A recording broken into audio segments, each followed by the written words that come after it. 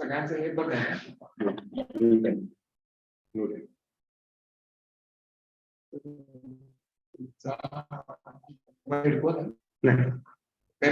तुमचा स्पीकर बंद करणार त्यांनी बोलताना तुमच्या लॅपटॉप आवाज नाही त्यांच्यानंतरच हे बोलला तो पण तुमचा स्पीकर बंद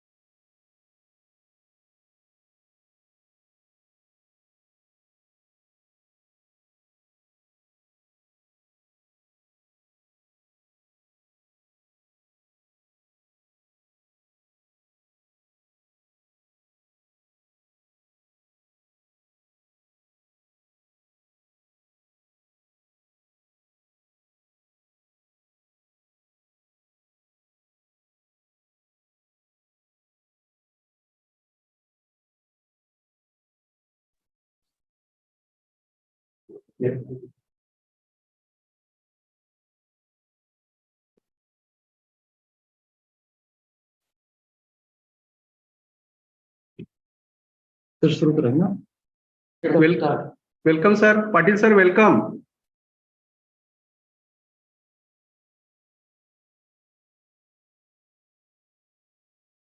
Sir, shall we start? Patil, sir?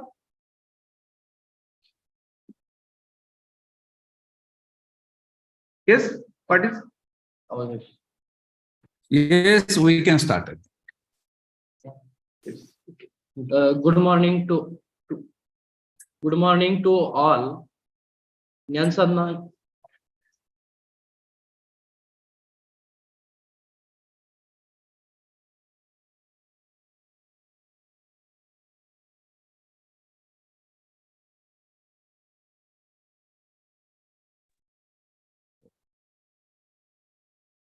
Good morning to all. Dnyansadhana Shikshan Prasarak Mandal Nivade Sanchalit Shinde Mahavidyalya Tisangi affiliated to Shivaji University Kolhapur on behalf of our college, Department of Chemistry and IQAC, organizing a one-day international conference on advanced material and application. On this occasion of this conference, it's my great pleasure to welcome our guest, President Dr.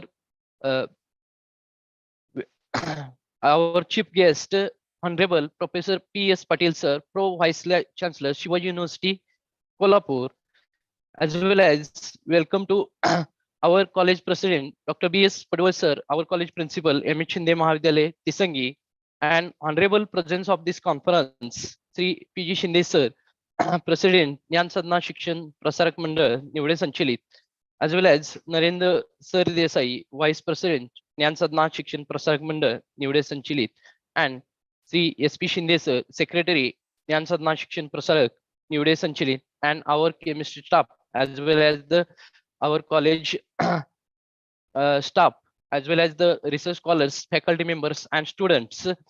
Then, on this occasion of this conference, I request to Dr. R.P. Patil Sir, Head Department of Chemistry, to deliver his welcome speech, as well as to introduce the theme of the conference. Thank you, sir. Good morning, everyone, and welcome to our event. Today, Department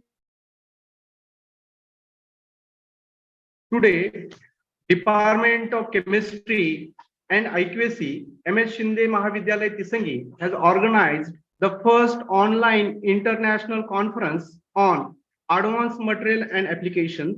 On this occasion, presence here, Honorable Pro Vice Chancellor, Shivaji University Kolhapur, and chief guest of today's online inaugural function, eminent scientist Professor P.S. Patil Sir, President of today's online inaugural function, Dr. B.S. Padwal Sir, Principal, MS Shinde Mahavidyalaya Tisangi. In this research gathering, presence here, Honorable Sri Swapnil Shinde Sahib, Secretary Dnyansadhana Shikshan Prasarak Mandal Nivade, keynote speaker Vinayak Parle sir, faculty members for various colleges, research delegates from India and abroad, teaching and non-teaching staff of our institute, press media and student friends. I heartily welcome you all on behalf of MS Shinde Mahavidyalya Tisangi for the prestigious occasion of our college organized first online international conference on advanced material and application. This conference aims to provide an opportunity for scientists, researchers and faculty around the world to identify research need and opportunities in all aspects of advanced materials. The primary objective of this conference is to create opportunities for the next generation researcher to develop their research skill.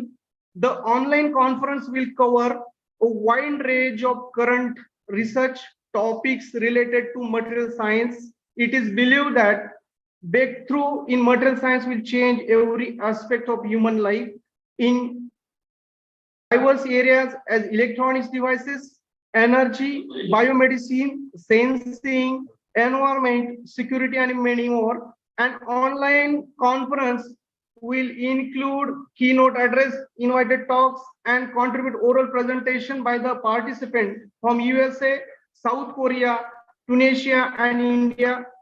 Conference will provide opportunities for young researchers to actively engage in research discussion, novel research ideas, and safety issues in nanotechnology.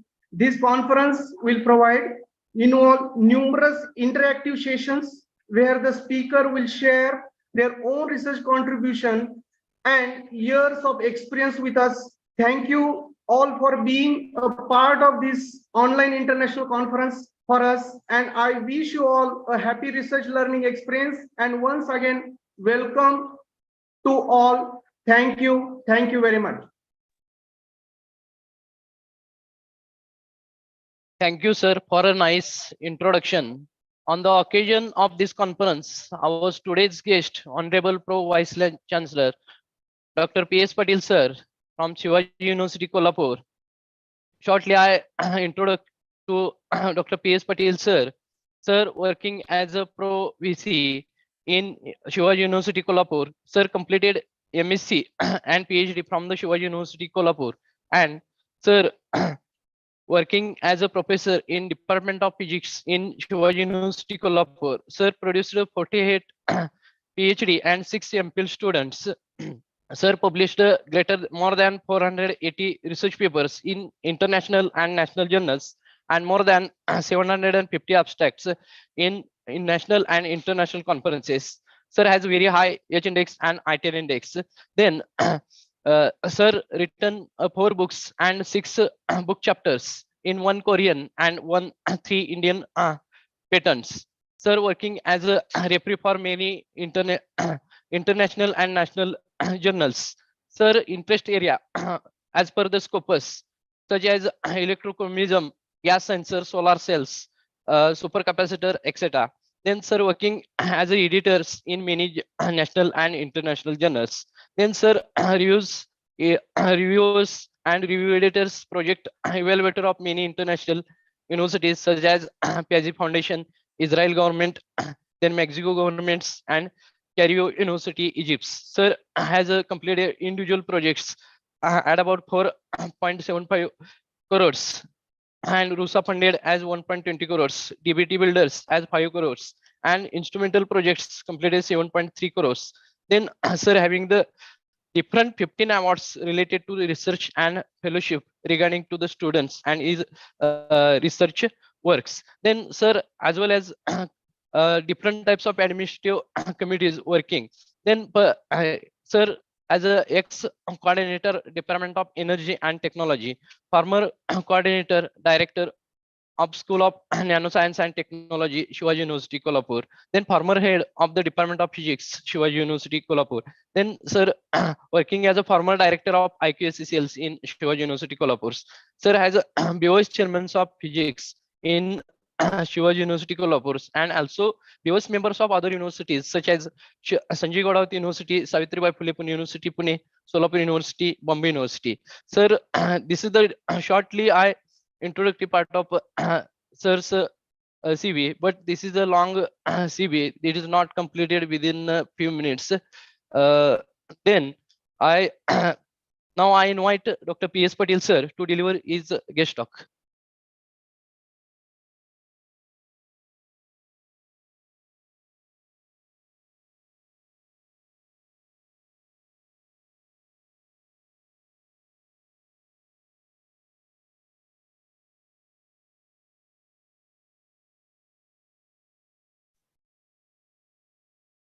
Sir, Patil sir, start your session. Hello, sir.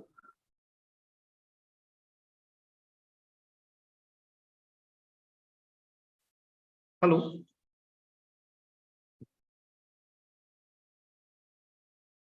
Patil sir.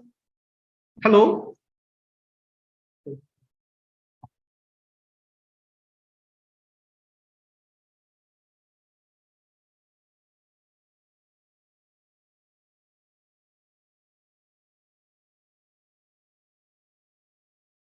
Hello.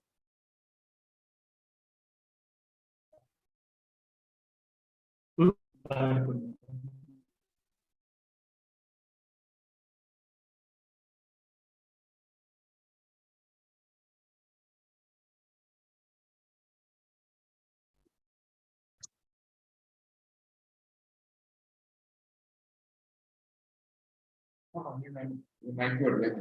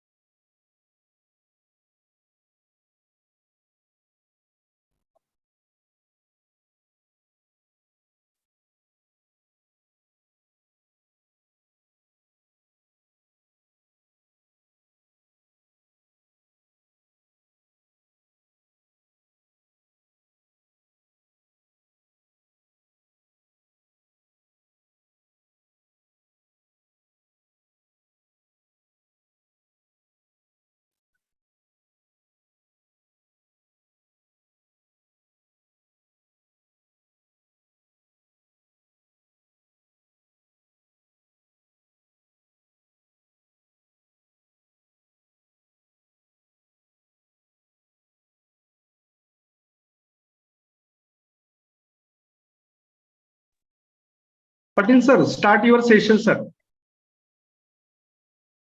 Patil sir. Okay, am I audible?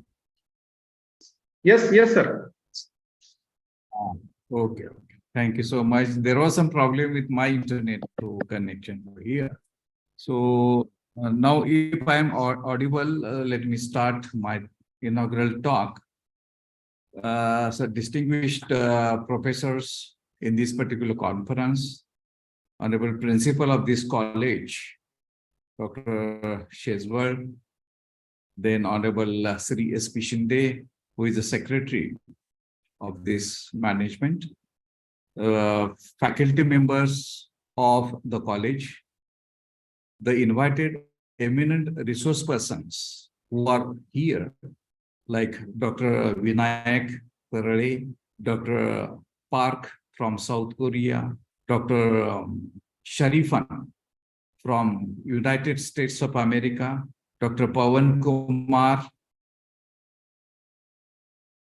and Dr. Santosh Patil from CIMET Pune, and my dear participant friends. I am indeed very happy to be here on the occasion of inaugural function of one-day international conference on advanced materials and applications organized by Department of Chemistry and IQAC, MH Shinde Mahavidyalya Tisangi, which has been affiliated to Shivaji University Kolhapur.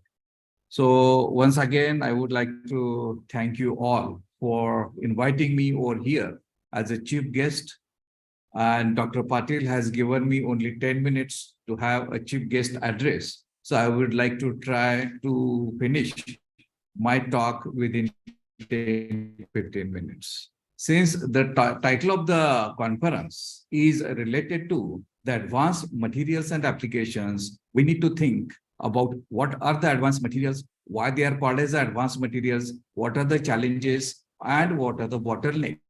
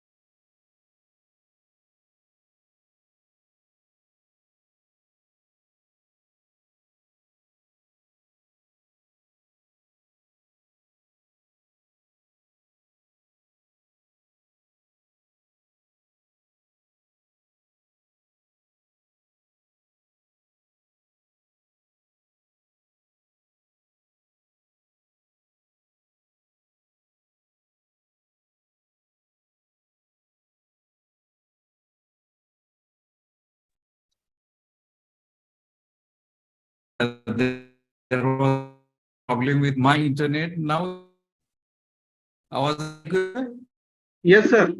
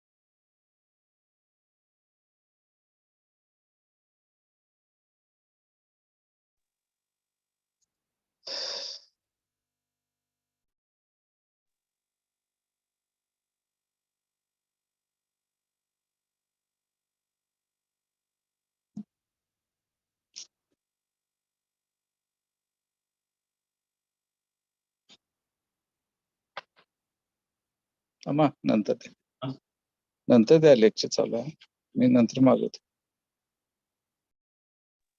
Hello ऐकू येते का? Yes sir. Yes sir, ऐकू येते हा sir. हा आता काय केलंय मी मोबाईल वरनं आता हे केलंय जॉईन झालं. Okay okay okay. There may be some problem. फक्त व्हिडिओ माझा बंद आहे पण आवाज ऐकू येतोय. Right? Yes okay sir. Okay, okay. Sorry for the disturbance.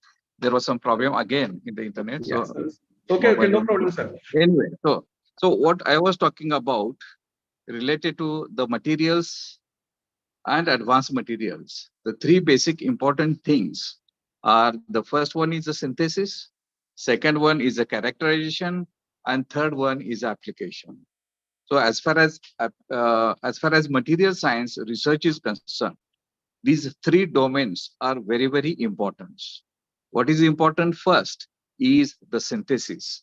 You should have a very good quality technique or process or method in order to synthesize the materials in a very better fashion.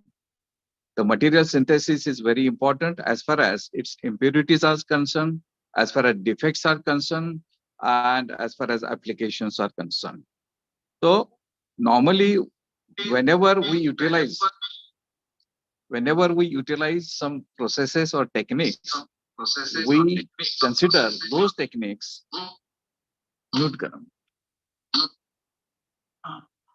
Those techniques, we think that all these techniques are ideal, but it is very essential and important for the researchers to understand that each and every technique has some disadvantage, drawbacks, and therefore whatever the material that you are going to prepare has some drawbacks, has some impurities, and has some defects.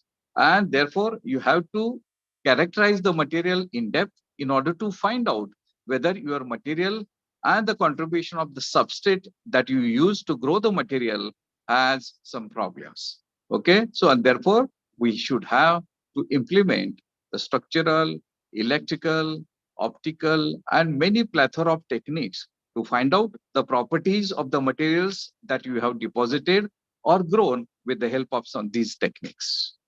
And first important thing that I would like to emphasize here is that whatever the properties that you have obtained with the help of these characterization techniques should be compared with the ideal materials properties. For example, if I have prepared zinc oxide material or titanium oxide materials, and if I'm interested in finding out the band gap energy of that material, and if you deduce the band gap energy, say 2.75 or something like that, then you have to go to the literature and find out what is the band gap energy of single crystal TiO2 or single crystal zinc oxide. Why single crystal? Because it is the ideal material, it is the pure material, and therefore, in order to compare, in order to find out whether our material is good or not good, you have to compare your properties with the property of the standard material like a single crystal. So normally the single crystal band gap energy comes out to be 3.2, and your band gap energy is 3 or 2.9. That means there is some problem with our material. Our material has got some impurities. Those impurities we have to find out. So essentially for each and every researcher, it is first important thing is that you have to see, you have to understand all the details of the materials that you have developed or synthesized. That is the main important thing. And in order to find out that,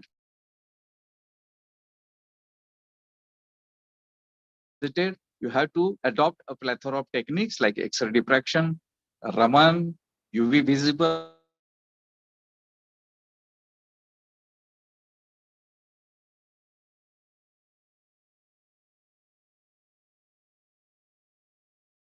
once you have completed that particular study of characterization and you understand the properties of the material that you have deposited, then you decide whether that material is good for any device or not.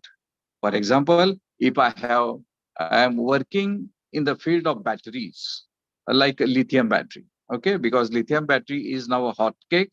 And if you have prepared some battery electrode, which is not an ideal battery electrode, but you want to check whether the material, a new material that you would like to invent, has the better properties than the current electrodes or not, you have to find out exactly what are the electrodes, what are the ideal properties of the electrodes, and why we need to find out the new material for the battery electrode when we have already a lithium battery in the market. As we all know that recently, I mean, on 25th of June,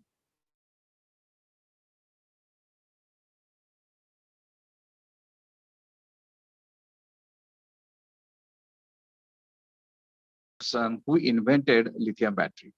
But before the John B. Goodenough, there was one American scientist called as Whittingham, who also suggested the utilization of lithium battery and find out the battery electrode which is more efficient, more powerful, and lightweight.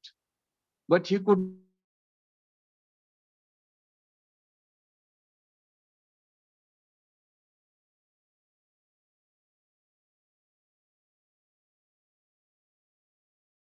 has done some innovative work in the field of battery.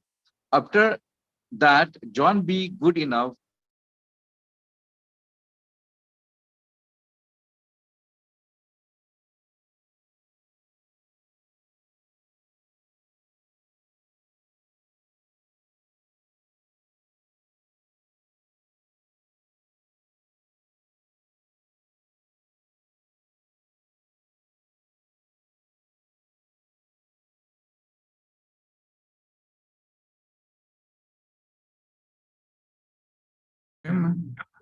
Hello. Sir. Hello. Okay. Am I audible? Yeah, sir. So I was talking about the lithium battery, and John B. Goodenough and Whittingham, they started this particular research in the battery in a better fashion. However, they both invented cathode material. There was a problem about the anode material. Anode material should be as efficient as that of the cathode material. And there was one Dr. Yoshino from Japan who was working and developing anode material for the lithium batteries. And he said that, Dr. John Goodenough, it is better for you to utilize my carbon electrode with the help of, along with your cathode material like lithium cobalt oxide. They both came together and developed a device called as a lithium device, lithium battery that we all use nowadays. So this lithium battery is a combination of good cathode material and very good anode material along with a very good promising electrolyte. So any device or any application should have a very ideal electrodes that should match with each other. So lithium cobalt oxide matches well with the carbon electrode and the electrolyte, and therefore they could develop a very good lithium battery, which is a lightweight,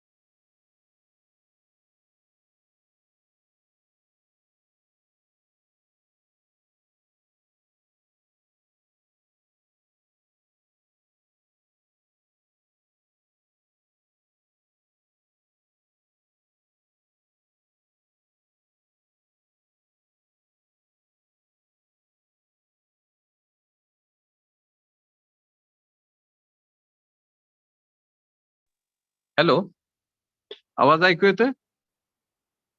Yes, sir.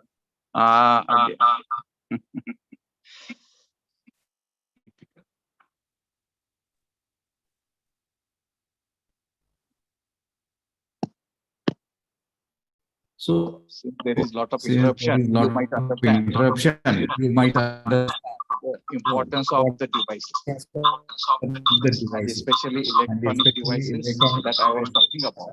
So whatever the device that you develop should be very good. And what I was talking about, there is some echo.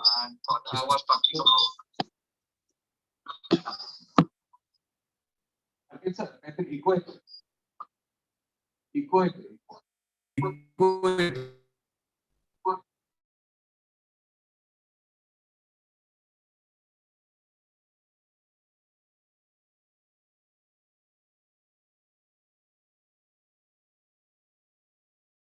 and application.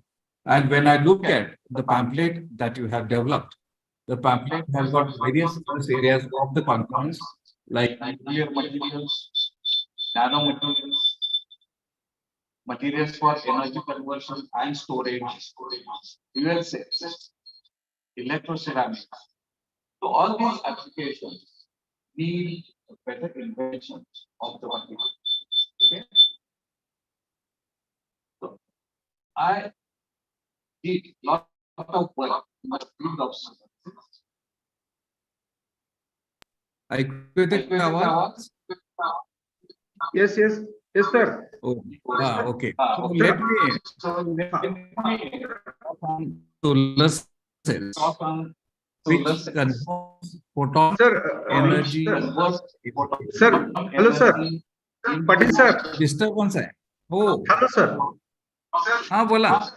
Both device active now, sir. Both device.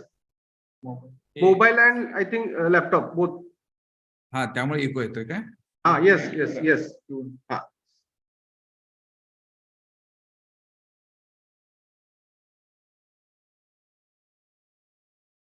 आता left झालं का? बघा बरं Sir, आता आवाज आता clear येतो sir आवाज. clear येते. Sorry Okay, for the sir. disturbance again. So I worked on the solar cell. Let me talk on a solar cell a little bit. So solar cells is a device in which the device converts photon energy into electrical energy.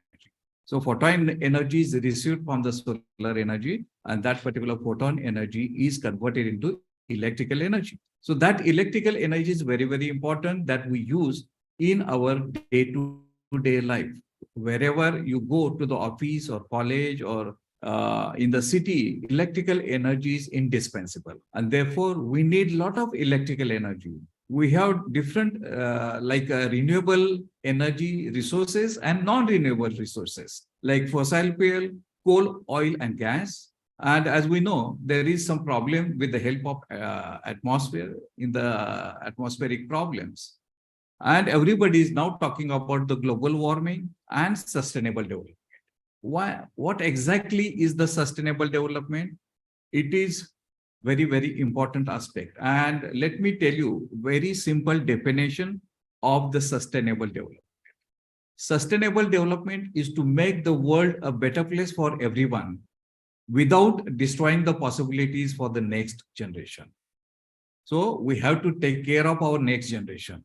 Why we need to take care of the next generation? Because this particular population in the world, we are polluting the atmosphere to a greater extent.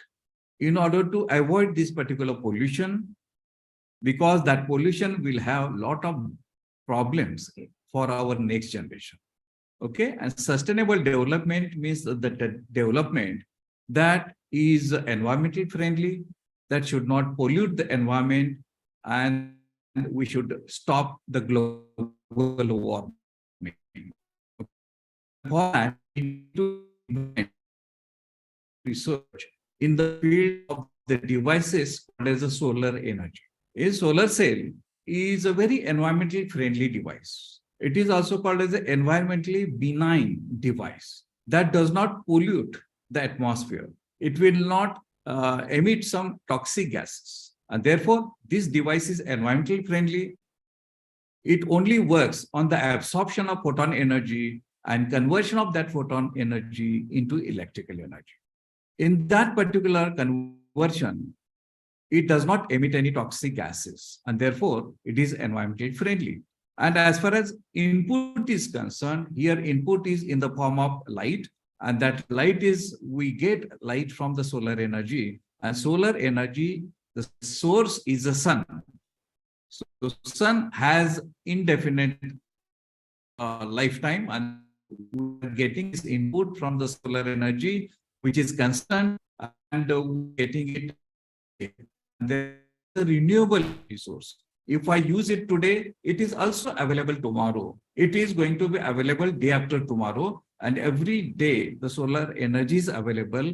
We only need to intercept the photon energy and convert that into electrical energy. And therefore, each and every person in this particular world, most of the researchers have concentrated their efforts in the development of solar energy. The first attempt in the form of silicon solar cell was developed by NASA, and that was for the extraterrestrial application. What is extraterrestrial application? The extraterrestrial means outside the atmosphere and outside the Earth. What is outside the Earth? There is the space and there is the satellite.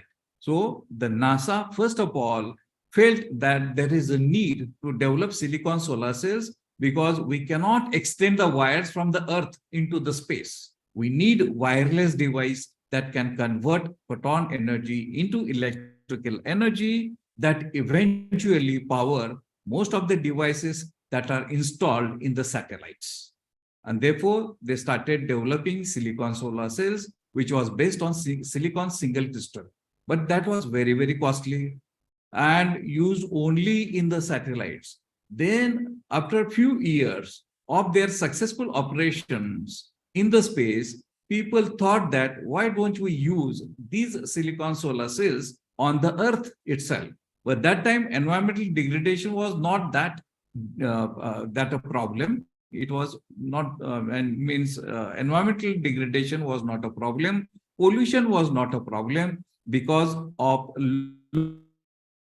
level.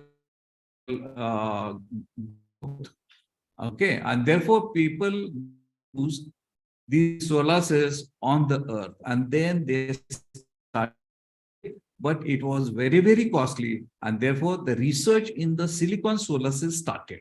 So instead of single crystal silicon solar cell, which was very, very costly, people found out different grades of the materials of the same material of silicon. So rather than single crystal, first of all, they developed the polycrystalline material.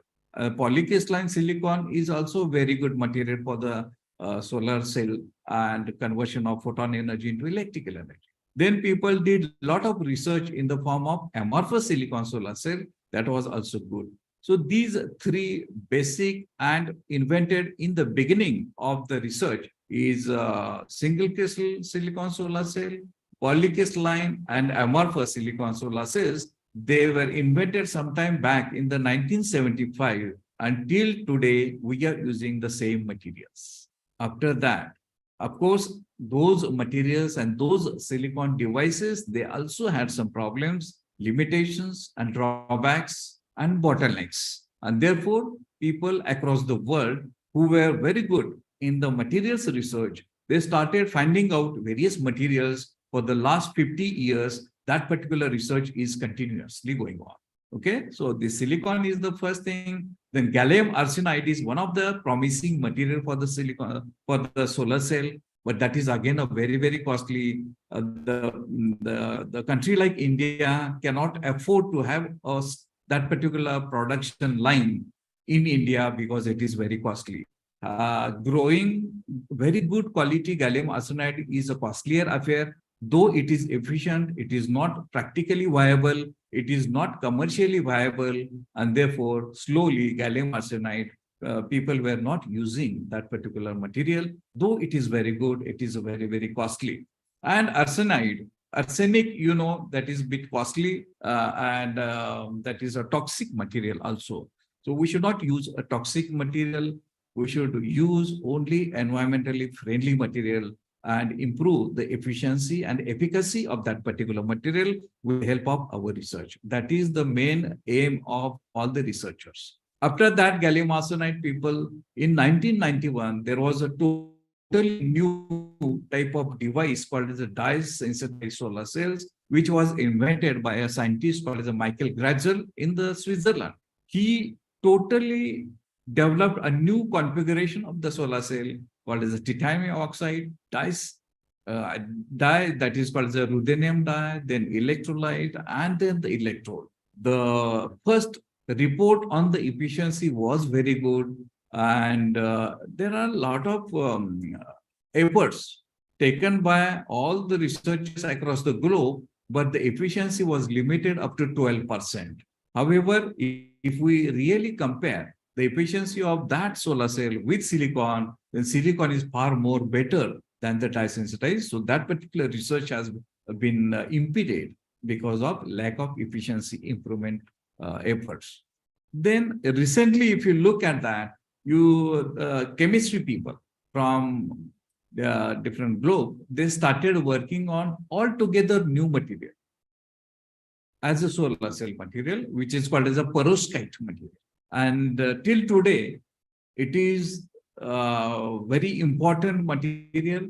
We are still hopeful about the efficiency of the perovskite-based solar cell device. And we have also done a lot of research work in all these materials and all device configurations as far as solar cell is concerned. So currently, what the world is doing, what about the photovoltaic research is going towards is in the form of, say, I can say that all the efforts have been concentrated on the perovskite material.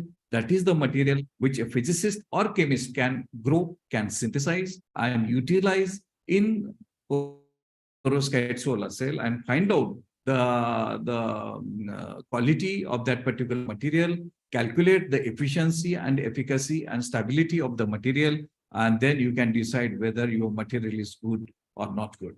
If it is not good, you have to again go back, think upon the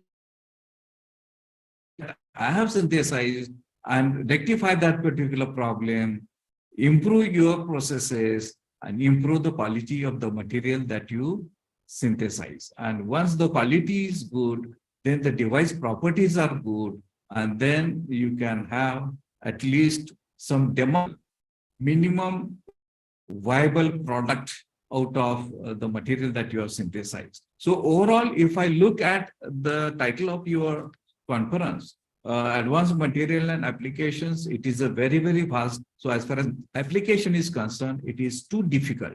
We need to break all the bottlenecks that are available. For example, if I have a solar cell fabrication, that is the application. But if you really want to have a more stable solar cell device, there is a bottleneck. The recent materials are not very stable. So that is the problem that you need to identify today. So all the researchers who are working in the field of materials need to identify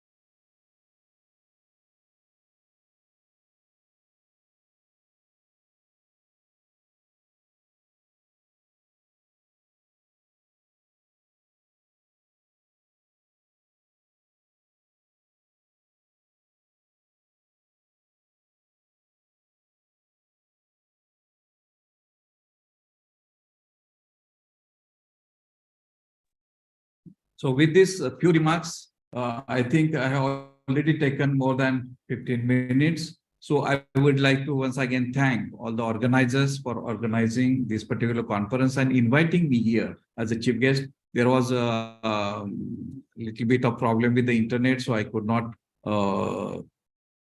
talk much on this research, though this particular area is very close to my heart. So in Shivaji University, we have done extremely nice efforts in the synthesis of materials, their characterization and fabrication of various devices.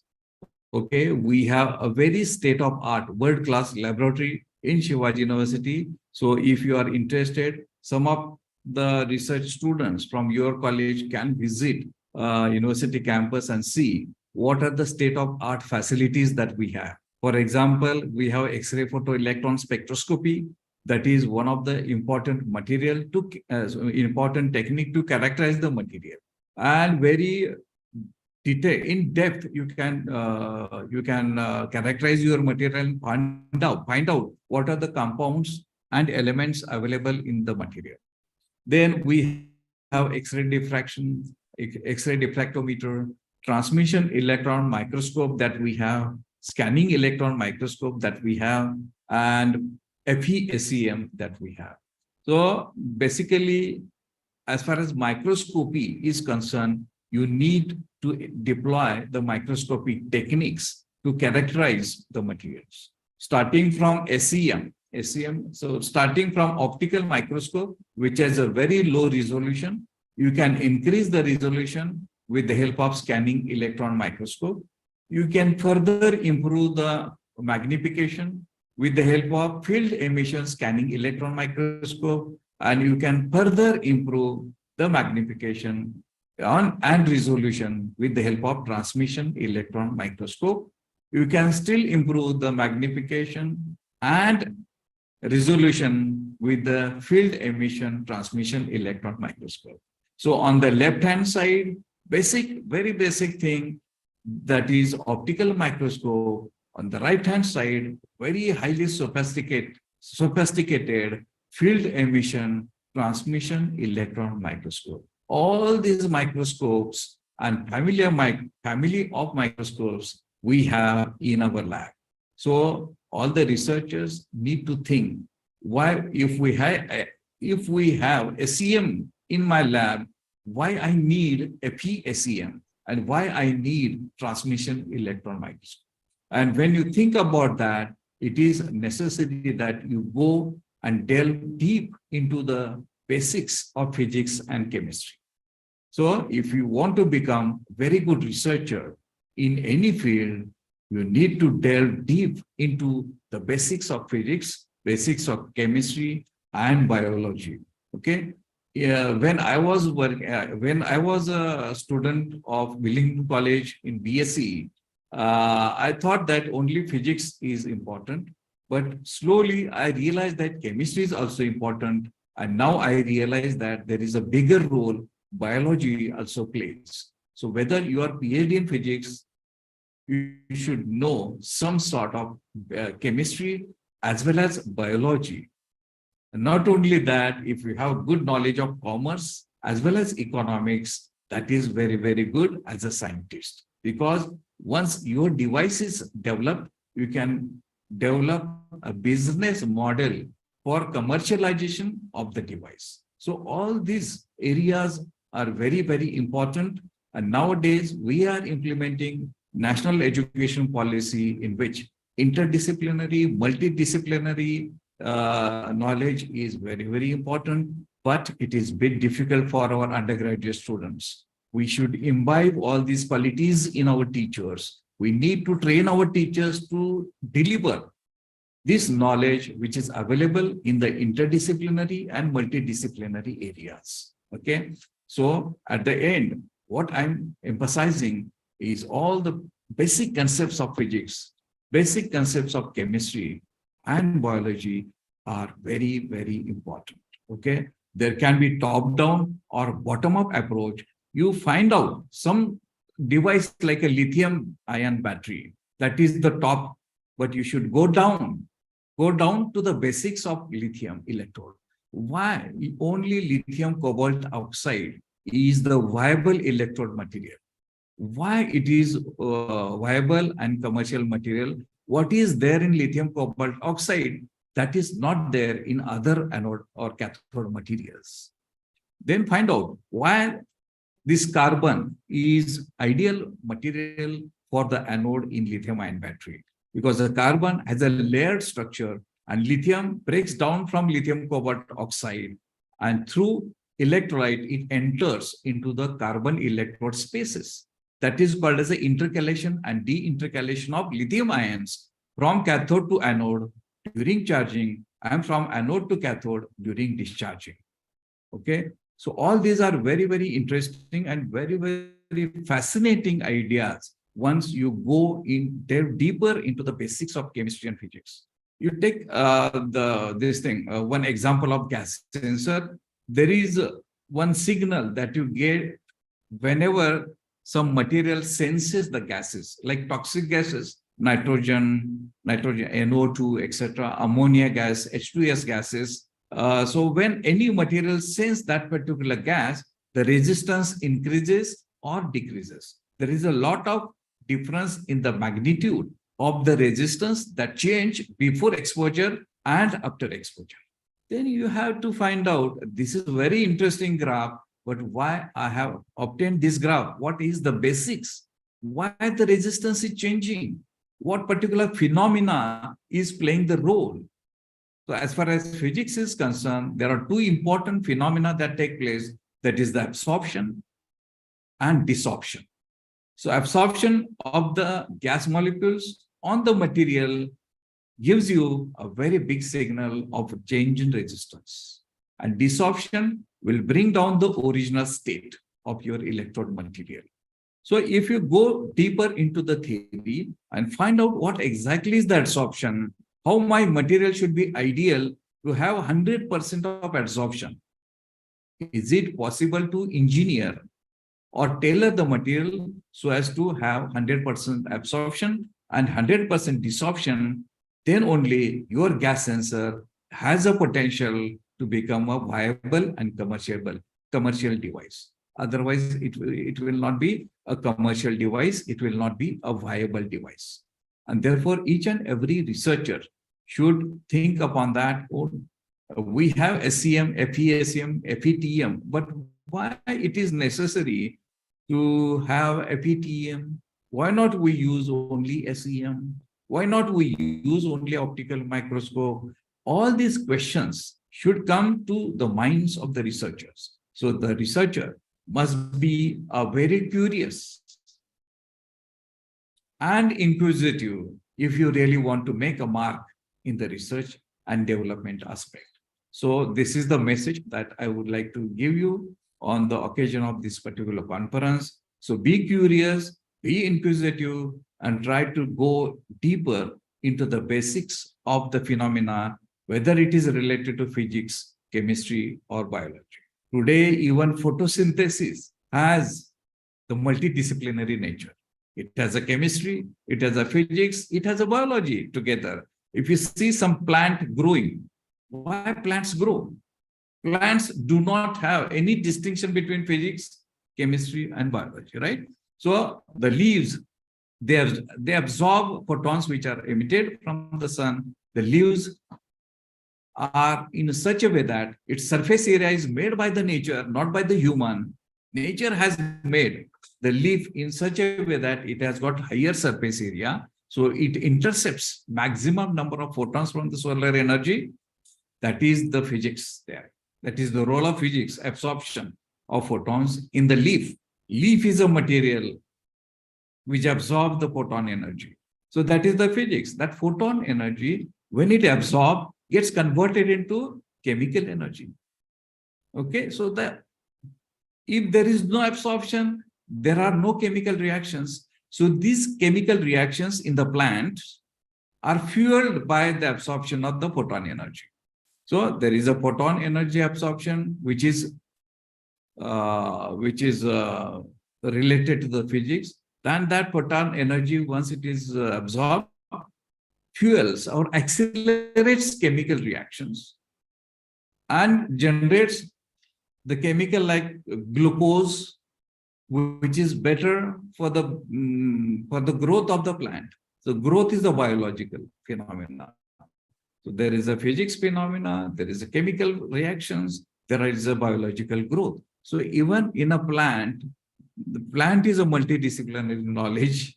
It gives you a lot of multidisciplinary ideas from the plant, which is nature made, not the human made. We have made the distinction between various fields. Physics is different, chemistry is different, biology is different, economics is different, but we need to utilize best of each and every subjects. Then only good researchers are possible. And therefore, these are very, very basic things, the curiosity and inquisitiveness. So this is the only message that I would like to give you on the occasion of this international conference. Once again, I would like to congratulate this college for organizing this online conference and inviting various international resource persons from Korea and America.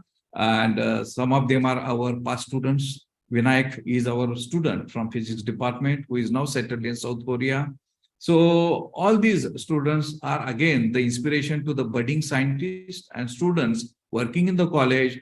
The tradition of research should not be there only in the university campus, but in our colleges also. I am very happy and proud that some of our colleges, they have established very strong interaction with the foreign countries, as well as they have very good infrastructural facilities under FIST program, like even Jaisingpur College, they have a FIST program, YCIS, SGM, all these are some of the interesting research groups working in Shivaji University. So we are very happy that we have on the campus, as well as in the college, we have very good research and innovation ecosystem.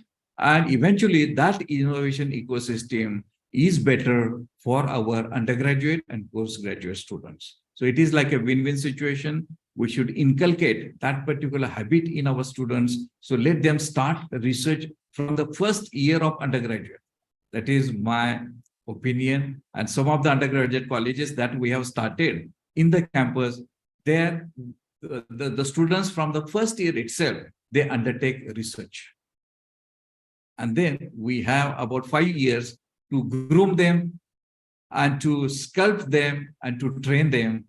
And therefore, they can become very good national or international scientists. It is a long way, and therefore, at least we have very good ecosystem. Please take advantage of this ecosystem that we have established in the university campus, and I am sure that you will do that, you take advantage of that. So thank you so much. We wish you all the best. Thank you. Thank you very much, sir. Sir gives a very important information about the synthesis, characterization, and properties of materials. Sir also gives the information about the lithium batteries and the proton energy as well as the electrical energy. Sir gives a information we should not pollute the environment. Then other is we use solar energy by development of silicon or gallium solar cells materials. Then thank you, sir, for your guidance, which encourage our research scholars, faculties, and research students, as well as our chemistry department staffs and college teachers. Thank you very much, sir. Now I request our college principal, Dr. B.S. Padwal, sir, to deliver his presidential talk.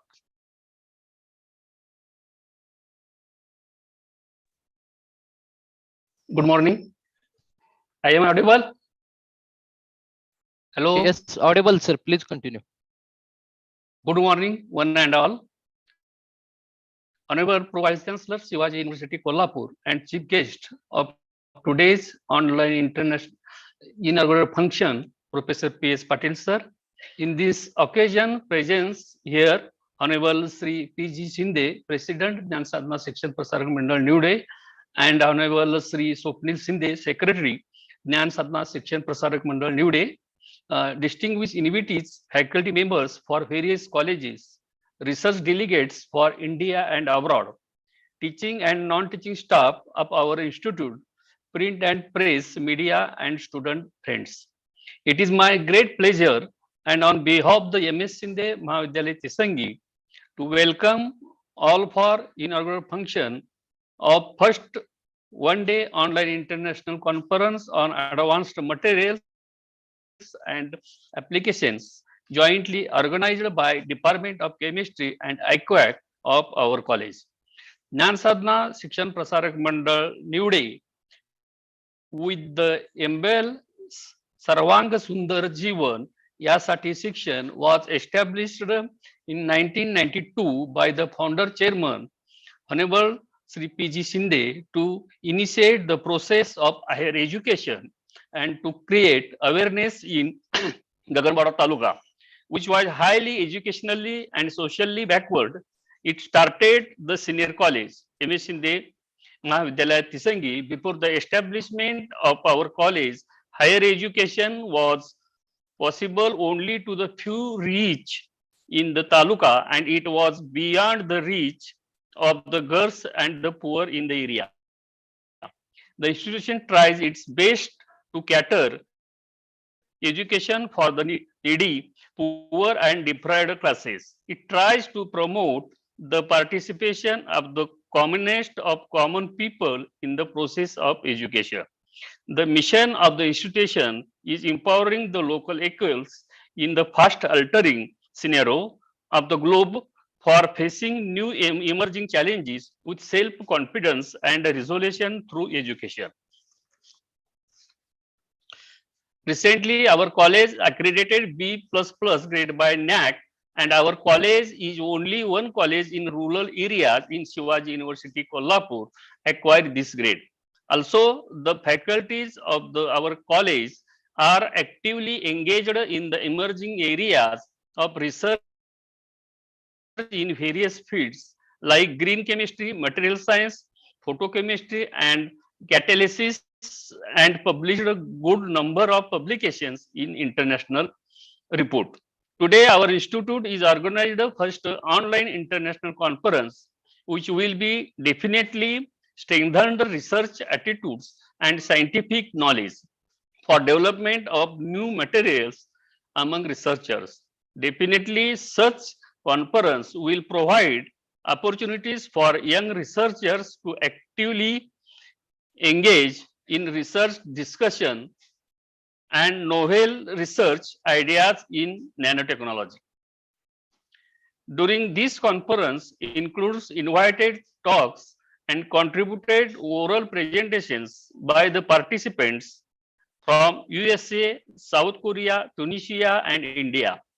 All scientific talks for eminent scientists are useful for all the participants. We have received 101 abstracts and 263 participants registered in this conference. I am requesting everyone should be joined all sessions and gain more scientific knowledge which would useful for your better research in future. Finally, once again welcome all for conference. I wish all the participants fruitful discussion during the conference. My staff members have made sincere efforts to make the conference comfortable to everyone. Thanks. Thank you very much, sir. Finally, I invite Sri A.D. Pinjarkar, sir, for the purpose of vote of thanks.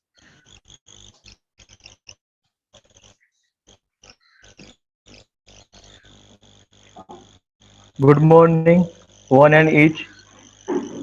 I, Amol Pinjarkar, Assistant Professor, Department of Chemistry, for one-day international conference on advanced materials and applications. This online conference disseminates the knowledge in the area of material science. Thank you is such a prayer that cannot be seen or touched. It must be felt by heart. I feel honored and privileged to get the opportunity to propose a vote of thanks on this special occasion. I, on behalf of the Department of Chemistry and IQAC, convey deep regards and hearty thanks to our Honorable Chief Guest, Professor P.S. Patil Sir, Pro Vice Chancellor of Shivaji University, Kolhapur, and for kind of presence and sharing valuable knowledge.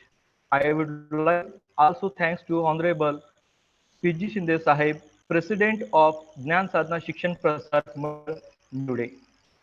I am also thankful and special gratitude to Honorable Swapnil Shinde Sahib, Secretary of Dnyansadhana Shikshan Prasarak Mandal, Nivade. My sincere thanks to respected Dr. B.S. Padwar Sir, Principal of M.S. Shinde Mahavidyalaya Tisangi, for his help and support at various steps.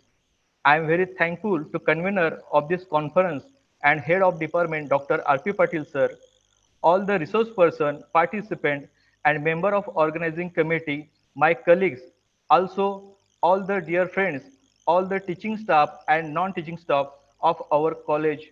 Thank you very much. and make this conference very successful. Thank you. Thank you very much. Okay. Thank you, sir. Patil sir, thank you. Thank you very much.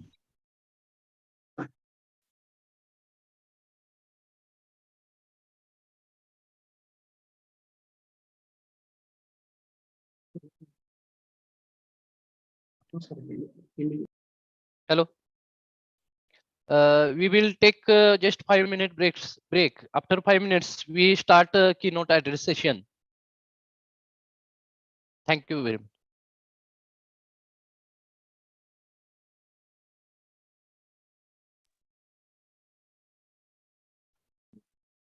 Parle sir, welcome. Dr. Vinayak Parle sir. Okay, after 5 minutes, start our keynote session, sir. No problem, I am ready. Okay, sir.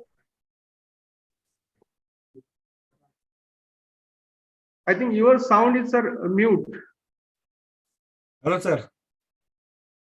Am I audible? Yes, sir. Audible, sir.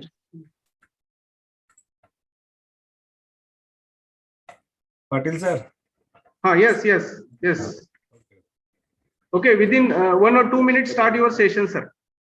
Okay. In the meantime, maybe I will share my screen, then it will not take time. Yes. Okay, sir.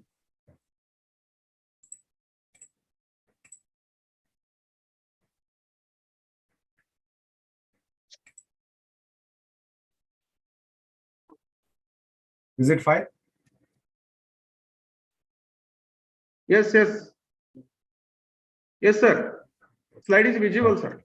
Okay, thank you. Sir, full slide this take half this ba? Oh, Full this thing. Purna slide this, sir. Okay, thanks. Okay.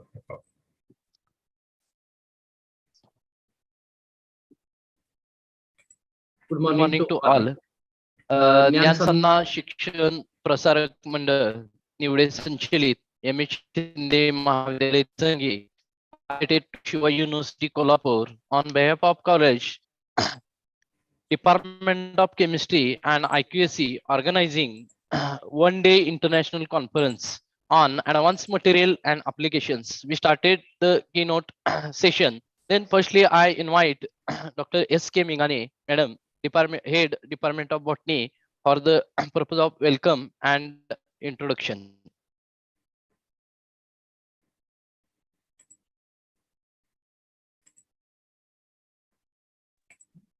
Am I audible, sir? Sir, am I audible? It's audible, Yes, madam. yes. Okay. A very Yes, good yes, morning to audible, one and madam. all. Okay. A very good morning to one and all. I, Dr. Sharbari Mengane, on the behalf of MS Shinde Mahavidyalaya and organizing committee, extend a very warm and heartily welcome to each one of you attending this online international conference on advanced materials and applications. Now it is a time to listen keynote address. For this session, we have Dr. Vinayak Parle with us as a keynote speaker and Dr. Sandeep Vategaonkar as a chairperson. It is proud privilege to introduce keynote speaker Dr. Vinayak Parle. Dr. Vinayak Parle is currently working as a research professor in Department of Material Science and Engineering, Wonsai University, South Korea. He received BSc, MSc and PhD degree in physics from Shivaji University, Kolhapur. He worked as a lecturer in Sanjay Godawat Polytechnic, Kolhapur, and as an assistant professor in engineering physics at Rajaram Bapu Institute of Technology, Islampur. In June 2016, he joined Department of Material Science and Engineering, Wonsai University, South Korea. At present, he is working as a research professor in the same department in the Aerogel Material Research Center, Wonsai University, South Korea. His current research interest include porous material, aerogels, functional materials, energy storage and conversion, photocatalysis. He has published 2 international books, 83 international papers, and actively participated in more than 30 national and international conferences. and symposium. He received various awards and prizes. Additionally, he gave invited talks in various conferences and colleges. He has been served as a guest editor in NDPI Polymers Journal, having impact factor 5, and presently serving as a recognized reviewer in more than 40 international peer review journals. In 2022, he started to serve as an academic editor in International Journal of Energy Research, published by Willy and Hindley, having impact factor 4.6. Thus, we have got a great personality like Dr. Vinayak Parle. Again, it's my great privilege to introduce chairperson of this session, Dr. Sandeep Pategaonkar. Dr. Sandeep Pategaonkar is working as a research director and associate dean of R&D at D.Y. Patil Agriculture and Technical University, Talsande. He completed his PhD in chemistry under the Faculty of Science and Technology at Shivaji University. He is a recognized PG teacher and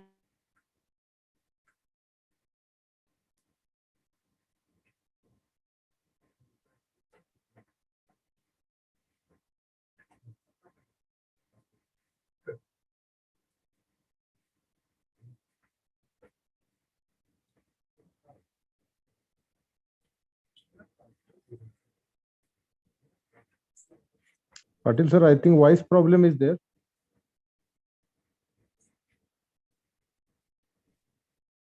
Hello, sir. Sir, we are not getting voice properly.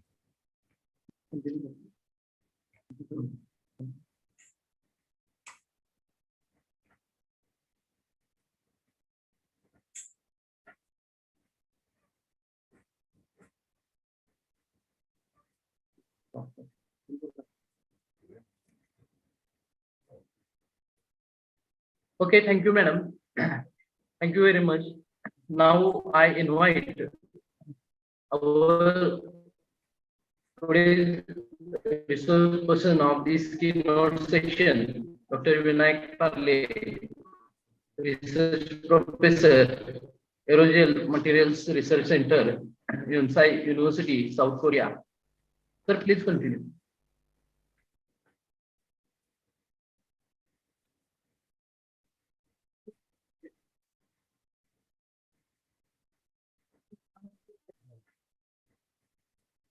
Hello. Parle, sir. Yes. Am I audible? Yes, it's audible, sir. Okay. Yeah. Thank you very much. So, Honorable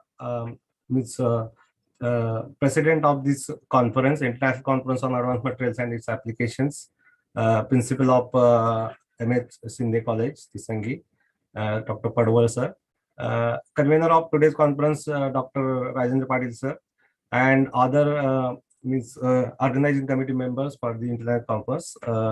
It is my pleasure and the chairperson of today's conference that this present talk, Dr. S.B. Pategaonkar, my friend. So it is my pleasure to be here to present our research work in this international conference on advanced material and its applications. Here in today's talk, I'm going to present our work, what we are doing on the aerogels. So aerogels, the title of my talk is here, that is aerogels, the lightest solid in the world. So the definition itself is hidden in this one sentence, that is lightest solid in the world. So it is very lightweight, low density, highly porous material in the world. So that I will present one by one what about the aerogel and its details. So first of all, I would like to introduce briefly about the South Korea. So presently, if we see here, our Shivaji University Kolhapur is here, and the South Korea Seoul Yonsei University presently I'm working in the Yonsei University. It is around 5,621 kilometers from the Kolhapur to Seoul, we can say. And if you consider the population of this country is very low, that is 51.74 million. So it is maybe 50% from our means if we compare our state population, Maharashtra state. The official language is Korean, so mostly they are using Korean as an official language. And if we see the R&D expenditure in South Korea is around 4.8, means around 5% of their GDP they are investing in the research and development. If we compare in India, our GDP, only 1.3% in Indian government is investing in the research and development. And if you see most of the famous companies, maybe everyone know the name of the companies, that is Samsung, LG, Hyundai, Kia Motors, Hyundai Motors. These are the famous companies and well-known companies. So present means mainly started in the South Korea. And they are means producing from, if you see Samsung and LG, they are producing LEDs, means selling LEDs to the world. Hyundai Motors has, and recently Kia Motors also started production in India. So it is famous in India. So these are the famous companies in South Korea. So country is very small if you compare to India, but as compared to the population and this, they are means focusing on R&D and developing, means creating more and more jobs to the means younger generations because of because the government also funding for research, as well as the companies also sponsoring them projects to the university. That's why they are getting more and more funding for the R&D. So if we see the climate here, so there are four we can say seasons here. We can say spring season around March to late March to early May. Summer is there from mid-May to early September. So presently summer season is there. So from mid-September to early November, autumn is there. And winter from November is started. So winter is very cold. So the temperature, sometimes the temperature is around minus 20 degrees Celsius in the winter. So these are some pictures we can see in different seasons of the campus, Yonsei University campus. We can see this is the main building for the Yonsei University, so official building. So other departments are different situated at different places here. So presently I'm working as a research professor in one of the department in the Yonsei University.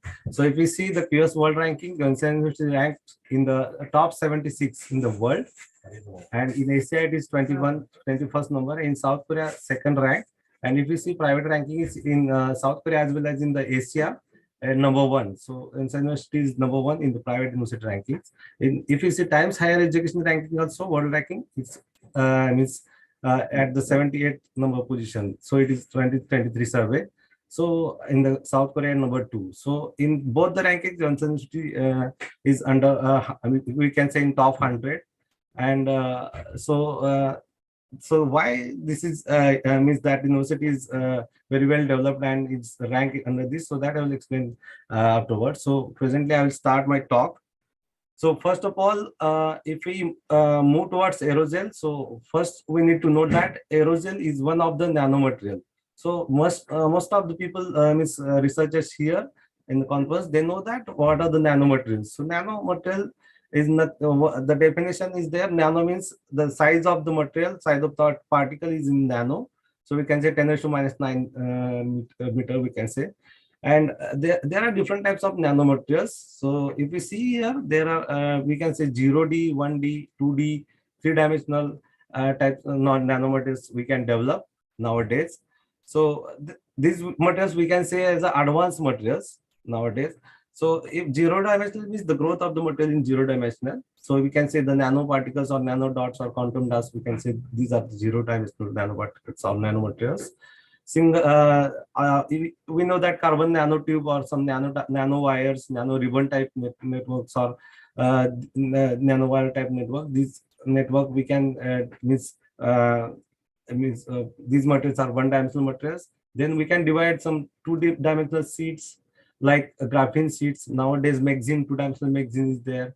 Some two-dimensional layer double hydroxides we can prepare by using some hydrothermal technique, nanoflex we can say. So these materials can situate in the two-dimensional materials, and three-dimensional materials are porous materials. Mostly nowadays we can name metal organic frameworks, MOFs, or covalent organic frameworks, or aerosols. So aerosol is one of the three-dimensional porous nanomaterial, which is very lightweight, low density, highly porous material we can use for different applications. So applications also I will discuss in detail, step by step. So here we can say, so there are different types of nanometers, and from that nanometers also we can develop some three-dimensional networks. So combining some zero-dimensional or one-dimensional material, we can prepare three-dimensional aerogel or three-dimensional material, other porous material. 0D, 2D, we can combine, we can get 3D material. So combination of these two materials also we can get three-dimensional. So we can grow from 0D to 3D also. We can grow from 1D to 3D, 2D to 3D, and we can combine two of each materials from 0D, 1D or 2D. Then also we can get three-dimensional porous materials. So these are some different strategies or methods we have to use to synthesize while synthesizing this type of materials. And according to that, and according to the functionality of these materials, we can use these materials in different applications. So there are different applications, as we know, energy storage. So mostly we know that supercapacitor or batteries. So nowadays we can say fuel cells, solar cells. So as Professor Patil sir has already discussed about some applications, battery applications. So nowadays electrical vehicles generation is there. So mostly they are using lithium-ion batteries or fuel cell materials or battery type devices. A triballic nano generator, we can see sensors type. We can use energy generation, energy conversion, or energy saving. Also, we can use the nanomaterials, and energy transmission.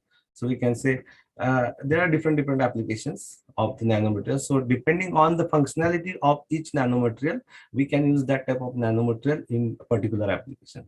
So that we need to know the performance or properties of the material. Then we can easily handle or easily apply that material in particular application. So aerogels. So if you see this on the screen, there are different types of aerogels here I have presented. So we can prepare powder type aerogels. So granule type aerogels. We can say transparent. These are the transparent silica based aerogels. So this is also transparent monolithic silica based aerogel, we can say. So it is very transparent in nature. So we can replace it by glass, but its lightweight nature is a main constraint. So that's why nowadays we are working to enhance the strength of this type of material.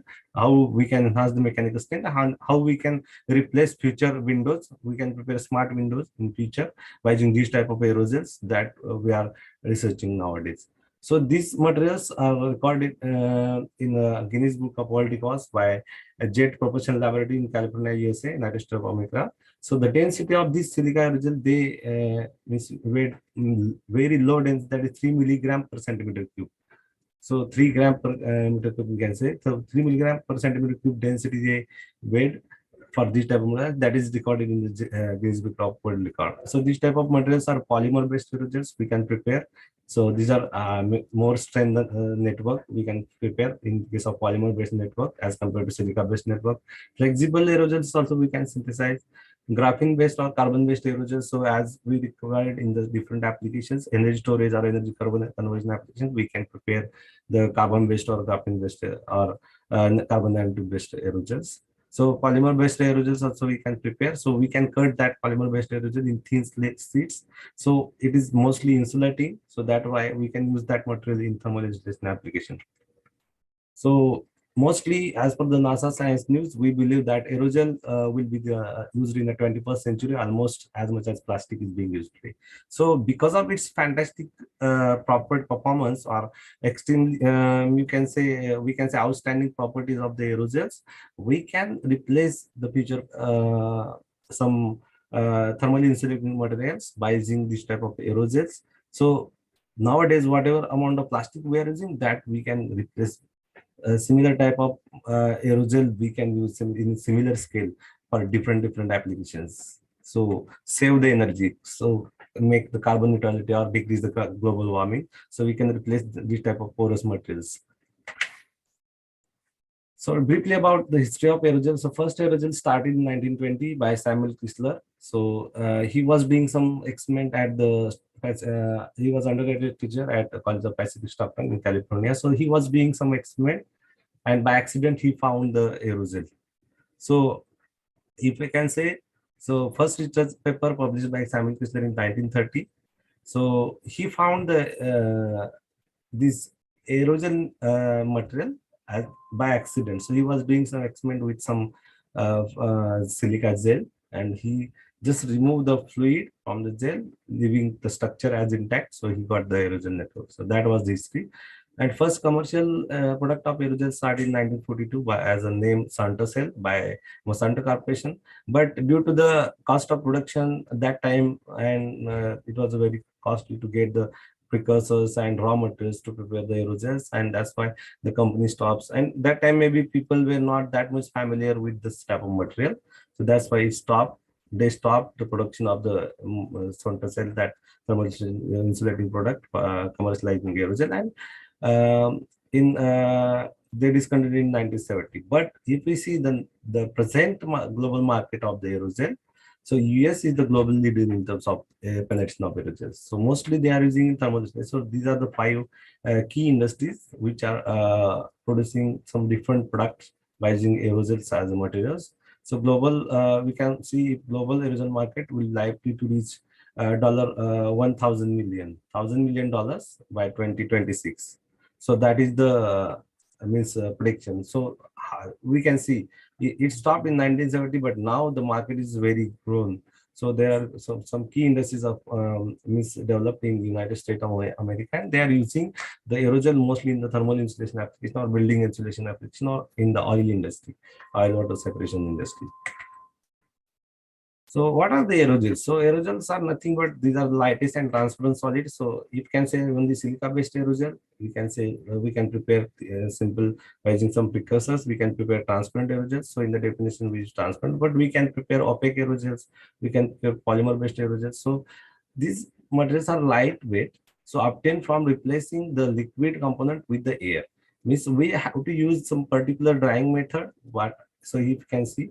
So if there is some chemistry, so you can say solvent chemistry, mostly we need to use in the synthesis of some wet gel, and that wet gel after drying. So suppose if we dry at the ambient temperature, so whatever room temperature or ambient pressure around 100 degrees Celsius, you can dry, and ambient pressure. So we can get some mostly zero gel. So zero gel is nothing but glass silica prepared by using silica, and ambient pressure drying if can use. So minimizing the capillary pressure or using some drying stress, drying control chemical additive diseases, we can control the drying stress, and you can prepare the aerogel by using ambient pressure drying. And then using some supercritical CO2 drying or supercritical alcohol drying, we can prepare aerogel. So the thing is that I will explain here. So in the supercritical drying, we are using some solvents which can at the supercritical state, the surface tension of that solvent is mostly negligible, and due to that, the drying stress or capillary pressure on the liquid, which that fluid which going out through the pores of the network, so that is negligible, and that's why we can get the 3D network which without any shrinkage or without any cracks in the material. So monolithic aerogel samples like this we can prepare by using supercritical CO2 or supercritical methanol drying method. So these are some exciting properties for the aerogel. We can say it has a low apparent density or bulk density. It has a high porosity, 98% porous. Means we can say 98% air, 2% solid network is there in the material. So that is, so if we compare this material with thermocol, so this is very low density and low weight as compared to thermocol also. So mostly silica based aerosols. So that's because its porosity is very high. It contains 98% air and 2% solid matter, less than 10% solid matter. Dielectric constant is near about air. We can say 1.1. Surface area is very high. It is around more than 1,000 or near about 1,000 meters per gram.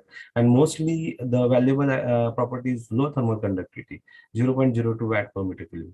So due to this low thermal conductivity, we can use this material in different thermal insulation applications. Like in cold environments, in harsh conditions, we can use this material. Means if we use this material in cold conditions, like minus 50 minus in temperature, negative temperatures, very cold environments. So you can feel it as a room temperature at that condition also. It will not have that much harmful. And if we use that material for protection, high flames like a more high temperature, 1,000 degrees Celsius or more than that. So that can control the temperature by much more. Means we can say if it is 1,000 degree, then we can feel it is as 100 degree or more, less than that also. So that is the difference. 900 degree or more than 900 degree difference in the temperature we can observe if we use that material as a coating or any insulation material in any type of application. So that's why this material has many advantages and in the different applications. So there are different types of aerogels one can synthesize. So depending on which type of applications we are going to develop or going to deal, on that purpose or on that occasion, we can use some type of different precursors or different materials. We can choose some different materials and we can prepare the aerogel. So every time we can't use that soldier chemistries to synthesize the aerogel. There are different types of methods also we can use, because generally if we use some graphene-based aerogels. So graphene-based aerogels, you need to assemble the two-dimensional sheets or CNT-based aerogels, one-dimensional nano-wires or nano sheets, nanotubes you have to arrange. So entangled with each other to get a three-dimensional network. So that time you need to use some different methods, like you have to assemble by using hydrothermal methods, or you have to actually use some freeze drying technique to synthesize the aerogel. So that time it is not necessary to use solvent system, but mostly if you use inorganic, you have to prepare inorganic or oxide based aerogel. So at that time you have to consider about the solvent chemistry and you have to use the solvent chemistry in here. But most of the things, if you can focus, aerogel synthesis particularly depends on the chemistry and material science. Both fields are here. So you have to focus on chemistry during synthesis, and during the analysis or during the application purpose, you need to go to the material science things. So that is the thing. So there are different types of aerogels one can synthesize by depending on the functionality or what type of application you need. So here some simple fabrication step I will explain here. So first you need to prepare the sole. So solvent process I am going to explain here. So you need to prepare the colloidal sole. So colloidal particles. So you can say the colloidal particles and solvent is there. Blue is the solvent and white dots we can say these are the colloidal particles, solid particles, precursors. And that precursor particles are in the Brownian motion or zigzag motion we can say, and in the during the Brownian motion they get some attraction, electrostatic attraction, repulsion with each other, and some force is there, so they connect with each other. So in the weight scale, each particle connected with each other. So there in one particle there is primary particle as well as secondary particle is there. So in the one particle, if you see, consider the one particle here, some primary particle network are there, and that primary particles are connected with some secondary particles, and that's why one more nanoparticle gets formed, and that colloidal nanoparticle get connected with each other and with some networking, physical networking or chemical networking or hydrogen bonding, and then we can get some three-dimensional network, porous network. So in the drying, what we need to do, we need to just remove the solvent. So you can see here there is no blue color we can see. So in the drying, during drying, we remove this blue color solvent by using some particular drying method, and then we can get the three-dimensional network. So like this sample we can prepare with 98% or more than 90% air in the pores, and only less than 10% solid network is there. So it depends. So mostly if you control the weight scale, we can control some different properties like pore size we can control here, particle size, porosity. So there are some parameters we can control at this stage, and during drying also we can control different things like these parameters also we can control drying. So mostly this wet gel formation and drying process, these two processes are very important while synthesizing the aerogel materials. So according to that, we can use materials in the application. So there are two types of drying, mostly ambient pressure drying or supercritical drying. So the times span to synthesize one material using this type of dryings here, but mostly supercritical drying we use to prepare some big size or monolithic samples without any shrinkage or without any breakage, cracks. So ambient pressure drying we mostly use to prepare some powder type samples, powder based materials. So this is basically some bell solvent process. So mostly in case of silica based aerogels, we can follow this. So metal halides or metal alkoxides we can use here, and it hydrolyzes to form some metal hydroxide, and that metal hydroxide further get condensed in alcohol or water condensation. Then we can get some metal oxide metal network. So that is network again form some metal oxide metal oxide to get some three-dimensional network. So that is the basic thing behind this. solvent process. So freeze dyeing is also there. So freeze dyeing I mentioned already. So freeze dyeing is simple technique. So we need to froze that total sol what we prepared, and that frozen sol.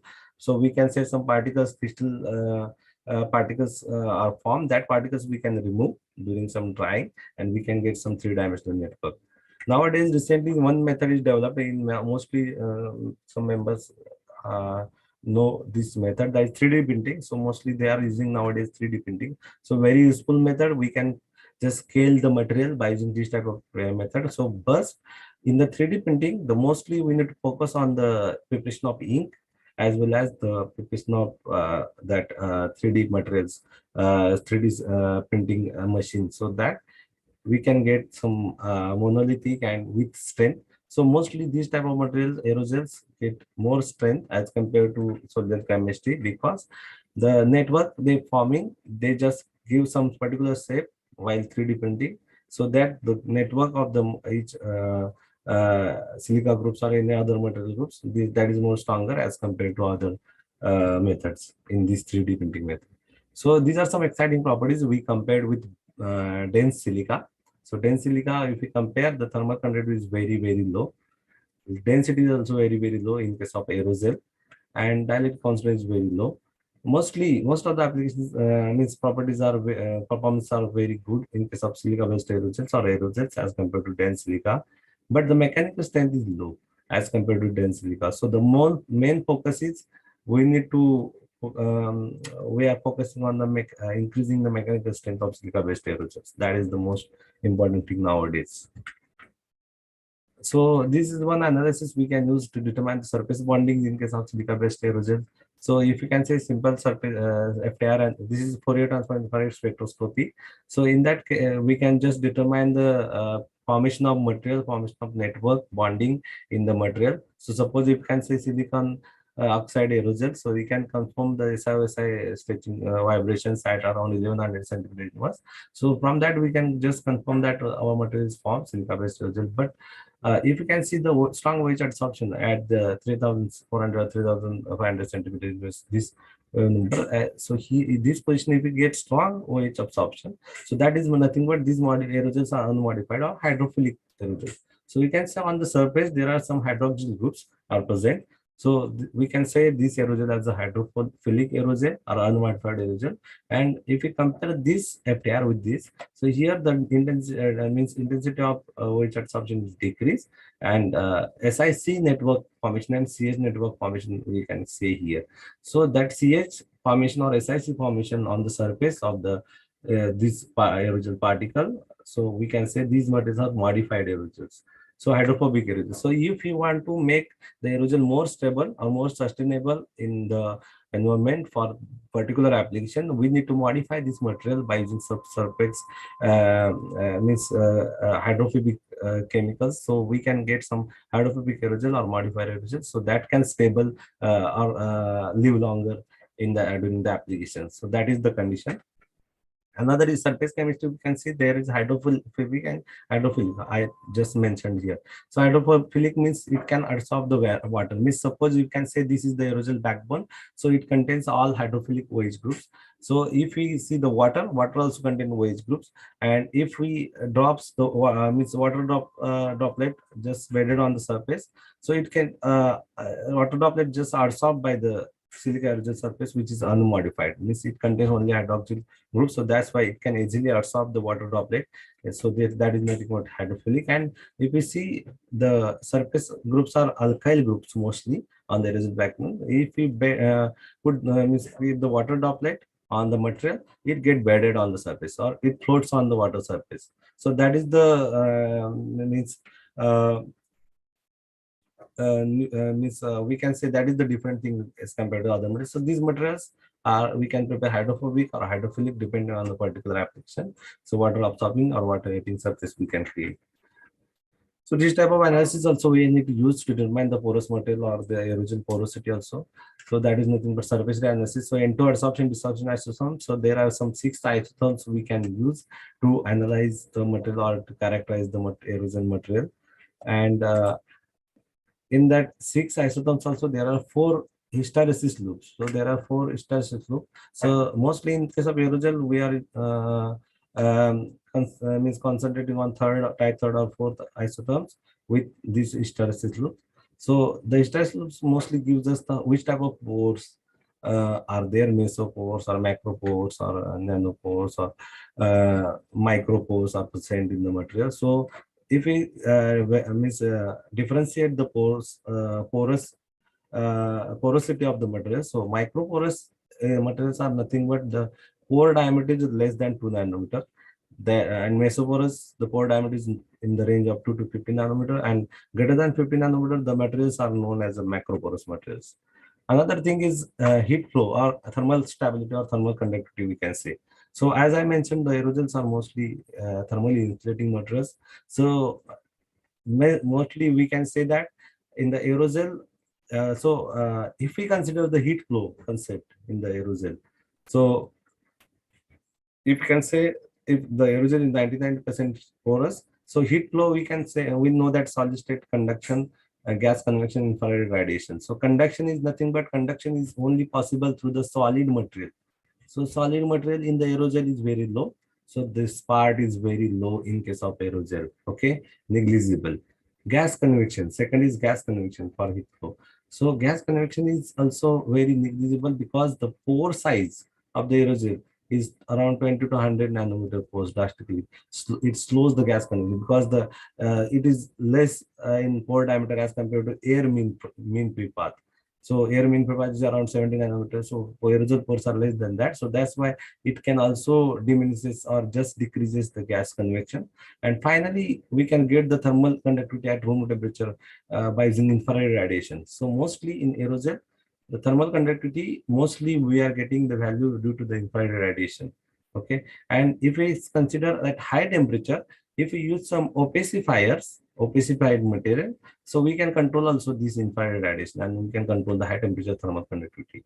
So we can say here, one of the paper we published in Jalkov. So from that, we just developed the silica-based aerosol with some opacifiers and we decrease the high temperature thermal conductivity. So suppose this is unopacified aerosol, only pure silica-based aerosol, we can say. It has this thermal conductivity on 0.17 or 0.18 at watt per meter Kelvin at around 1000 Kelvin. And if we compare with opacified material, opacified aerosol, the high temperature thermal conductivity around 1000 K, it shows 0.04. So very long means high difference we can found in the radiative part of the thermal conductivity. And that's why we can get the final thermal conductivity is low in case of opacified aerosol. So here also we can see there is difference. In case of unopacified aerosol, thermal conductivity at high temperature is 0.11 or around 11, we can say, watt per meter Kelvin, and at opacified aerosol is less than 0.08 watt per meter Kelvin. So there is 20-30% difference in the high temperature thermal conductivity we can observe for opacified materials. So that is another thing we can use for opacified aerosol. So if you can see, there are, as I mentioned earlier, there are silica-based aerosols are mostly particle type aerosols. So particles networks are connected with each other to form the three-dimensional network. And again, we can prepare some polymer-based aerosols. So polymer-based aerosols are depending on the spinodal decomposition of polymer precursor. So mostly this process is nucleation growth of monomeric precursor. So we can get Soldier process. And here just spinodal decomposition. So that's why we can get different pores, macro pores, and that's why the mechanical strength of these type of polymer-based aerosols is high as compared to particulate-based monomeric precursor used silica aerosols. So we can compare from this. So these are some aerosols we prepared, transparent aerosols. So I am moving with some data. I will show you some published works briefly. If you control the molar ratio between the precursor and solvent, so this is methanol as solvent and tetrapropyl are to silicate some precursor we use to prepare transparent aerosol. So if you control the molar ratio between the two, we can control the transparency and density of the aerosols. So if you can see, the molar ratio is around 14.27. We can see from TEM, that is transmission electron microscope image. The particles are stacked with agglomerated particle network we can found here, accumulated particle network. So that is nothing but the pores are not visible here. The pores are very low size, we can say, non-porous, we can say here. So dense material, so opaque, we can say. And if we prepare transparent aerosol, so porous material we can find here, very highly transparent aerosol we can get here. So this is the type. Means we, by controlling the molar ratio in just two solvent and solute, we can prepare some different types of aerosols. Also, we can prepare some hydrophobic aerosols or increase the mechanical strength by using some type of different type of precursors. So we can say here we use some 3 times of propyl methacrylate, and we just modified it and we get some hydrophobic aerosol. So we can say this pure silica aerosol, crystalline aerosol is hydrophilic. It can get absorbed by water easily, and other ormosili aerosols, organomolecular silica, we can say organomodified silica aerosols. These are bedded on the water surface, just settle on the water surface. So these are hydrophobic in nature. And again, we develop some in situ epoxy ring opening polymerizations and solid process together to increase the mechanical strength and prepare some TiO2 silica composite aerosol. So from that, this epoxy amine cross-linking will provide some strength, and just it forms some in situ silica network, because we are not using any different silica precursor. By using this type of thiol and epoxy group containing amine group, this is epoxy amine. So epoxy and amine group containing precursors to form by using the ring of opening polymerizations. This itself gives us a silica network, and just we use some precursors to modify the surface, and thus we confirm the formation of composite aerosol by using some analysis techniques. And also the TiO2 what we formed here, prepared here, that TiO2 is forming anatase phase. So that also we confirm by using X-ray technique. So mostly X-ray diffraction technique we need to use to confirm the phase of the material. So if you are working on the crystalline material, so mostly silica-based aerosols are amorphous. But if we prepare some other than silica materials, then we need to use some XRD to confirm the phase formation and just crystalline nature of that material.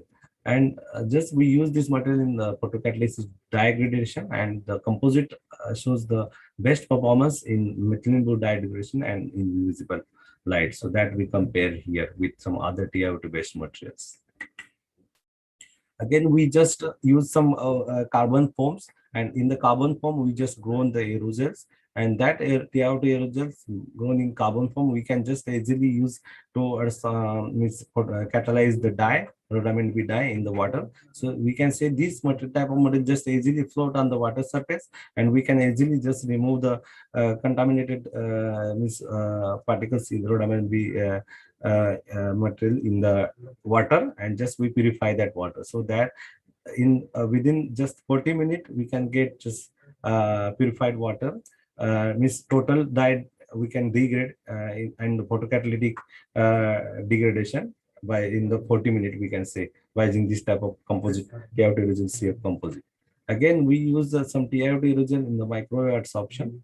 Also, so we use some polymer foams and we coated the aerosols, and just we use that materials to absorb the microwave or electromagnetic interference shielding applications. So the material what we prepared, it shows maximum absorption of microwave. So mostly we can use this type of devices in the steel applications, or means armored vehicles or military applications. We can use this type of materials, or this type of applications we need in the military applications. So there we are using this type of materials. So again, recently we developed some aerosol films, low-K dielectric aerosol films. So the performance of the material is very means better. So we published also this work in the reputed journal. So here also we prepare some cross-linked network by using ring opening polymerization, and we use that material in the ultra-low interlayered dielectric. So it shows ultra-low K value, dielectric value, it is around 1.7. We can just enhance the strength of the material by using some combination with some polymers, crossing with polymers. We enhance the mechanical strength of the aerosol. So we prepare some flexible aerosol with durability and sustainability in any environment. So that we prepare by using some polymer crossing. Also nowadays we are working on the transparent as well as some we can say easily foldable, easily machinable aerosols. So that we prepare, and this we can further we can use this material in this window application, thermal insulating window. So that is very best to decrease the carbon energy emission. So we can, instead of using some air conditioner or electronic appliances to decrease the in the home, so we can just replace our windows or roofs by this type of materials. We can just get the inside temperature lower as a room temperature, like 20-25 degrees Celsius. So if outside temperature around 40 degree or 50 degree, just if you use this type of material for insulation, building insulation, we can just get some normal room temperature in our house. So we don't need any electronic appliances like air conditioner to get more cooler temperature inside the home. So that is the future of this type of materials, advanced materials. So as I told, in the market, you can see different applications. We can use the aerogels. We can prepare different types of aerogels, composites, additives, or manufactured.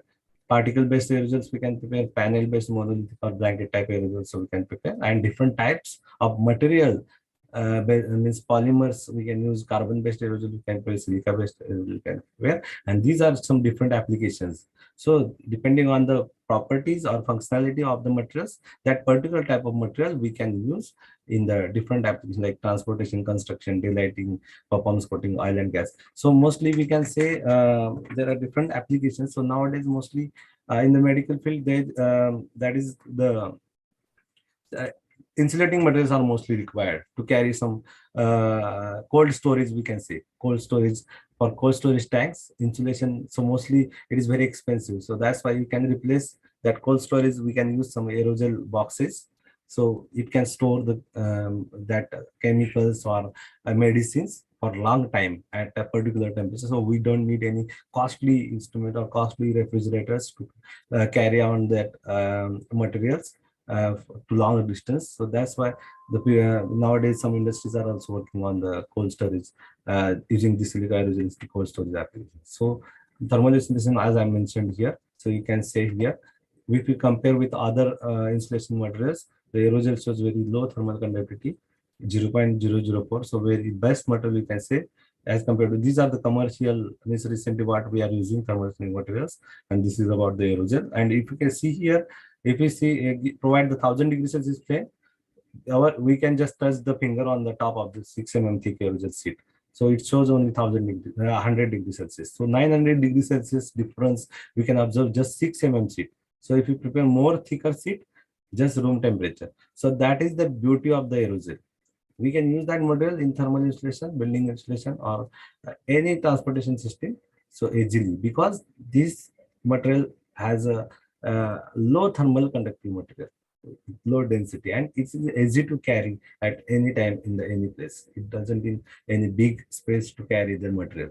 So if you see here in the daylighting windows, what I told you, so this is the normal window glasses we are using, with coating glasses we are using to avoid the sunlight UV radiation in any room, we can say. But if you see here, if we use normal coating glasses, the light intensity is not throughout the classroom is not same, and we need to just that's why it is very hard to observe the screen or anywhere you need to sit in when you want to sit in the classroom. It is very hard because the light intensity is not same, and we can't get any the heat also comes through that sunlight. So that's why you feel more humid and more heat in the classroom. But if you use the aerosol windows, you can see this image shows us that the clear view.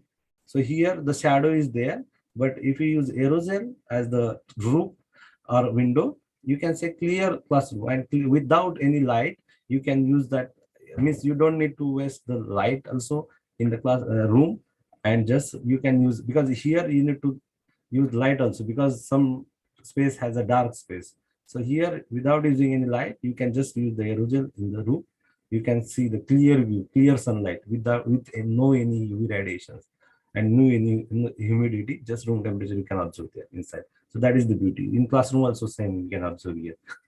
Clear light we can see as compared to this classroom. So that is the beauty. You can use the aerosol in the tiles, in the plaster also, in the mortar brick also. So that is the thing. So you can use in the different for insulation also, building insulation also. In the corrosion application, so anti-corrosion also you can use this type of aerogel materials. So in the paint, you can use the aerogel, so you can easily insulate the building by using paint also, aerogel based paint materials, paints. That also just decrease the outside, means temperature, make some temperature difference from the outside of the building and inside of the building. And in the foundry also now they are using the aerogel as a binder. So mostly polymer based or RF based aerogels they are using as a binder. As I told, in the energy storage, we can use the aerosol. So it depends on which type of material. So in the lithium ion battery also we can use, because it's high porosity and low density, low weight. So it is easy to use in any type of application because it doesn't get weight, that much weight. So mostly if you can see, NASA is using this type of material, aerosols, in different applications, because in the satellite, mostly you need to calculate the weight of the satellite, and in that which are our parts we are using. So you need to calculate all the, we have to all know all the calculations. So that's why if we use some low density or low weight material with that particular application or thermal installation application, that is the most beneficial. So that's why mostly NASA has separate laboratory which are only focusing on the aerosol based materials. So they are developing. So mostly the polymer based aerosols they are synthesizing. So here also in the electrons also you can use. So mostly I want to explain here you one thing, that suppose this is some electronic circuit is here. So you can see the voltage controller is there in many electronic circuits, kits, electronic components. So voltage controller is there in electronic machines. So that voltage controller dissipates some heat. So due to that, your electronic component or electronic machines get damaged and create some problem. So it creates some heat, and that's why that heat dissipation just damages the other parts, and that's why you get some problems in your electronic components. So that's why if they are using some voltage, just normal strips, aluminum strips to control this heat, but that aluminum strip will not control the total heat. Okay, if you see your thermal images, so if you use some aluminum strips, without aluminum strip, we can say the temperature is higher, means dissipation of heat is there. With some aluminum strip, some part of heat gets means stop, dissipation is stop, or evaluation is stop. So, but other parts still you are getting some heat evolved from the surface of the voltage controller. And if you use the aerogel sheet, like this aerogel mount on the surface of that voltage controller, you can see the clear and room temperature or normal temperature without any heat dissipation from that voltage controller, without any evaluation of heat evaluation from the voltage controller. So that is the beauty of the aerogel. It can control the heat evaluation. So the small thin sheet of aerogel can also insulate, avoid the heat flow from the surface of the component or any material. So in the sensor also we can use preservation. In the water, atmospheric water harvesting also we can use. So due to its porosity, gas absorption also we can use the aerogel materials. It can absorb the gas, photovoltaic, volatile organic compounds we can absorb by using this type of materials. In the flammable, means we can use it as a fire retardant also. So mostly you can say the flammable expill. Expill is nothing but peelable coating. So expill, mostly you can, mostly the people knows that this type of coatings are there on every new component. When you purchase some new components, there is some plastic sheet is there. If you open that, some plastic sheet. When you purchase even vehicle, plastic sheet on the vehicle or somewhere. So that plastic material, or in the car also some plastic sheets are there. So that plastic material is not that is not the plastic, that is the paint they are using, and after some drying that paint, you can peel it easily. So that is peelable material. It is form of paint. We need to paint it, and that forms some plastic material, that is sheet type material, and that we can easily peel it out.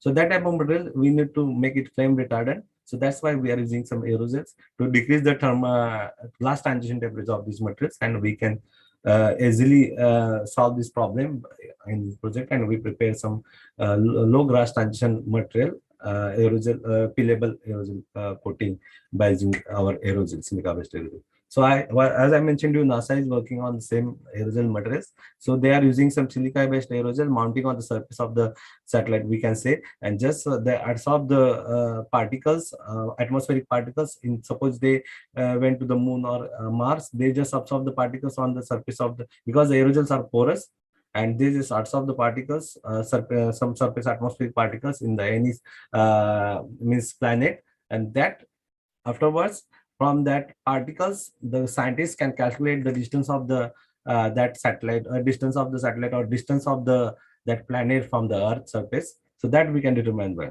using this type of material, and these are that is the beauty of the aerosol.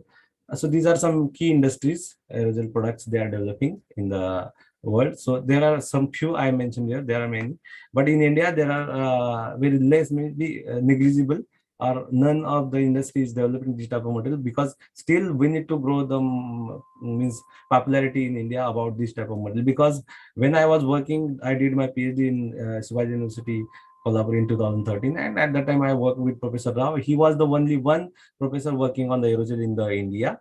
And afterwards, I came to Korea as a postdoc professor. Here also only one lab, that is our Professor Park, is working in the aerosol. So there are very less popularity of this material, but this material is very famous and advanced material for different applications. One material, many applications are there, and easily we can synthesize with some facilities. Some commercial for commercialization, it is just some problem. But if we develop some techniques, new techniques, we can easily commercialize this type of material in India also, and we can decrease the global warming of carbon energy emission in India also.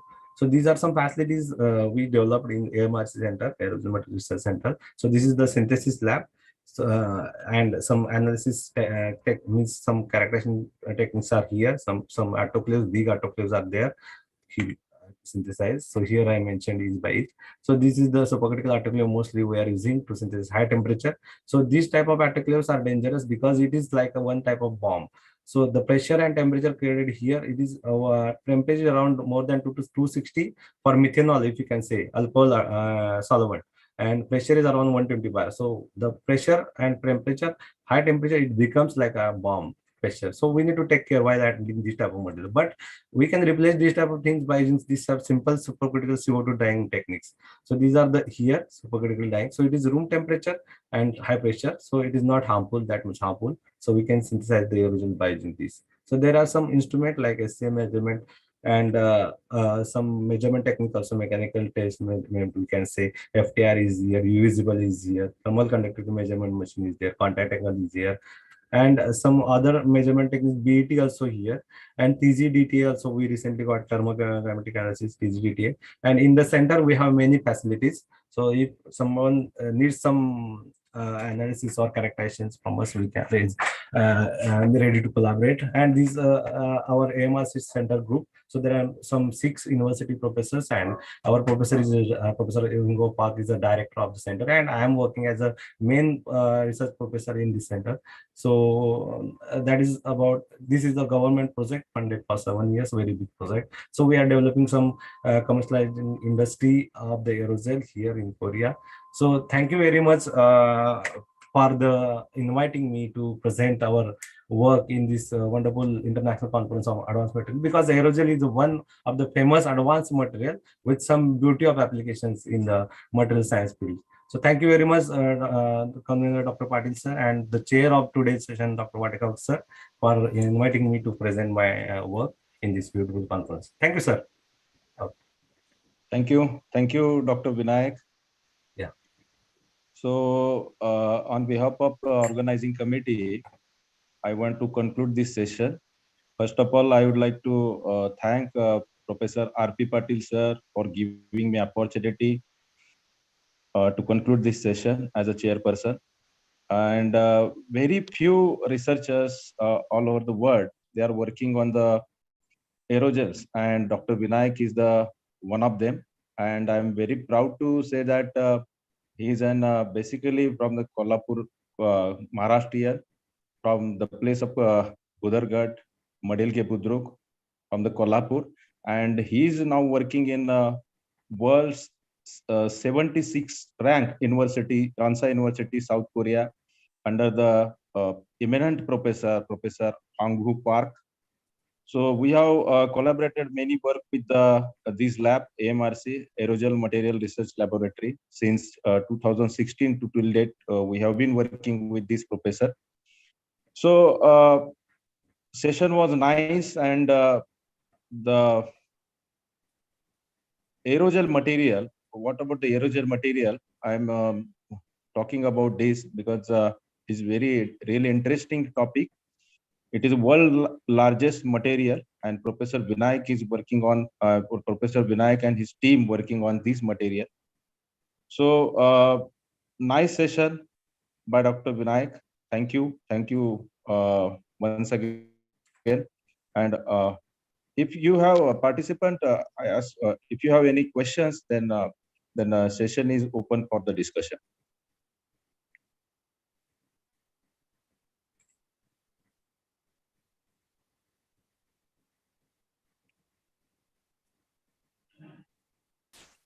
Please raise your hand so that I will take one by one questions. Any questions from audience? Please ask.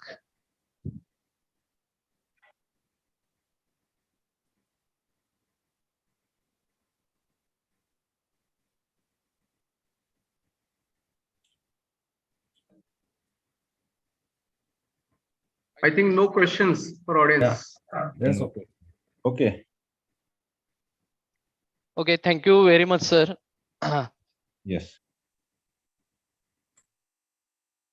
Sir gives a very important knowledge about the importance of solid materials such as aerosol synthesis details by using various techniques, procedures, and methods to follow the materials. Then, sir, you characteristics of aerosols. Then, sir gives also information about the applications of aerosols in different devices such as electronics and different parts. Then, also thankful to Chairperson Dr. S.B. Vatigao, sir, Research Director, D.Y. Patil Agriculture and Technical University, Tisangi. Then finally, I invite Dr. Sri S.S. Tamboli, sir, for purpose of vote of thanks.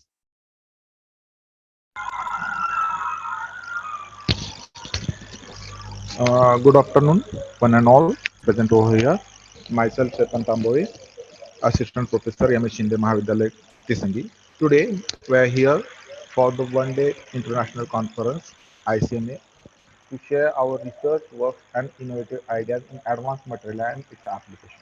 It's my pleasure to give the vote of thanks to all participant research delegates from India, USA, South Korea, and on the behalf of MS Shinde Mahavidyalaya. I would like to thank to Dr. Sandeep Vatigavkar sir for their valuable time and Dr. Vinayak Parekh sir for their knowledgeable words and innovative ideas in aerospace. I would like to thank to Honorable P.G. Shinde Sahib and Swapnil Shinde Sahib. I would like to extend my gratitude to Dr. B.S. Padwar sir, Principal M.S. Shinde Mahavidyalaya for his continuous support and guidance. I would like to thank Dr. R.P. Patil sir, Head of Department of Chemistry and the convener of ICMA 2023 for his continuous efforts and proper planning for this conference. I would like to thank to all the members of organizing committee and teaching, non-teaching personnel who have contributed to make this event. Once again, I thanks to all the research scholars, participants, students, and faculty members being a part of this event. Thanks all of you. Have a nice day. Okay, thank you, sir. Parley sir, thank you. Vatigavkar sir, thank you. Without loss of time, start next session. Immediate start next session, sir.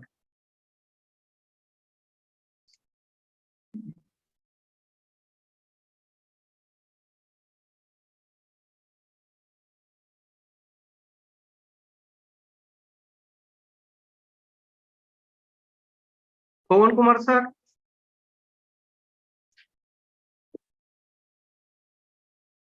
Imraj sir. Yes, sir. Yeah, sir. Okay, welcome, sir. Okay.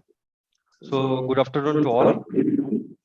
Friends, ज्ञानसाधना शिक्षण प्रसारक मंडळ निवडे संचलित M H. Shinde महाविद्यालया Tisangi taluka Gaganbawada district Kolhapur organized first international online conference. Today we have organized first international online conference entitled as Materials and Application on 1st July 2023 on behalf of M.H. Shinde Mahavidyalaya, Department of Chemistry and IQAC. So now I request to Dr. D.S. Pawar sir to welcome and brief introduction of today's resource person.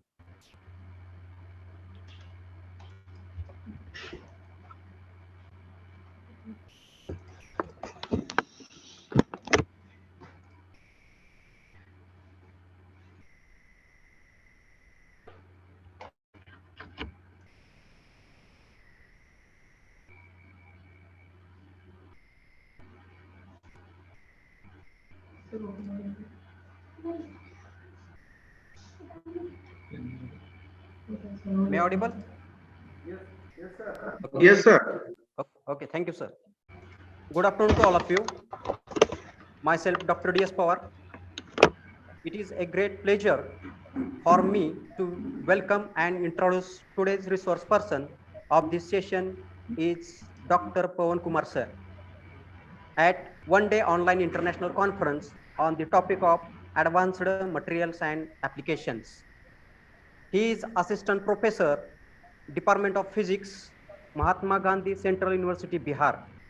He has obtained a PhD from Indian Institute of Technology, Patna in 2016, entitled Materials Design Through Confinement and Strain Engineering, Crystals and Magnetic Structures, Determination using Rietveld Analysis, Magnetic, Electronic, Optical and Mechanical Properties of Nanomaterials, Multiferroic and Energy Materials for Device Applications.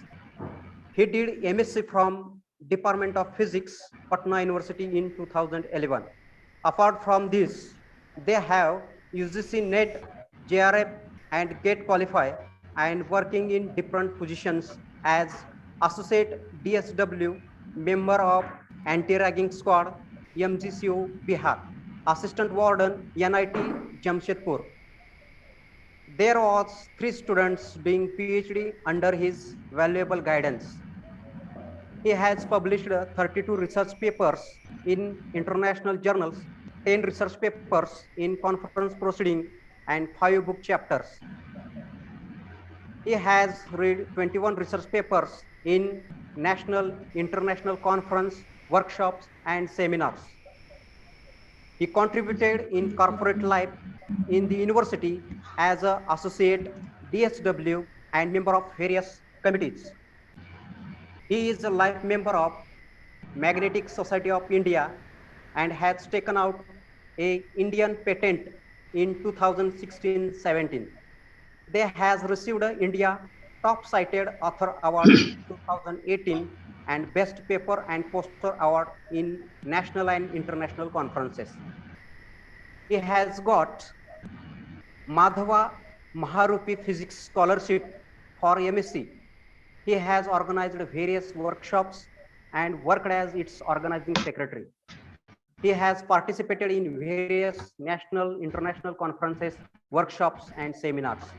Once again, I welcome to Dr. Pawan Kumar sir and thank you very much. Thank you, sir. Sir, I am audible. Sir. Yeah. Sir. Am I audible? Yes, sir. Are you audible? Now, I request to invite Dr. Pawan Kumar sir to deliver his lecture.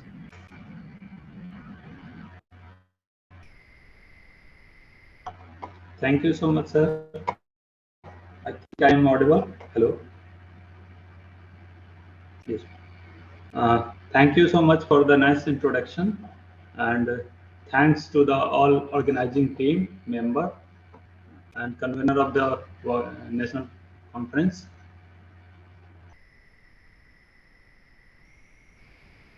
So without any delay, I would like to start my presentation because I'm already delayed by, I think, 30 minutes. So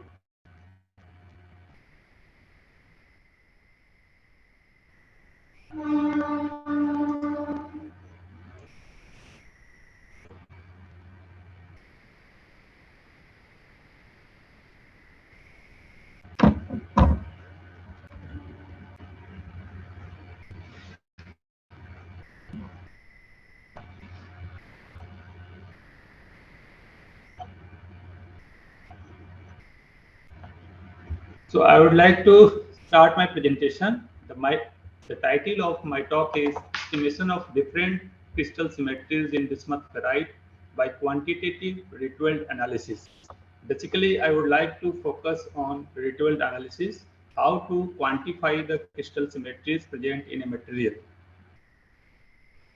Here is the brief introduction of my department, Department of Physics, Mahatma Gandhi Central University, situated in Motihari, Bihar. We have 7 faculty members in the department, and we are we are offering 2 programs, MSc in Physics and PhD in Physics. So basically, I would like to introduce you about the perovskite structure, tilting of oxygen octahedra, superlattice reflections, ritual analysis, crystal structure of bismuth ferrite, and the case study. Perovskite, we all know this is a general structure AbO3, and we can optimize this structure.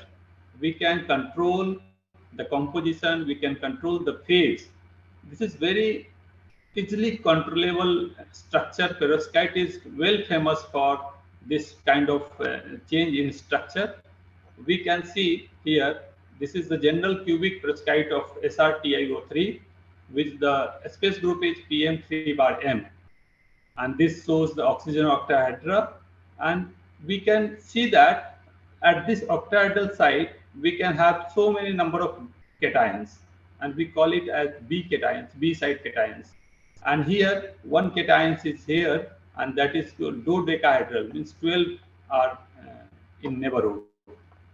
So we can place so many number of A type of cations, and we can see that we all know the Goldsmith tolerance factor is known as T is equal to R radius of A site cations plus radius of oxygen anions, and divided by root under 2 RB plus RO. That means radius of B site cation plus radius of oxygen. Okay, so basically for the ideal cubic perovskite, it should be 1.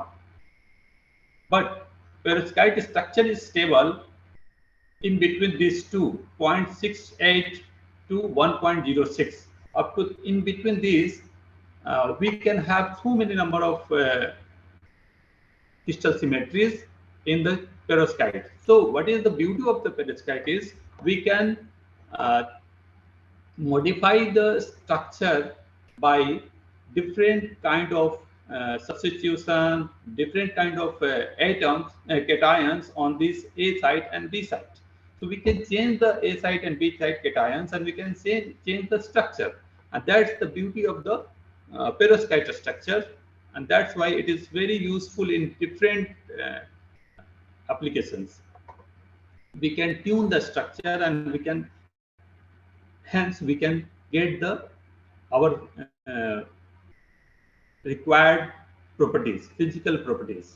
So we can see that corresponding to the Goldsmith tolerance factor, we have several kind of crystal structures, like if it is greater than this one, this is hexagonal, 0.9 to 1 cubic, 0.7 to 0.9 orthorhombic or rhombohedral, and less than 0.71 different kind of structures. And we can see the examples for this corresponding tolerance factor.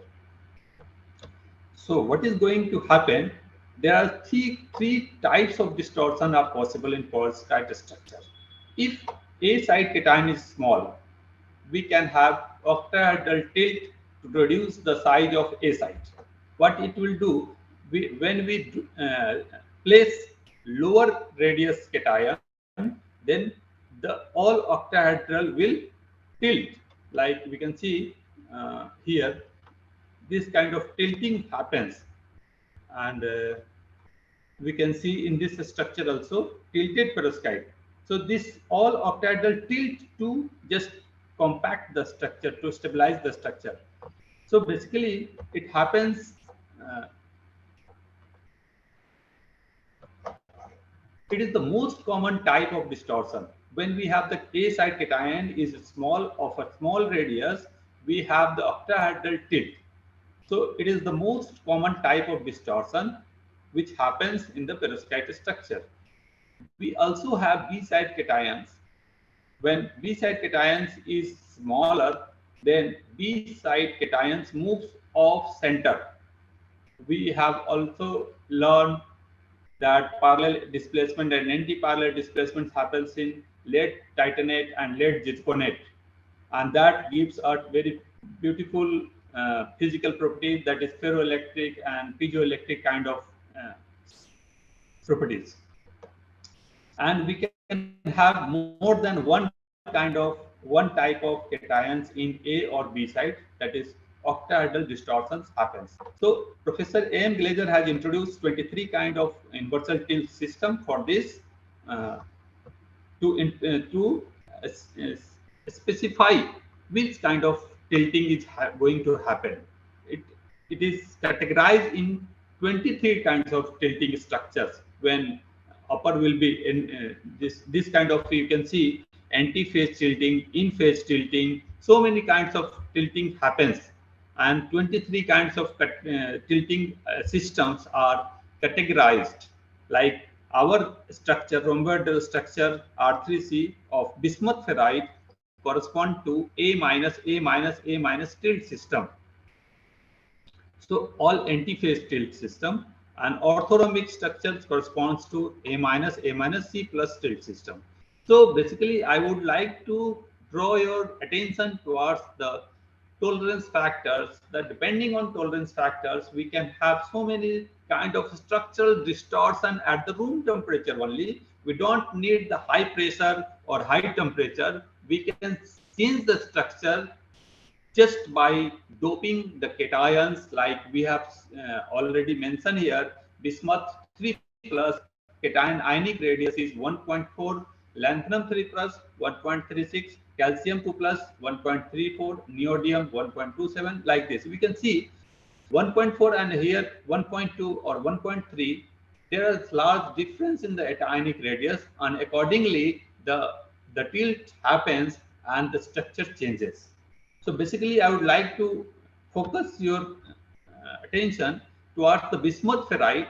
That is the present study which I am going to discuss.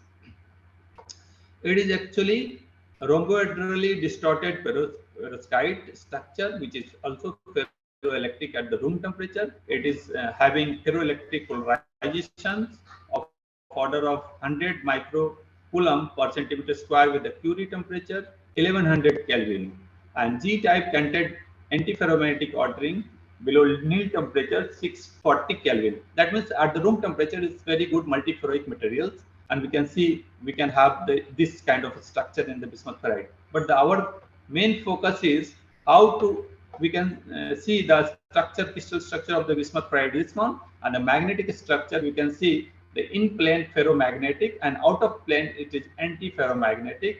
And there also happens one new kind of spin structure that is called cycloid spin structure.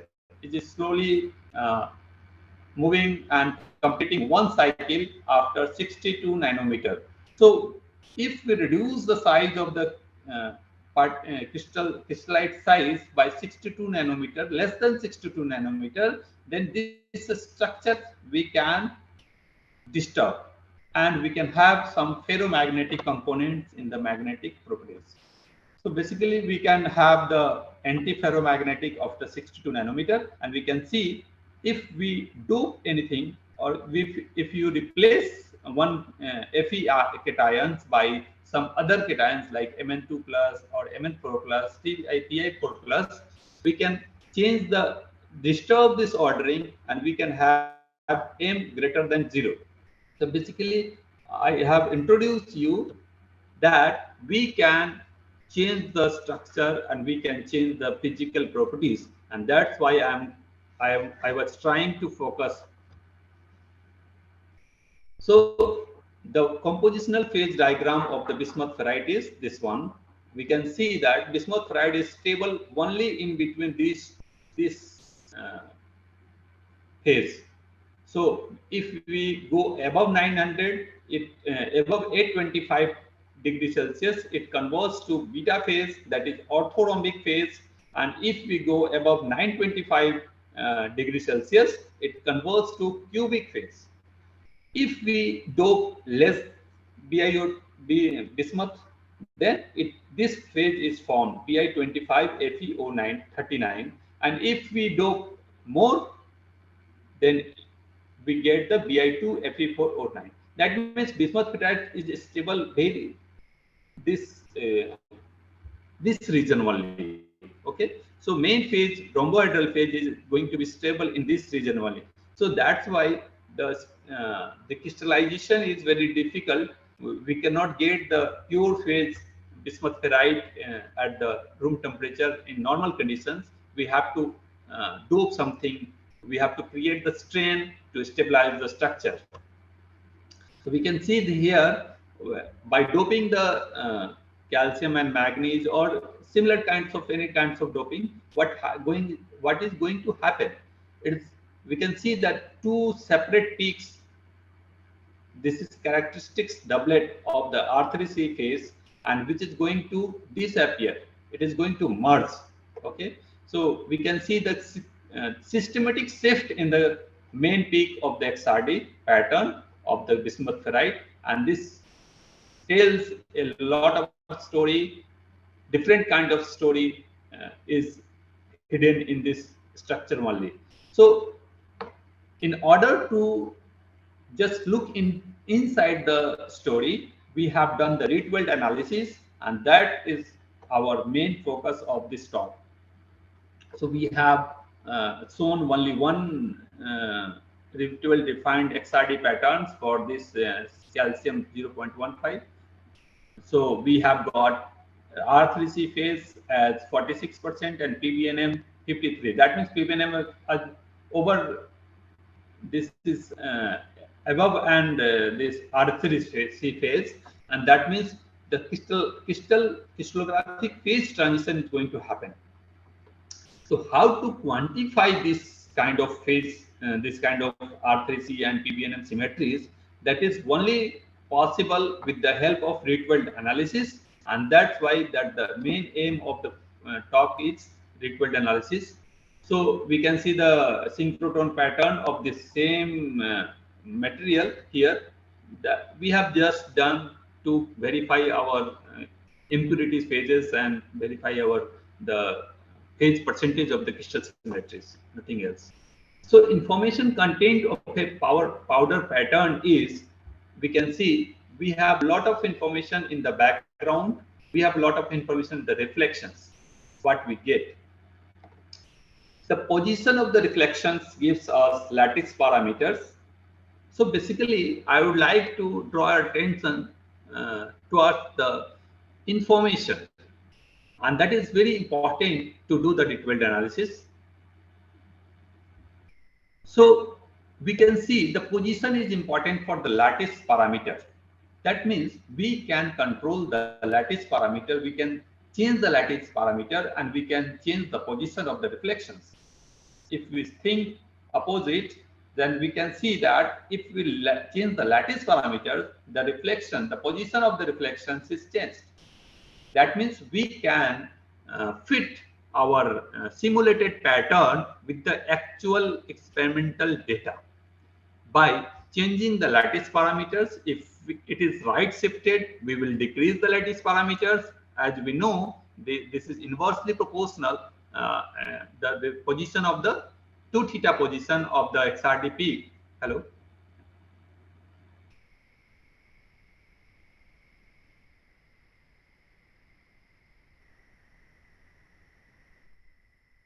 Is everything fine?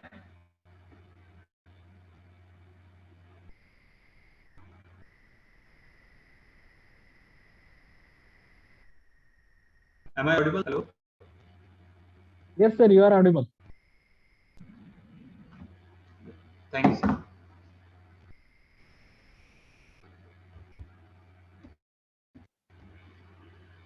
So by controlling the lattice parameters, we can control the position of the reflections. That means what is our under control? The simulated pattern is our under control. Means we can change the parameters and we can match the original data. That's what we have done. So lattice parameters is controllable. Space group, it depends, the reflections, the position of the reflection is totally dependent on the space group. Whatever we have, R3C, PBNM, P4MM, anything, I will show you the different kind of structures according to the space groups and the position of the reflections. I will not waste my time on this slide only. Reflections intensity gives us the spatial structure, atomic positions, quantitative phase analysis is also important in both. Profile, FWHM, peak shape, I will discuss it. So structural refinement based on the ritual analysis and introduction to the basics only. The most important part is the data collections. Before doing the ritual analysis, we have to focus on our quality of the data. We don't do the ritual analysis for all kind of data, rough data. So we have to just give the choice of the instrument, resolution, what is the resolutions, sample preparations, particle size should be uniform, surface roughness should be uniform, homogeneity should be there, preferred orientation should not be there, instrument alignment should be good. So experimental setup, we have to make sure the instrument is well aligned before the collecting data. That means 0 point. 0 is at the 0. That means 0 offset is not there. If a small offset is there, it is doable. We can manage it in the ritual analysis. We can control this parameter also, 0 phase shift. So these kind of parameters are required. Careful. You have to be careful while doing the experiment, while recording the data, XRD data. So we can have different kind of scan, like continuous scan, a step scan. So basically, there's not big difference, but very small difference. In step scan, what happens? The fluctuations is very small because at one particular angle, we are going to stop for 1.5 second or 2 seconds, and we are collecting the data, and it is averaging. That's why the fluctuation will not be there. Whatever we have, that is actual data. That's why we prefer step scan. We can also do ritual analysis in the contour scan, but will not be very much certain about the exact value and the error. That's why we prefer the step scan. And we can see the sample height displacement also. We can see this height, the change in height. If we load much more sample, what is going to happen? We can see the effect in the next slide. See, so you have all often seen these two kind of XRD patterns. Once it is background is straight, and often you have this kind of XRD patterns. That means they have not placed the sample properly. This is due to only air scattering. Okay, so that's why we have mentioned that while recording the data, you have to be careful. Or you can manually subtract the background, but that is not the actual data. You can have some error in that. That's why while recording the data only, we have to be careful. Don't subtract using origin or something else. And we can have this manual background also, but there will be some error. Means there is a high chance of error. So step scan is required for this kind of data when we have the overlapping. See, we can see here we have 2 peaks, and here also we have 2 peaks, but it is actually clear peak and it is merged peak. And that's why the data, while taking the data, it is very important to each data is sure. If it is here, slightly displaced, then the peak position of these two will be disturbed. That's why while taking the data, we have to be very careful. And these are the general kind of structure factor formula. We will not go into details. We can have also neutron diffraction, we can have synchrotron diffractions, but here we are, the topic is different. Powder data analysis we are going to discuss only. We have the single crystal also, we have so many kinds of structure, X-ray, thin film and all, but we are going to discuss only powder data analysis, which is very common with many of us. So record diffraction, powder diffractogram, identify the phase, index the phase, identify space group. If a structure model is available, proceed with the ritual refinement. First of all, we have to record the data, identify the phase, just match with the database available, index the phase, find the unit cell we can do, and we can do this also by structural model if available with the ritual refinement. If no model is available, proceed with ab initio structure solution. There are different kinds of, if we don't know, we can have also ab initio structural solution, and that will suggest the possible kind of space group. But okay. So ritual method is nothing but the user selected parameters to minimize the difference between the experimental pattern, what we have recorded, and the model based on the hypothesized crystal structure and instrumental parameters. So that means we are going to model one structure and we are going to match it with the experimental pattern. Can refine information about a single crystal structure, refine information about a multi-phase sample. Multi-phase sample means different phases are available in a single sample. So what we need for the ritual refinement is structural model. First, we have to decide which space group, and then we can proceed. So we have different possibility of the space group. We will try with the different kinds of space group, and then we will see what is going to happen. Structural model and raw data, whatever we have the XRD data, then we proceed with the ritual refinement, and then we shift the structural model. We are not going to shift the data. Data is our fixed, whatever we have recorded, it is fixed. We are going to feed back this structural model. Whatever is going to happen, if it is not matching, we will change the structural model, because we can be wrong. The data is not wrong, we are wrong. So we are going to shift that structural model and then match the data. So finally, we will get the refined model, and that is possible structure in the your sample. So requirement of the ritual method is high quality experimental diffraction pattern, a structural model, suitable peak and background functions. Describing the crystal structure, we need the lattice parameters, space group, atomic positions, atomic site occupancy, atomic thermal parameters, whether it is isotropic or anisotropic. So where to get the crystal structure information? That is very good point. We can see this crystallographic open database website. We have so many of database and websites and literatures also there to match, to see these informations, space group, lattice parameters, atomic positions, atomic site occupancy, everything is mentioned in these websites. We can search your corresponding compound and we can see the atomic positions and all. So there are several checks. Theoretically, we can define only n-1 parameters for the n diffraction peaks. Suppose we have 5 peaks. So we can refine, we have to refine only 3 peaks, 3 parameters.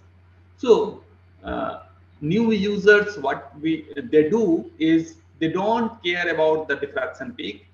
If they have only 6 peaks, they will refine 10 parameters. That is called over parameters. So only doing the ritual refinement is not justifiable in case of our experimental things. We have to be careful about the theoretical background, what we are doing, rubbish or they are making some sense. They do the thermal parameters, that is negative, something, anything they do, and they just match the pattern and those pattern in the paper. So that is very difficult part of it. We have to be very careful about the different parameters, what they mean, what are the physical values possible, what we have to give the range in the physical parameters in these parameters while refining. So for refining a tetragonal crystal structure, there might be any crystal structure, there might be scale factor, polynomial background, lattice parameters, number of 3 or 4 thermal parameters, 3 or 4 occupancy. So number of parameters is very large. So because we have theoretically defined that we have, so that's what we have to limit our structure parameters while defining. So there are two kinds of parameters. One is global parameters and one is corresponding to phase, crystal symmetry. So global parameters are 0 point.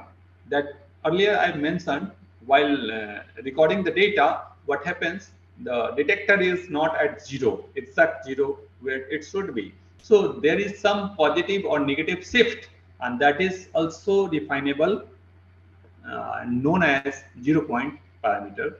Instrumental profile, profile asymmetry, background parameters, edge absorptions, these are the global parameters. That means we can have different number of phases, 3 or 4 pages there can be, but these are the parameters which are same for all. This is not going to change for the each phase. That's why it is called as known as global parameters. For each phase, we have corresponding atomic positions, site occupancy, scale factors, thermal parameters, lattice parameters. So these parameters are corresponding to each phase. That means if we have 2 or 3 phases, then corresponding to each phase, we have these number of parameters. So that's why we have to know the background, what we are doing. If we have the 2 or more phases corresponding to each phase, we must have these positions, atomic positions and thermal, all parameters. So how do you know if a fit is good? So before discussing these all possible parameters, residual R, that is R omega P, R experimental, R Bragg, the main parameter is our I. We have to first see the difference pattern. If it is minimized, it is matching exactly with our observed data and simulated data are matching, then that is okay.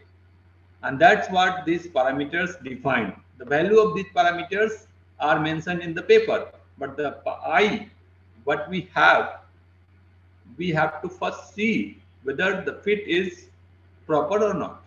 And then we check these parameters, just like we can, I can give you one example, just R Bragg. It is totally dependent on the Bragg position of your observed data and simulated data are matching. If both are matched, that means lattice parameters are accurate. It should be minimum. It should be 3, 4, like whatever you can minimize. So RA Young refinement strategy is we can take the parameters in this sequence. Okay, these are the parameters sequence, and we have pre-12 programs. So many programs are available. There are 3 programs and commercial programs also. So I have used full prof. This is totally free ritual suit program, and I have used full prof. You can use anyone. Okay, commercially these three are available, and we can choose anyone if you want. So what we do in full prof is we have basically two files. One is called PCR and one is called DAT file. DAT files means data file, whatever we have recorded, and PCR means code, basically program. In the PCR only, we have all parameters defined. Okay, if there are two ways to do this D12 definement in full prof. One is just I used to do is I used to open the PCR file and used to change by manually changing this file by defining all one by one. We can control all the parameters manually. But nowadays, GUI version that is called WinPlotter is available. I will show you. Output files are there. So many output files you will get. Quantitative phase analysis, what we have discussed. We can calculate the weight percentage of each phase present in the sample. These are the some checks what we should not do. See, I had earlier told you that I will show you the effect of the crystallite size on the XRD pattern. These are the simulated XRD patterns that of the bismuth ferrite. We can see the 5 nanometer we have large FWHM.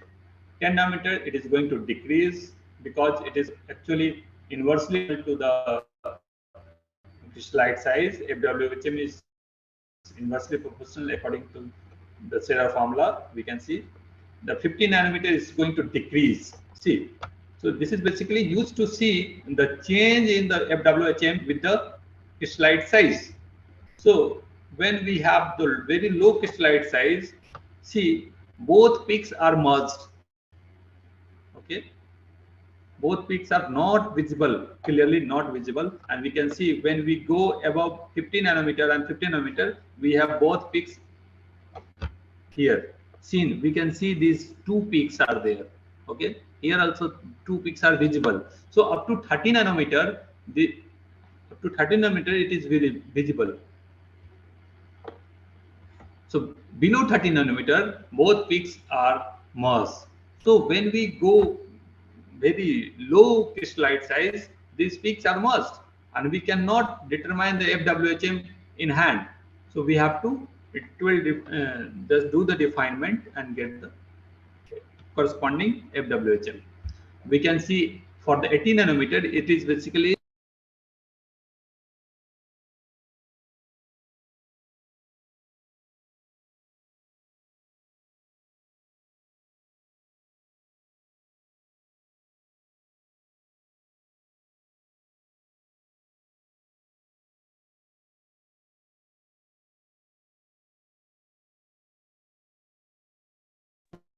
I would like to tell you that when we decrease the crystallite size, the peaks are merged, and we cannot get the information manually, and that's why the need of the ritual refinement is.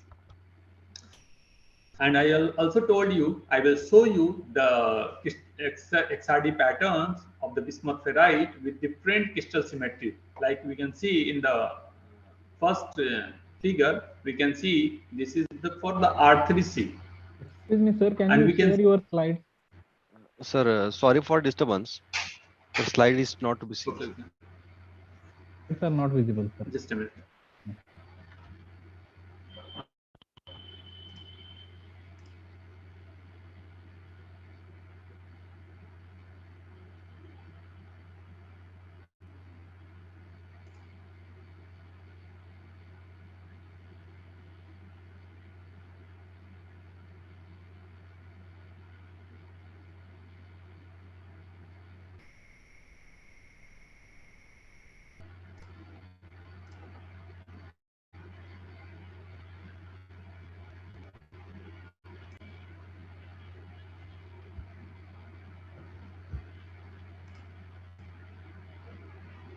Okay, sir. Is it visible? Yes, sir. Please go ahead. Okay, from where we have to start?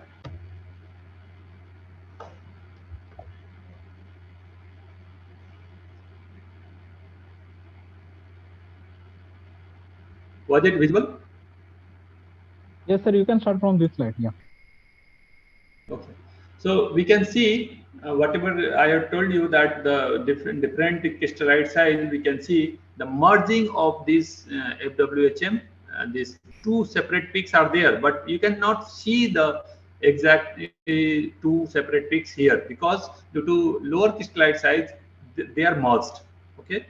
So we can see on increasing the crystallite size, we can see this is going to be reduced, and the different patterns, the peaks are visible now. Okay, two peaks are visible here. Now this is visible from here only, and we can see the exactly two peaks are visible from this intensity only. So the merging of the peaks is not only due to change in the crystal symmetry, but due to crystallite size also. Means if you decrease the crystallite size, the two nearby peaks are merged, and we cannot get the information out of it by manual calculations. Okay, so that's why the need of the ritual refinement is.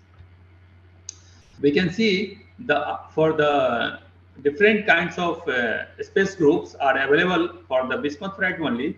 We can see that the peaks are at around 32 is 32 degree, and here we can see at the 32 is lower peak, lower intense peak. That means depending on the crystal symmetry, for this students only I would like to focus it. That means we can see this what is going to happen with the change in crystal symmetry. If we have R3C, we have different kinds of positions with different kinds of intensity. We have R3M, we have different kinds of. So first of all, we should know, before the ritual refinement, we should know the importance of the space group, where the peak is. And otherwise, we have so many of 231 space groups are available, we cannot refine for all. We have to identify in general which space groups are feasible for our sample. That's why we have to know these kinds of structures where the database is available for all. Okay, for all samples, the database is available. Anyone we can match and we can get which space groups is for your sample. We can see for PBNM, this is different kinds of peak positions and intensity, and for P4MM, there are different kinds of. By looking at these, we have to decide which space group are feasible in our case, in our sample. And that's why before deciding the space group, we have to be very careful about the peak positions, intensity, and all. This is not possible, actually for the bismuth ferrite only, for all samples. If we change the structure, we change the space group, we have different position and different intensity. We can see for P4 minus 3M, this is actually cubic. That's why we have very less number of peaks are there. Okay, lower symmetry we have large number of peaks like CC. Okay, so when we see different kinds of structure for the same material, we can see which kind of structure are feasible in our case. So we have to be very careful before deciding which space group we are going to define. There may be chance that two or more space group are available, two or more crystal symmetries are available in your sample. So first of all, we have to define one major crystal symmetry, and then we will move towards refining second phase, third phase, and so on.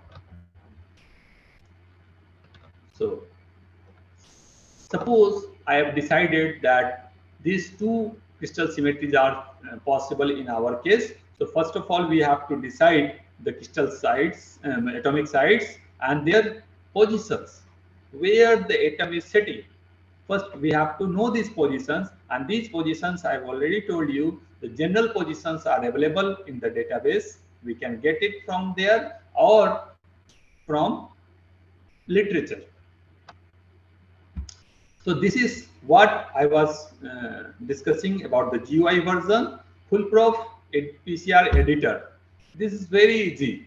Nowadays, it is very easy. But what the students are doing, that they are just doing anything.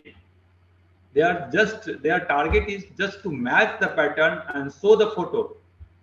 So that is not actual thing is happening inside the.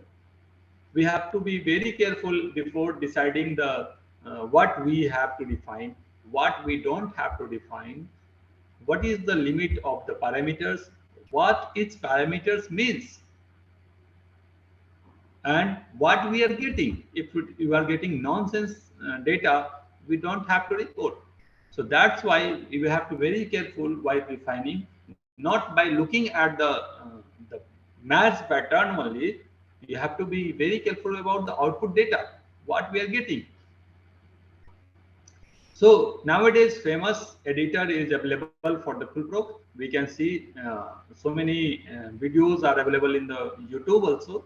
We can see and we can learn this by very simple techniques. We can have this kind of editor, and we can see in the general, when we click on the general, we have to decide the title.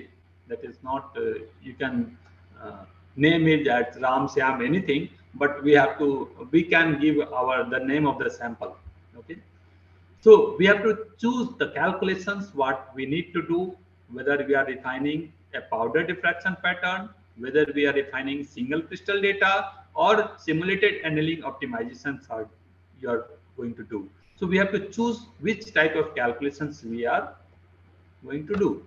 Next is pattern, where we have to load the data file. We have to enter the background parameters, exclude the regions if you need. IRF instrumental resolution file we have to load. That means resolution file of your diffractometer. So these three are in general common.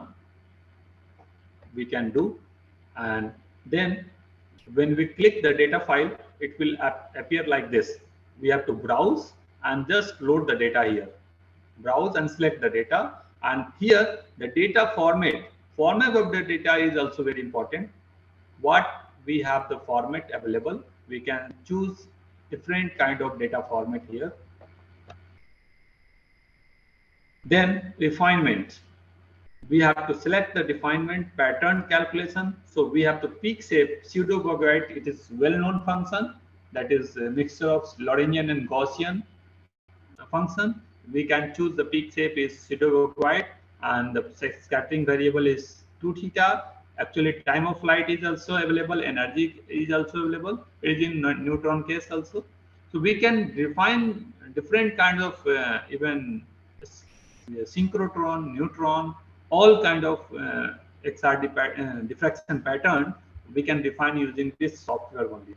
So there are different kinds of options are there. Accordingly, we have to choose. We have to define the range, lower theta, theta maximum, and a step size, what we have recorded, and range of calculations, what we have used. So contribution to the pattern here provided by the users or calculated automatically. If you click this one, what will happen? And the actual phase percentage is coming automatically, whatever is there after refinement. Contribution to the pattern, symmetry we have to enter. Contribution to the pattern, when we open this, we have to select the X-ray. If you are doing X-ray, see neutron constant wavelength, neutron time of flight, pattern calculation. Also, this is we are doing refinement. That's why we are choosing this. We can do the pattern calculation what I have shown you earlier. So here also peak shape, use this. Here we have to give the space group what we are going to refine. Symmetry optimization automatically. When we click this, it is already automatically filled. Okay, we don't have to enter these. You have just to enter this one, space group, name of the space group, and just click this. Okay, so next, like this, we can see here cycle of refinement. We can fix. You can use 50, 60, or 100 or 10 cycle of refinement. And here we can see the background parameters we have to enter. Refinement weighted model, what we are using is generally we use this least square fitting method, refinement method, least square fitting method. Okay, so background, instrumental, and micro observation. Generally we do the background and instrumental. Okay, so first of all, use this, refine this, and then proceed to the atoms. So here phase 1, phase 2, phase 3, phase 4, you can see phase up to phase 6 and so more.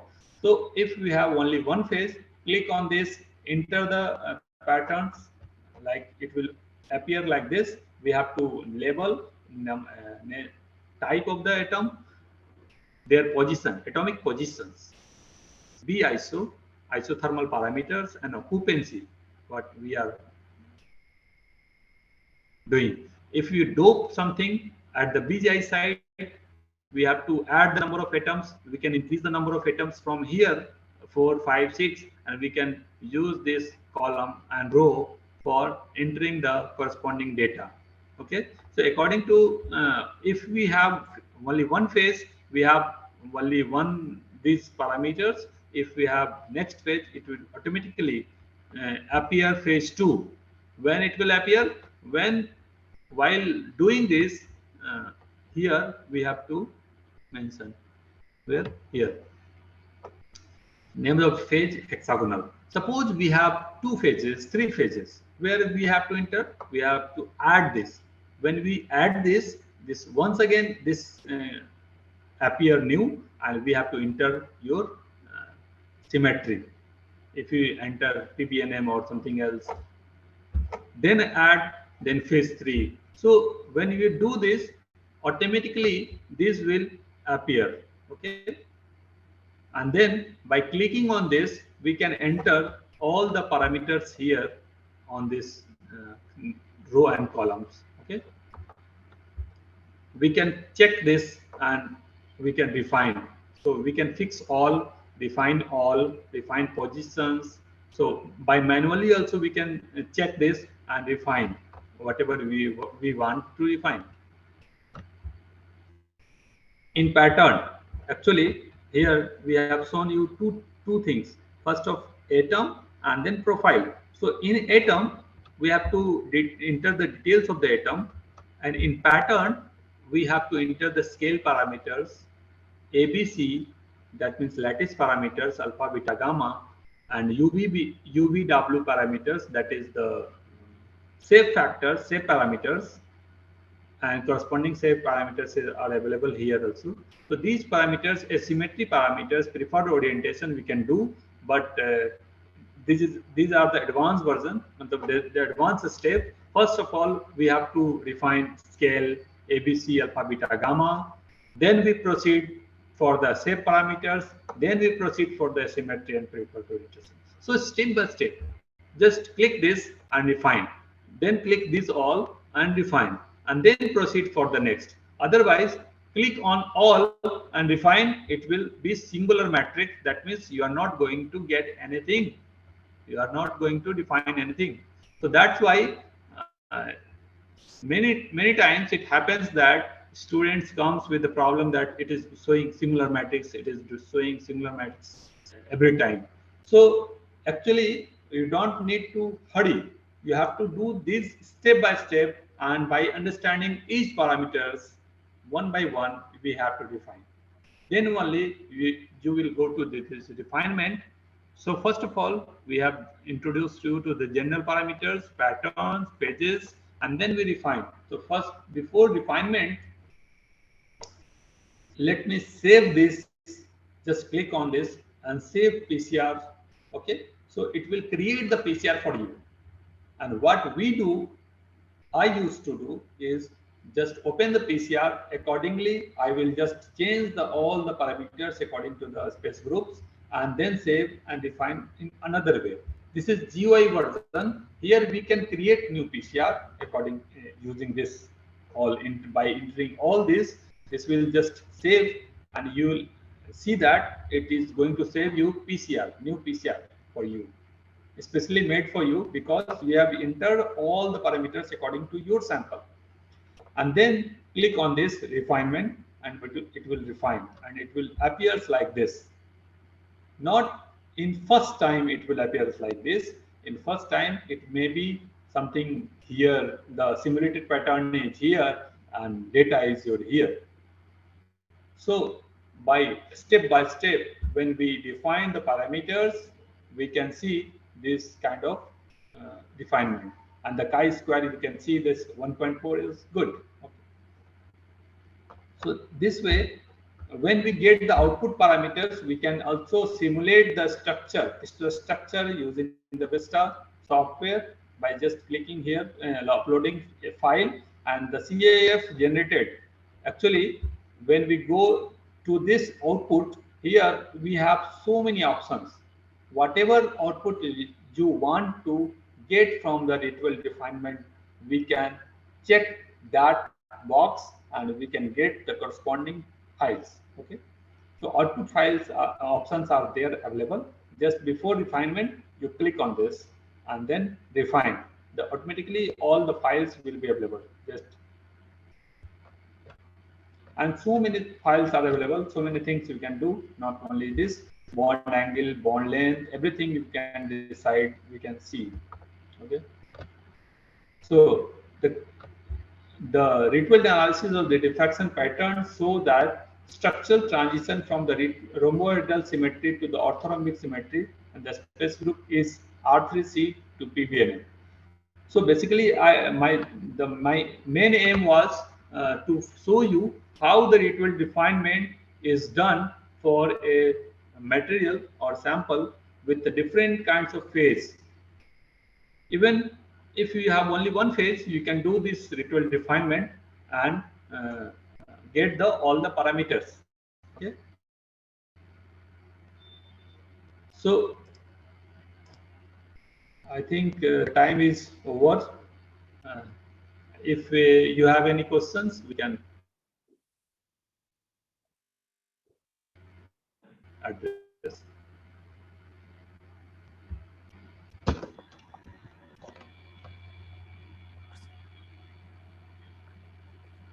I think there is no having question. So let have to be continue. So thank you, sir, for your valuable information about the ferrite and their synthesis method and their characterization and how can be identification of ferrite and one of the sample by using of some instrumental method.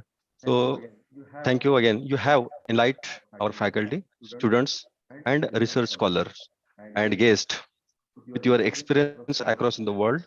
I think this will be with the inspiration to us and a guideline for the further endeavors. Thank you. Thank you very much, sir. Now, I request to chairperson in the beginning of this one.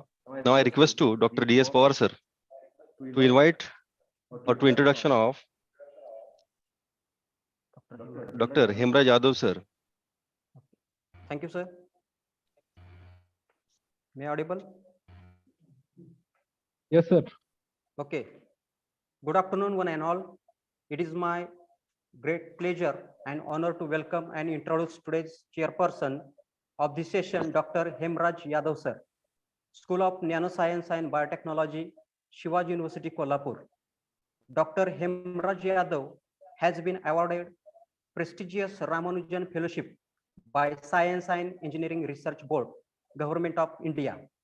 He is listed in world's top 2% scientists survey by Stanford University, USA. He is presently affiliated with School of Nanoscience and Biotechnology, Shivaji University, Kolhapur. He worked at Dongguk University, Seoul as an assistant professor since 2017 to 2021.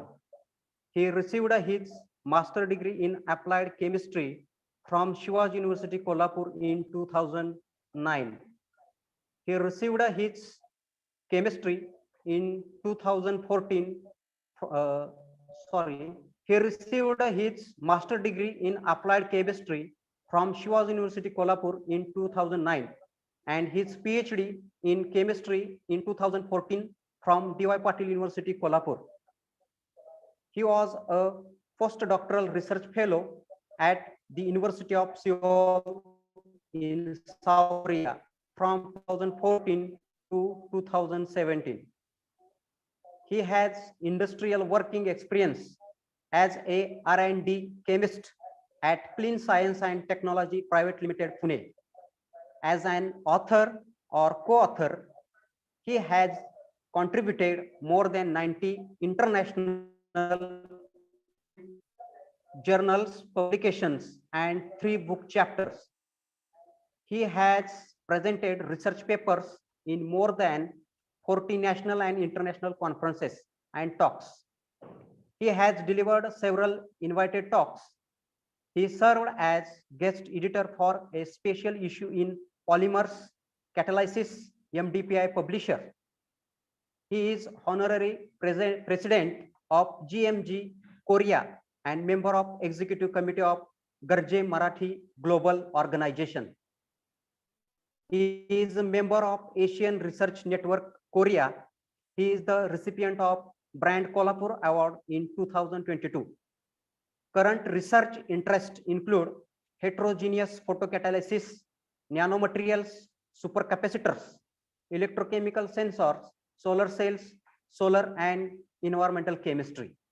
Once again, I welcome to Dr. Hemraj Yadav sir, and thank you so much. Thank you, sir, for your introduction. Good afternoon, all, and it is my privilege and honor to stand before you today. As Sir, you are not audible. Hello. Am I audible? Yeah. Continue. Good afternoon, all. Yes, It's my privilege and honor to chair this session. And let me extend my heartfelt gratitude to organizing committee and Dr. Raju Patil sir for entrusting me with this responsibility of chairing this session. It is a truly humbling experience to be surrounded by such a brilliant minds and experts in this field of retrieval refinement. And the purpose of this session is to widen our knowledge in the field of material science and analyzing these materials with sophisticated techniques like retrieval refinement.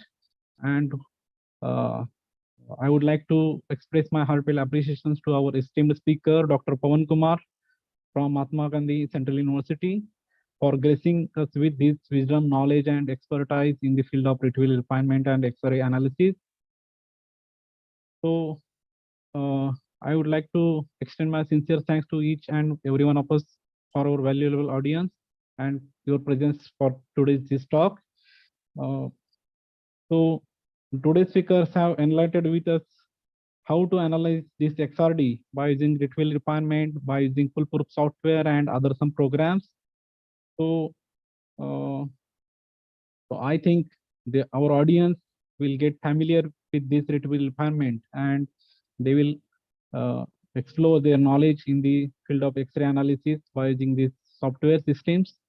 So I would like to thank you everyone for your presence here today. Thank you.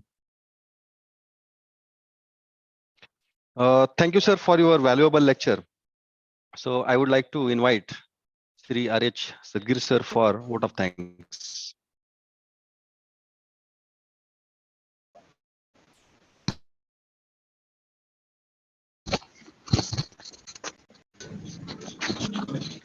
Am I audible?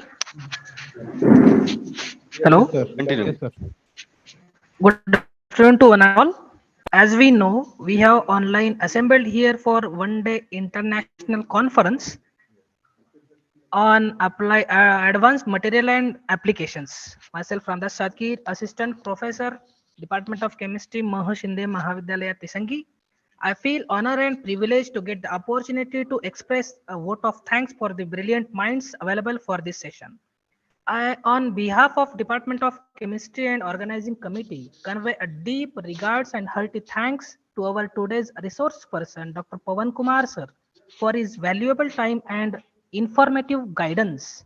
We got lot of information from his talk, and also thank our today chairperson, Dr. Hemaraj Yadav, for his gracious presence and valuable time. Thank you, sir. Thank you very much. Okay, thank you, sir. The next second session, it will be start in 2 seconds. So my request to Mr. A.D. Pinjarkar, sir, to continue. Good afternoon, one and all.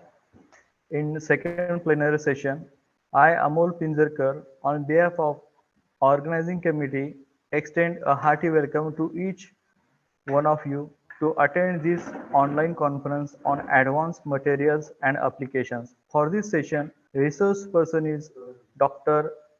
Patil, and chairperson for this session is Dr. B.V. Jadhav sir, professor and head department of chemistry, Changu Kana Thakur, ACS College, New Panvel. Instead of taking more time, I would like to invite Dr. J.S. Jadhav sir for introduction of our resource person and chairperson. Dr. J.S. Jadhav sir.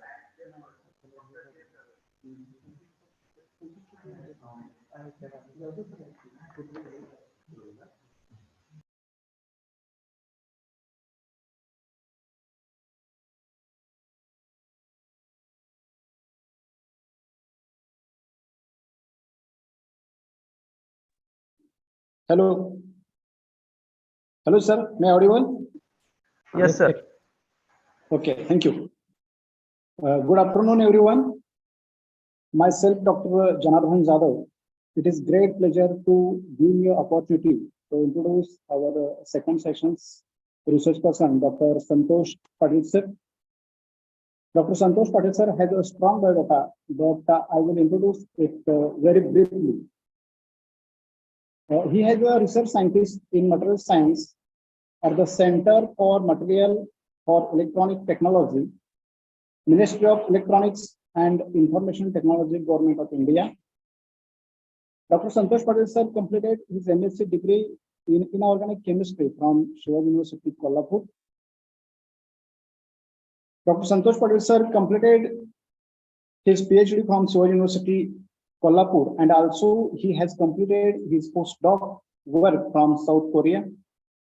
He has also done research work in France. He has published at least 36 research papers in national and international journals. He is expert in various characterization in techniques such as XRD, XPS, GTA, GC, HPL, etc. So once again, I welcome to Dr. Santosh Patil sir. And now I introduce the chairperson of this session, Dr. B.V. Jadhav sir. In brief, he is head Department of Chemistry, CKT College, New Panvel. He is a research guide. Once one student has been awarded a PhD degree under his guidance, and 3 students are working under his guideship. Sir has published several publications in reputed national and international journals. Now, I request to Dr. Santosh Patil sir, please deliver his talk on this topic. Thank you. Thank you so much. Yes, thank you, sir. Yes, sir. Am I audible, sir? Hello? Yes, yes, sir. Yes, sir. Okay, it's fine. Let me share my screen now.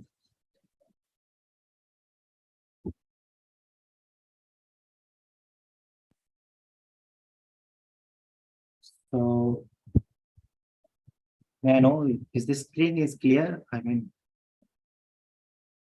can you see? Hello? Yes, sir. Okay. So, well, it's fine. A very good afternoon to everyone. And thank you, sir, for kind invitation and nice introduction. So today I'm going to speak about hybrid nanomaterials for energy and environmental applications. So Well, this is the night image of our planet Earth. So, to power this planet, we need a large amount of energy.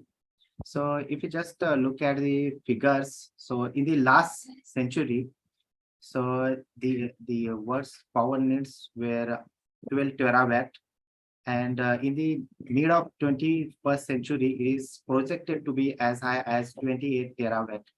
This means that the this means that the demand for energy is growing at an alarming rate, and currently this energy demand is being met by fossil fuels like oil, coal, natural gas, and nuclear reactions. However, this burning of this coal and fuels, so they can produce large amount of gases, and it has environmental concern. So one of the potential candidate for the future, which is considered as future fuel, is hydrogen. So the hydrogen is a clean fuel, and it can be used wherever fossil fuels are used today, and it has several applications. So also it can drive, it can address several societal drivers, like it can reduce the over reliance of the petroleum, and also it can be used wherever fossil fuels are used today. So when you consider about the hydrogen, so the hydrogen can be produced in different ways. So depending upon the way we produce the hydrogen, it can be categorized into different colors, like green hydrogen. The green hydrogen, which is obtained from the electrolysis or thermochemical water splitting using clean electricity, such as or clean sources of energy such as solar light or electricity, and zero gas emission. Okay, this is green hydrogen, and blue hydrogen is obtained from the steam reforming of biogas and natural gas, but in this case the produced the carbon is captured, so they call it as a blue hydrogen. And for the gray hydrogen, which is the mostly used hydrogen today, so it is obtained from the steam reforming of fossil fuels, and it generates the large amount of carbon dioxide, and therefore it has a environmental concern. So this is about some different hydrogens. So industrially, if you look at the currently hydrogen is being produced from the steam reformation followed by water gas shift reaction, which uses methane gas and water steam to produce hydrogen and carbon dioxide. However, this process emits large amount of carbon dioxide. It is very huge. So there are other ways, and we have to think about the other ways for the sustainable paths for the hydrogen. Like hydrogen can be produced from the photocatalysis, electrocatalysis, thermal decomposition of water, and different ways. So one of the promising or potential way to produce hydrogen is from the by harvesting solar light and splitting water into the hydrogen. So that is solar driven water splitting. So the production of cheaper and pure hydrogen is very important to provide all of society's needs. So basically, their solar hydrogen can be obtained in three ways. Number one is photovoltaic electrocatalysis. So this is one of the efficient process. However, it has a high cost because of the photovoltaic cells used, and therefore there are another ways also to produce the hydrogen. That is one of the ways photocatalytic water splitting, so which is which uses generally the powder photocatalyst, and however its efficiency is very low. Though it is cost effective, its efficiency is low, and we need to think about increasing or improving the efficiency of this process for the practical application. And another way is to produce hydrogen is photoelectrochemical water splitting, which uses the semiconductor photoelectrodes that dip into the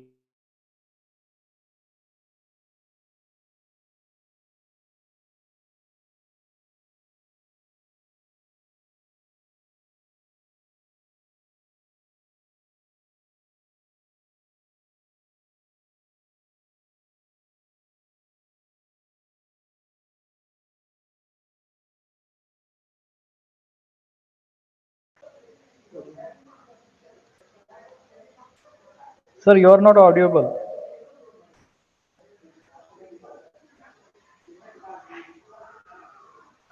Patil sir, you are not audible. Water, and by using how we can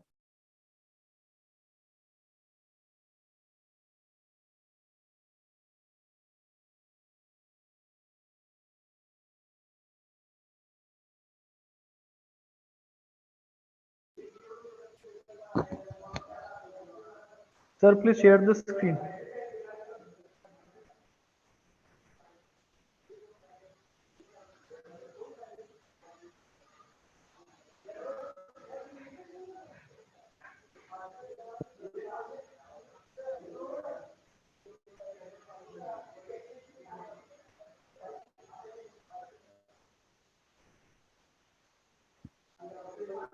Is it all right?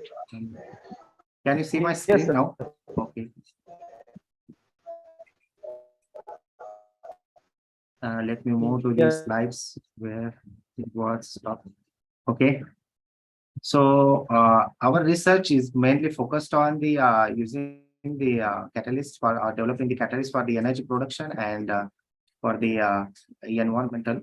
So let us see how does this photocatalyst works for the production of hydrogen. So when you use the semiconductor, which has band gap energy equivalent to the which has energy equivalent to the band gap and or more than that, you excite the electron from the valence band to the conduction band and create the holes in the valence band.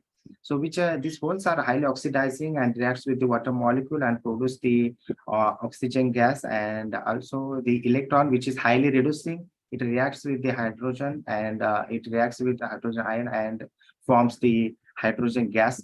So what are the requirements? Are the it should have the band gap in the visible region, that means more than 1.23 electron hole to less than 3 electron hole, and also it should have the negative conduction band edge potential in order to split the water. And overall, the efficiency of this process depends upon the material properties, that is chemical properties, physical properties, optical properties, and how well one can separate the electron and hole pairs or charge carriers and use it for the reaction. Because whether you want to make use of electron for the reduction or holes for the oxidation, you need to make sure that the formed electrons and holes should be captured by targeted molecules very quickly. Because if they recombine, there will be no reaction, and this is very critical in the design of new catalyst material. And last but not is the light, because even if your material is 100% showing 100% photonic efficiency, and if there is no light, then the reaction will not happen. So the most of the research in this field is mainly focused on the material design, without much understanding about what is going on in this process system and without much understanding about what is going on in the reaction. So I think it is the knowledge of all these three is equally important. So our contribution to this field is to join the dots and develop the highly efficient catalyst in order to make use for the large scalable hydrogen production. So if you look at the conventional photocatalysts, these are semiconductor materials, have some drawbacks, like when you excite it and it generates the electron and hole pairs that combine immediately and that loses the activity. So in order to overcome these drawbacks, we are trying to use the concept of combining two or more semiconductors material that can create some interface properties, and in this way we can transport the electrons in one direction and holes in the another direction, and that will help to achieve the better efficiencies for this catalyst material. And also we are using the another approach, like using the different co-catalyst materials and combine them with the semiconductors in order to improve the light absorption, improve the charge carrier separation, and also the surface reactions. So next, let's say one of the example of this kind of photocatalyst and how we can create it in the new form, in novel form. So this is the silver phosphate is one of the interesting material. So in the earlier older times, it was used as a in the photography, and this is one of the promising photocatalyst. However, it has a photocorrosion problem. That means when you expose it to the light, it can be degrade, very easily and dissociate. So in order to solve this problem, and we have tried to confine it into the silica glass matrix.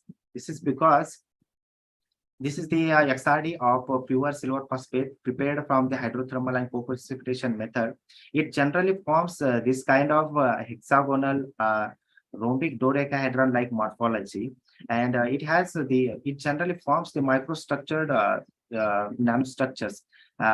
So how to make it nano? So we can make it nano by confining it into the some glass matrix. So how we can see in the next.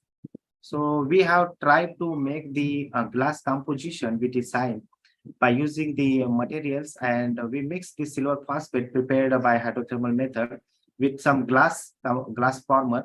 And in the next step, we melted it at 1200 degrees centigrade, and after that, we quenched the glass at room temperature, and we obtained the glass which is very colorless at the first.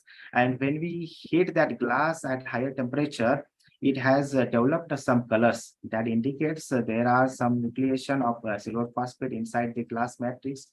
Basically, two different types of glass compositions were prepared, and one is as prepared with the just adding the silver phosphate, and in the next composition we added excess of ammonium hydrogen phosphate in order to produce more amount of silver phosphate.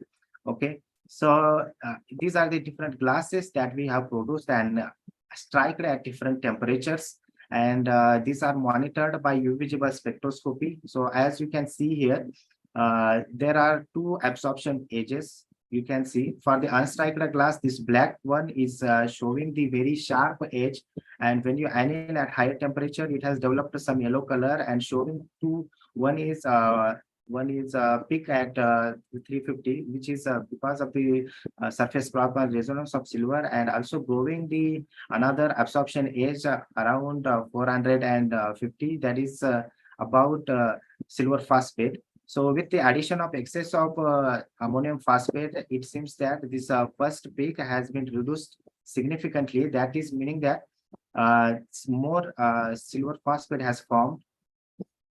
So we have used these glass compositions, and after obtaining these glasses, we have crushed into the fine powders, and we used it into the as a catalyst for the photocatalytic conversion or photocatalytic S2S decomposition.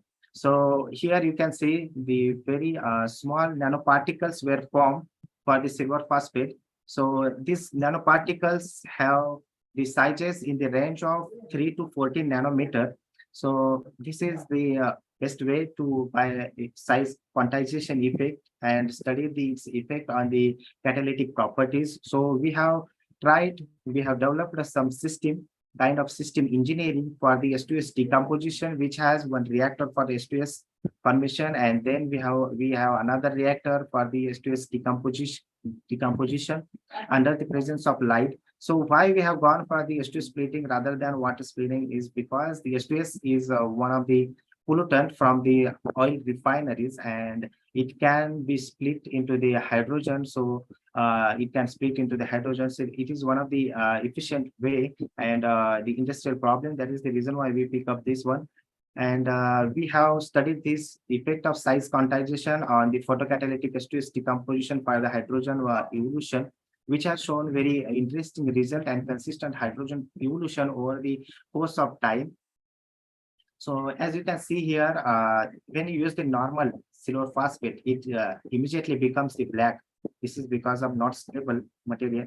And for the silver phosphate glass nanocomposite, it remains yellow and it can be reused.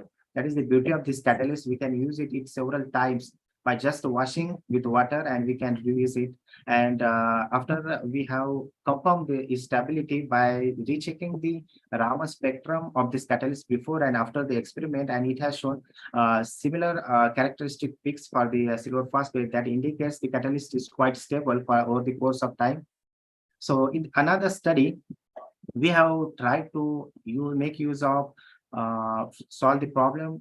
We have tried to address some issues of zinc oxide. Like zinc oxide is a wide band gap material; it cannot absorb the light. So we are trying to combine it with some co-catalyst like silver.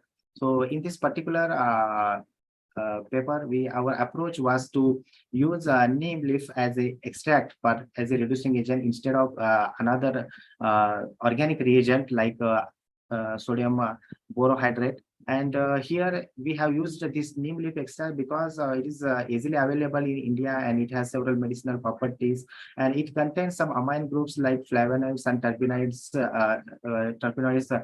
compounds that has nitrogen, and it has low pH that can be utilized for the reduction of the silver, and that is the reason why we have used it. So we have produced the silver zinc oxide composite kind of this kind of nano structures, and these powders then we have coated it by using spray deposition technique like this on the substrate ITO in order to make use as a anode, as a electrode for the photoelectrochemical water splitting. So this is the particular assembly we used here for the photoelectrochemical water splitting. So as produced, silver zinc oxides were used as a photoanode and platinum as a cathode, and under the influence of light, under the presence of light, this kind of water splitting reactions occur, and water splits into hydrogen and oxygen. So we found that with the silver zinc oxide, it has shown very interesting photocurrent density, which is double than the reference zinc oxide. So the enhanced photocurrent density in this case is mainly because of two reasons. First is surface plasma effect of silver nanoparticles, and another is the formation of interface that allows the fast charge transfer kinetics at the interface of this metal and semiconductor. So this is we have also used this catalyst for the water purification. As you know that large number of this kind of textile dyes were directly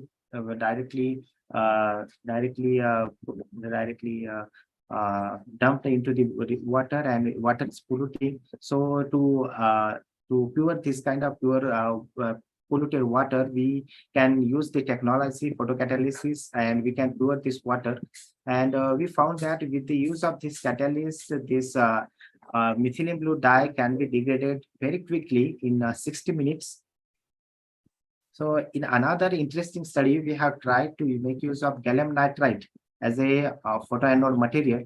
So why we choose this material? This is because of its characteristics, and it is a kind of stable material. So although it is stable, it has a wide direct band gap, that is 3.39 electron volt, and its conduction band edge are very favorable for the splitting of water into the hydrogen.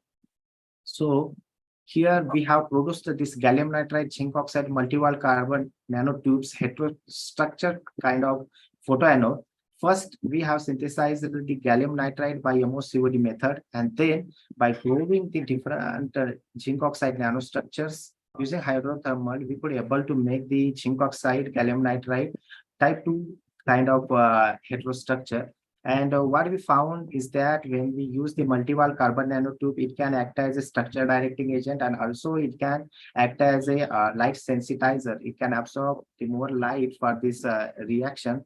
So here is the particular honeycomb-like morphology, which has the advantage of large surface area, and electrolyte contact is more better for this kind of structure. It was again characterized by transmission electron microscopy, which has shown the two different characteristic patterns for the gallium nitride and zinc oxide. So very interesting crystal structure of zinc oxide, and is a hexagonal root side structure.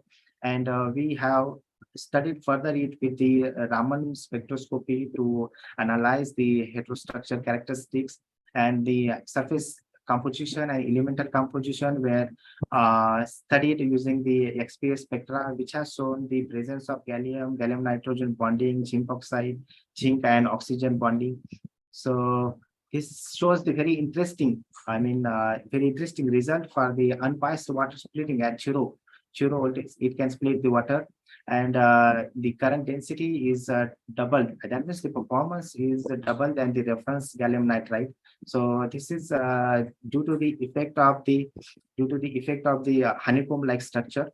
And when we study this for the chronoamperometry that is used for the to study the stability of this material. It has shown that the composite heterostructure has shown more better current density, and it is quite stable over 3 hours of reaction.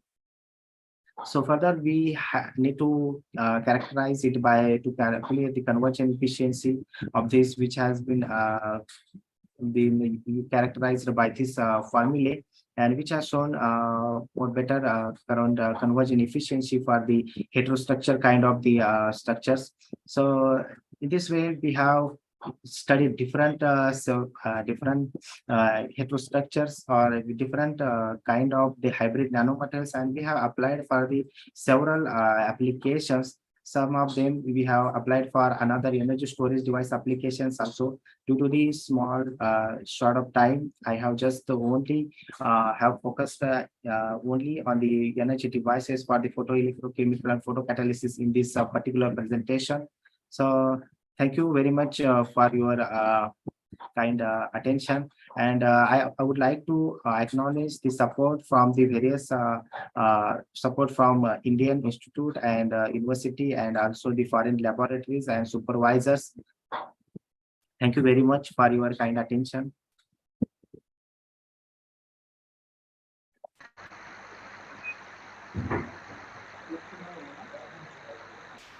Thank you, Patil sir. Thank you for your valuable information about the research. Now I invite Dr. Devi Dada sir to conclude this session.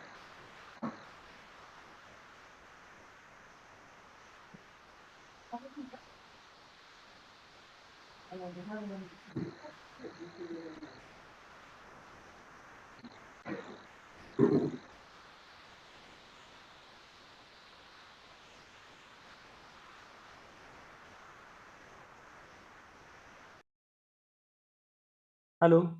Hello. Am I audible? Yes, sir. Yes, sir.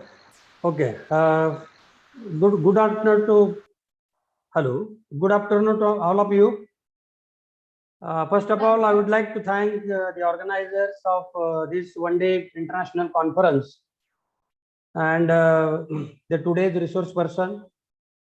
And I congratulate the Department of Chemistry and IQAC of Shinde Mahavidyalaya Tisangi for organizing this conference on advanced materials and applications. This session is all the participants. This session is open for a discussion. If any queries, if any question, you can ask. Hello. The session is open for a discussion.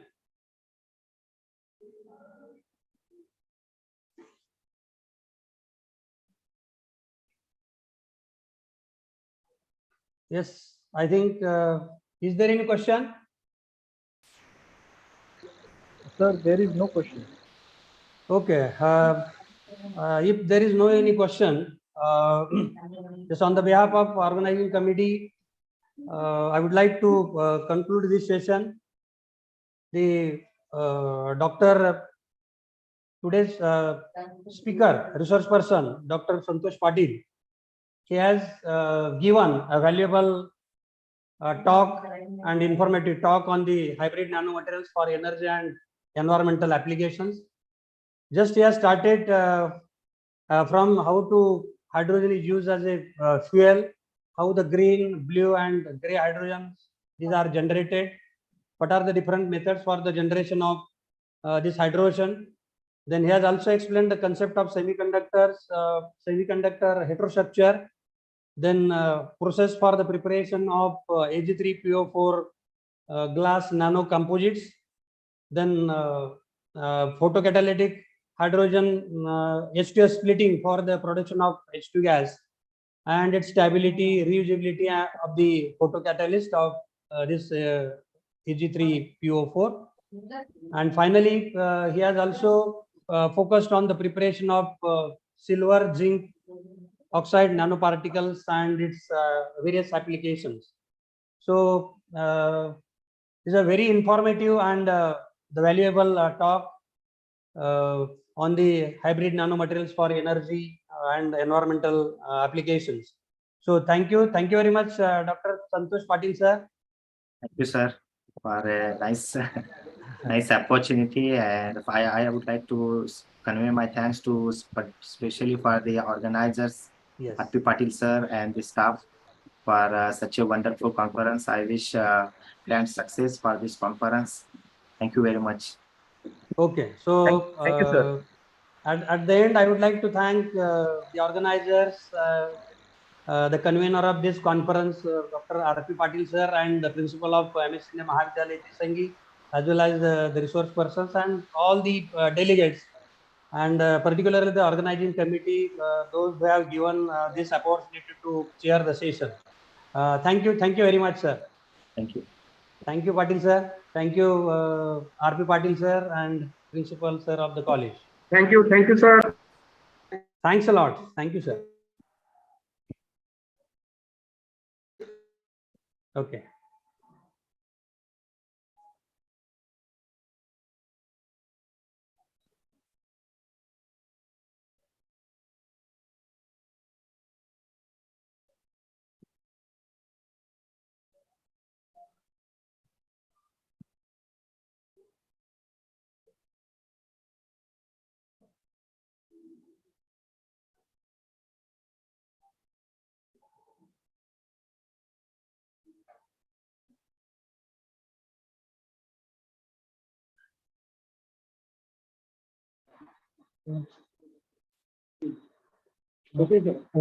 Sorry, sir.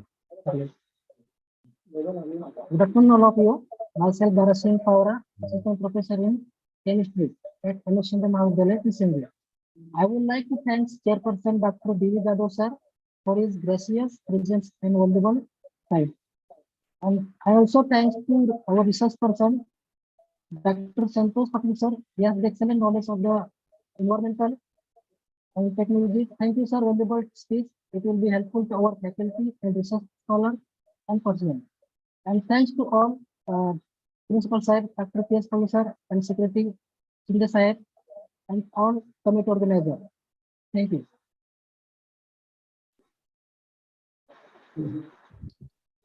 Thank you, sir. Thank you, Patil, sir. Thank you, Jadhav, sir. One request for all participants, within 5 minutes, start our oral session. During the oral session, we prepared 2 compartments, 2 Zoom rooms. All Zoom room participants assign our technician. I'm reading the all names. First, Mujawar Mehjabin is the first oral presenter. Second, Jadhav Satish, Sanat Kailash, Deshmukh Jitendra, Ms.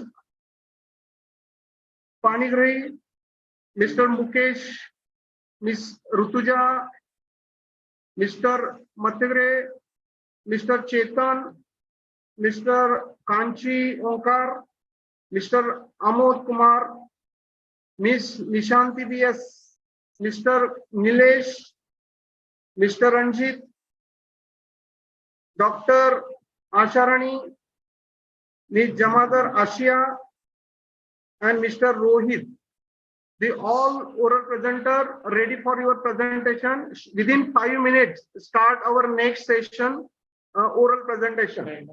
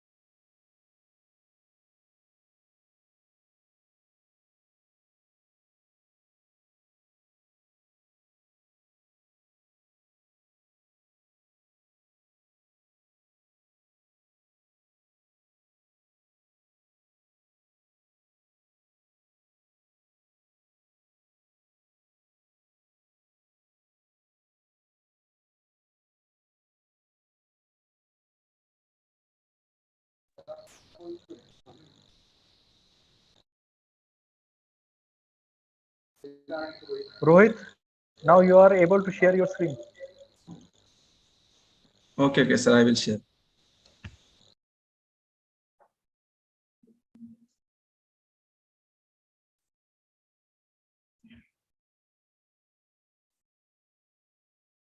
Is it visible, sir?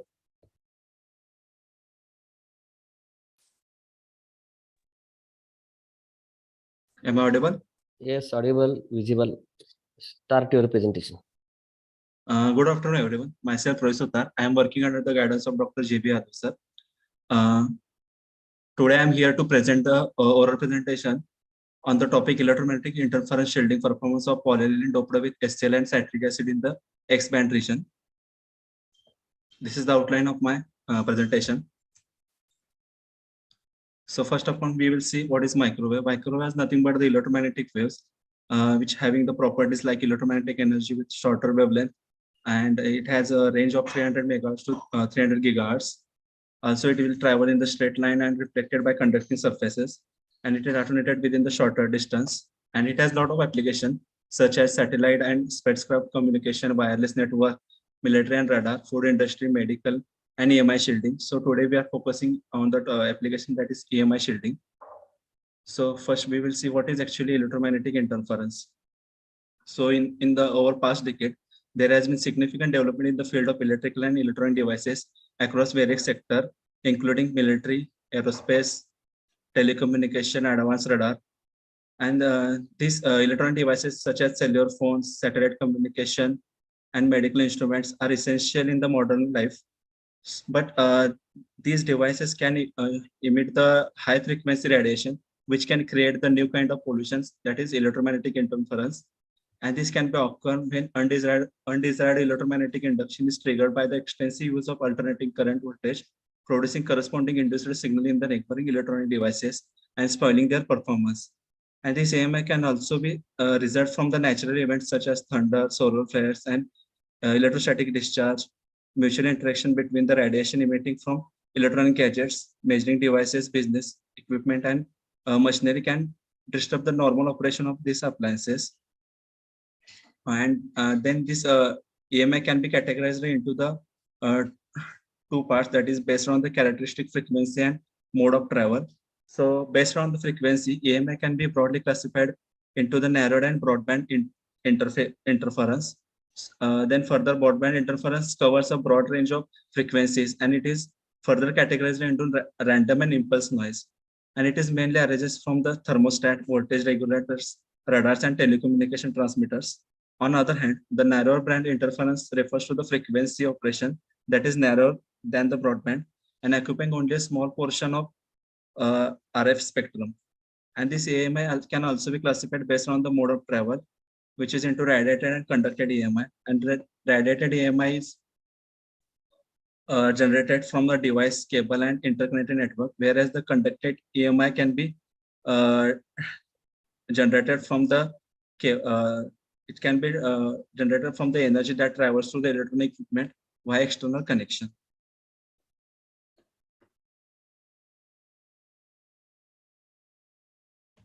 Then we will see what is actually electromagnetic interference shielding. So EMI shielding is a highly effective technique for safeguarding both the environmental and humans from the harmful effect of electromagnetic waves. And EMI shield can act as a barrier that can control the transmission of electromagnetic radiation through its bulk.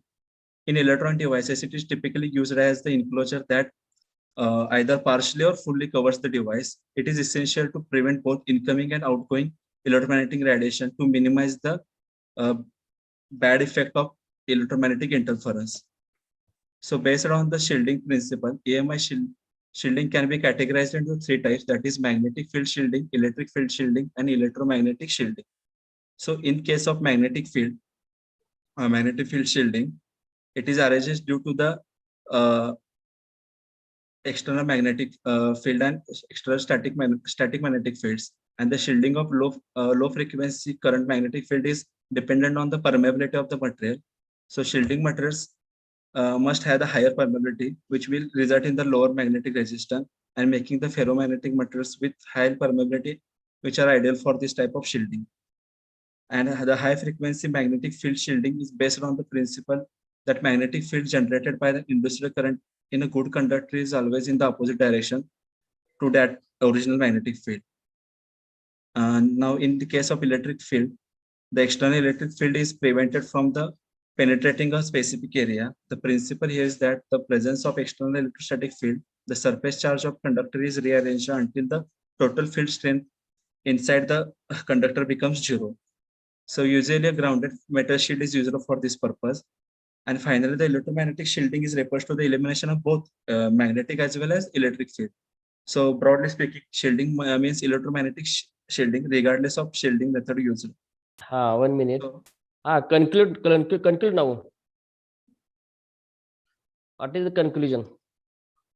Means overall from that. So I am working in this electromagnetic field shielding application. So for this purpose, I have used the polyaniline material. So in this introduction, I want to tell about the what is actually electromagnetic shielding and which factors it is depend on. So can I go further? What is the difference between no, what is the difference between broadband and low band interference?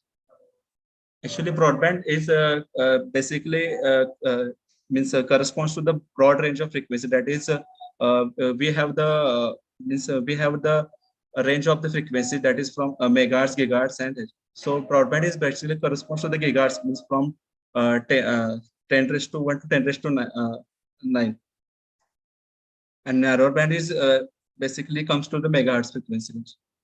So the this interference which is associated with the broader range is broader interference. Okay, how EMI are used in radar? Actually, sir, basically in the radar, we have used like for suppose if you have if you want to means suppose they is in our radar system, if you want to hide our aerospace to the enemy, so we can apply the shielding material on our aerospace, so it can be hide by the radars of the enemies, because it will absorb the or reflect the microwaves which are passing from that radar. Okay, next. Okay, so this is the mechanism of shielding mechanism. And in the shielding mechanism, there are three major concepts, that is reflection loss, absorption loss, and multiple internal reflection loss. So the reflection loss is the fundamental mechanism of EMI shielding, in which it will attenuate the energy of incoming electromagnetic waves through the reflection loss, and it may consist of mobile charges, carriers such as electrons and holes that can be effectively interact with the electromagnetic waves. So when the electromagnetic waves strike the surface of the shield, they are reflected and their energy gets attenuated. While in the case of absorption loss, the shield must be possesses electric and magnetic dipoles, so that can effectively interact with the electromagnetic waves and attenuate the energy through the absorption or impedance matching. And in the case of multiple reflection, that can be it refers to the reflection at various surfaces and interfaces within the shielding material. This requires the materials with a high surface area or large surface area, especially the porous material or foams. Okay, which okay, exhibits. okay. Stop your presentation and next candidate. Okay, thank you, sir. Next participant, Rutuja Sate. After that, Rutuja, Miss Mujawar, be ready. After Rutuja, Miss Mujawar, be ready.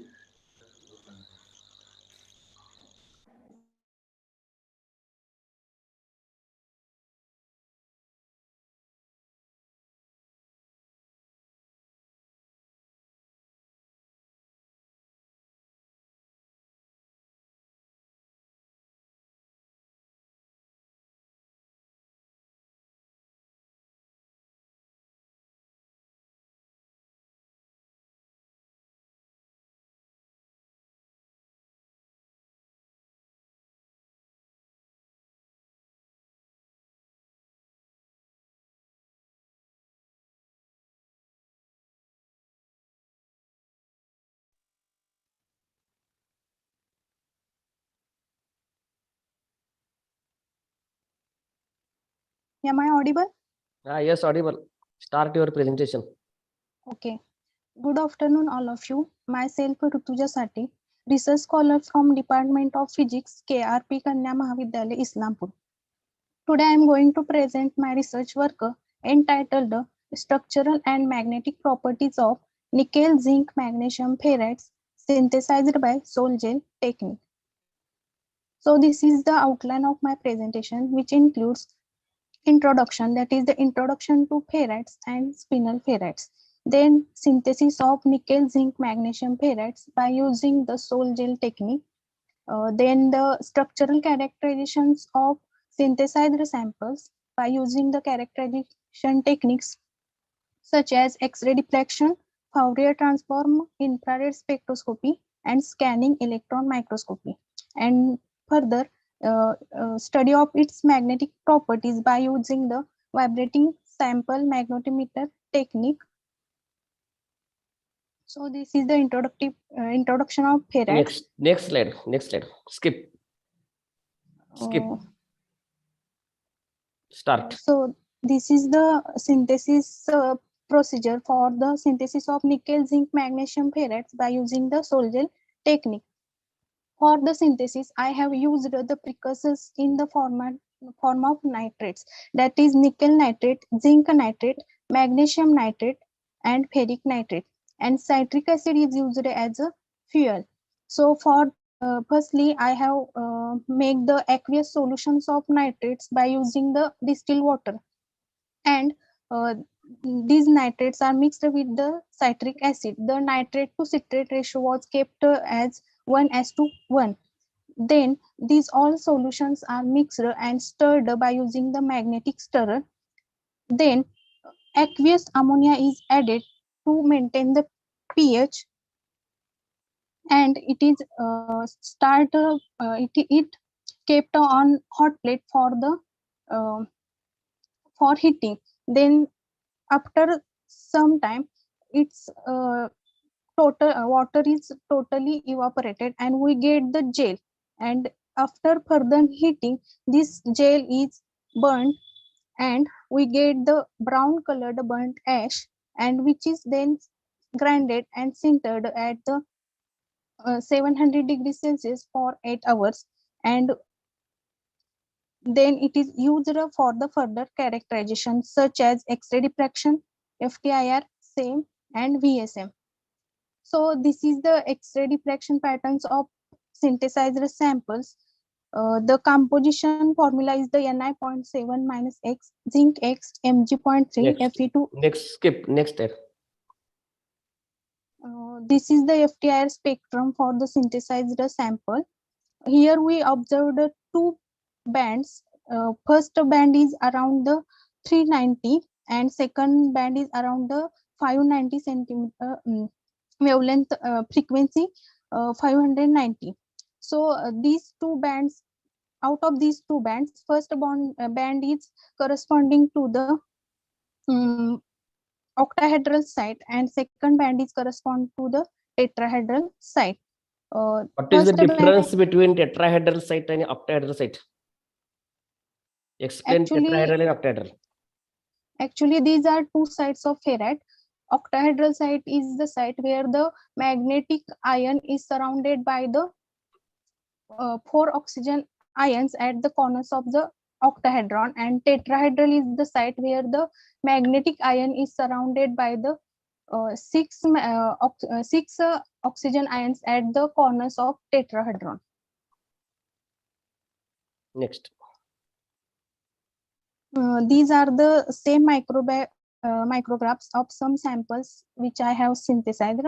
Here we observe the inhomogeneous distributions of grain, and particles are partially agglomerated due to its magnetic nature. And here we also observe that as the zinc content in the composition is increases, particle size is also increased. Then this is the hysteresis curves for the synthesizer sample. Here we explain observe the porosity. Is there porosity? Yes, there is porosity. Porosity means how the material can absorb or how it retains some liquid or anything. Okay, next.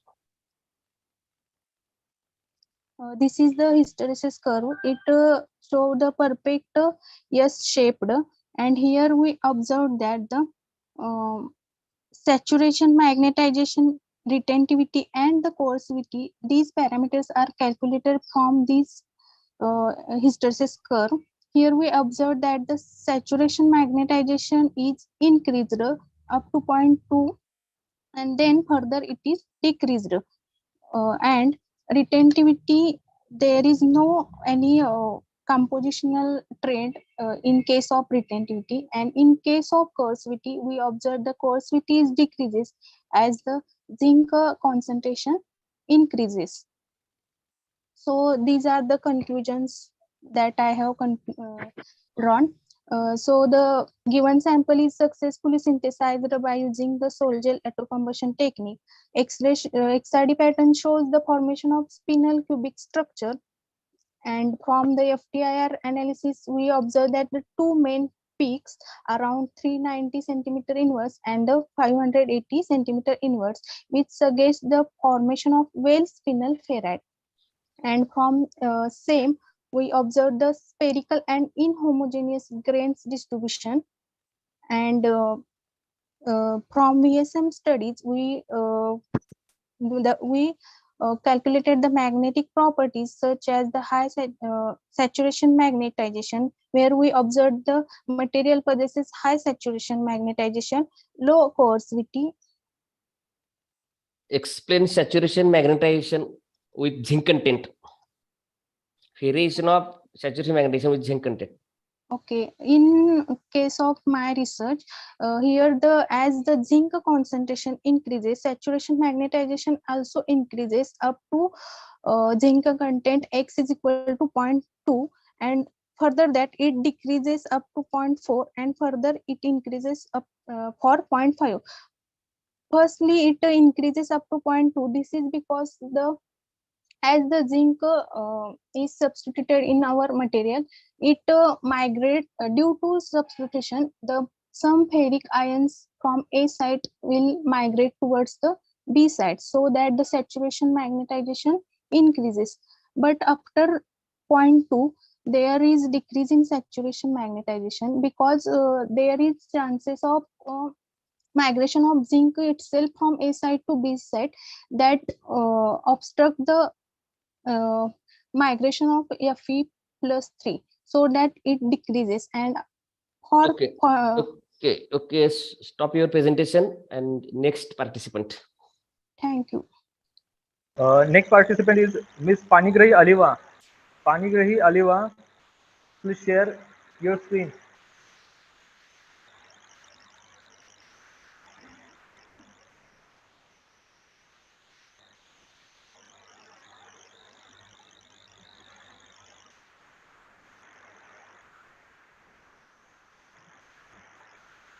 My screen is visible. Yes. Good afternoon to everyone. My name is Aliva Panigrahi, MSc. I express my heartily gratitude to the organizer for giving me this opportunity. My topic of presentation is investigation of electronic and optical property of cobalt oxide, a DFT study. Here is the abstract of my presentation, in which I will discuss about in brief introduction about DFT and how we calculate some property of cobalt oxide. The content of my presentation are history of DFT, introduction, then basic principle of DFT, quantum espresso software, and convergence and band gap calculation of cobalt oxide molecule. Here the history of Skip. Next slide. Skip. The DFT approach is a frequently employed approach in study the electronic, optical, and property of materials, and widely used in physics, chemistry, and material science, as it is low cost and requires minimal computing work. But only up to one electron system we can solve the quantum mechanical treatment. But when it comes to many-body electron system, the Schrodinger's equation fails. So in DFT, we reduce the many-body problems into a single electron system, and we consider the electron density for the calculation. Next. This is the basic principle of DFT by classifying the electrons into valence electrons and inner core electron Next groups. slide. The main Skip next slide. DFT calculation of is based on two basic principles that or theorems. First theorem is the external potential or ground state energy of the electron is considered, and the theorem 2, which tells about the electron density that minimizes the energy of the overall functional, is true to the ground state density. Next, here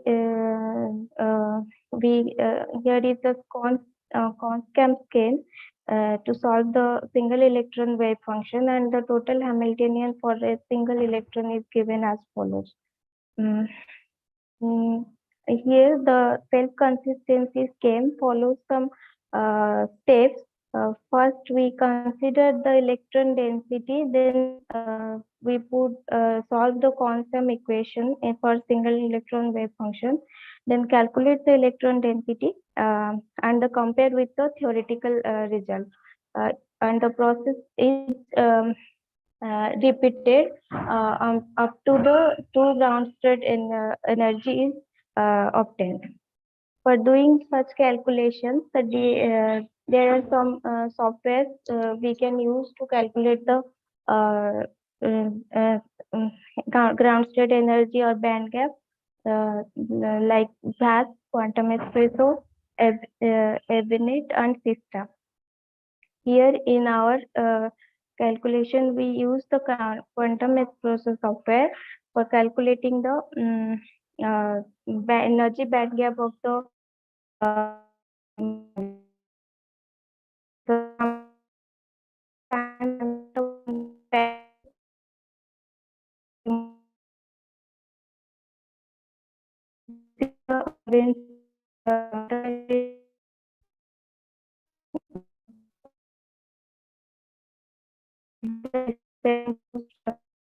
in my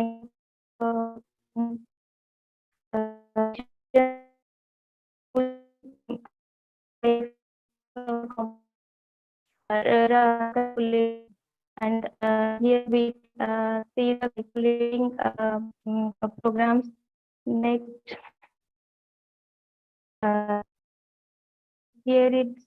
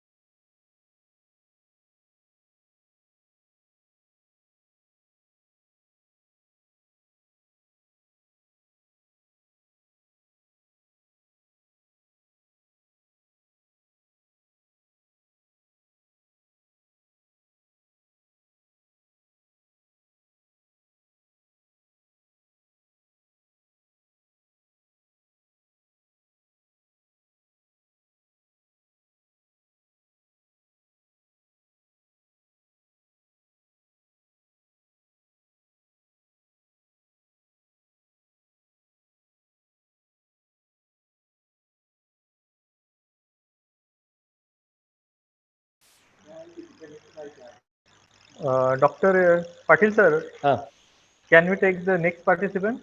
Yes, next participant. Okay. Next participant, Mr. Mukesh Shekhar. Please share your screen. Mr. Mukesh Shekhar, please share the screen.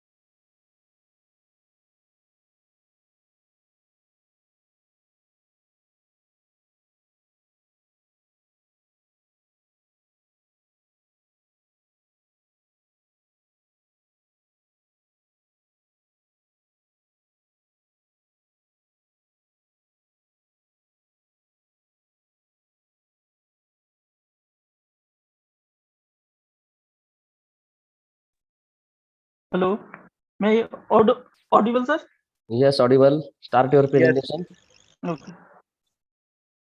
Good afternoon to all of you. Myself, Mukesh Sekhar, and thanks to our organization to giving me opportunity to participate in this conference. And my topic is dialectic relaxation behavior and conduction mechanism of CA and TI code of multiploic bismuth ferrite under the guidance of Dr. Pawan Kumar, Assistant Professor, Department of Physics, Mahatma Gandhi Central University. My today content is introduction and motivation, objective, sample preparation, characterization, results, conclusion, and references. And introduction. What is multiploic? Multiploic material have considerable research interest because of its wide range of application, starting from the a storage system and micro electronic and spintronic device and magnetic sensor, and there are a few number of material exhibiting multiploic behavior. And multiploic material is a class of material that simultaneously exhibits more than one ploic order parameter, ferroelectricity, ferromagnetism, and ferroelasticity in the same material. And this is the structure of a space group of R3C at a Curie temperature of 1100 K, and this is rhombohedral resorptive peroxide, and which have the there is a G-type center centrosymmetric order, and there is a major problem of making the BiPO3 and preparation of single phase and a high electrical conductivity of bismuth ferrite, oxygen vacancy, spin cycloid structure, grain size control, and low magnetic electrocoupling of coefficient. And this is the expected solution. Control synthesis by the tartaric acid modified by the Sol-Gel method and using excess Bi and co-substitution in Bi and Fe site, and to achieve the morphological phase boundary by the chemical pressure and modify the crystal symmetry and preparation of epitaxial thin film. And this is my objective, to synthesize the material by the Sol-Gel technique, and then we study the crystallographic phase transition by the XRD and Ritwell analysis, and then we calculate the activation energy by using Arrhenius plot. And this is the pictorial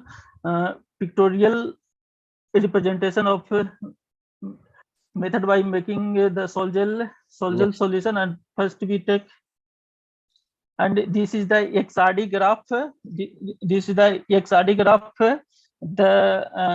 The figure in large view of the highest intensity peak at the around 32 degree is shown in figure, and in which the shift in the XRD pattern is clearly visible with the increase in the co-doping percentage, and it indicates that the CA and TI are being co-doped into the lattice site, and the measure of the characteristics is increased at 104 and 110 of the pure BFO, where the observed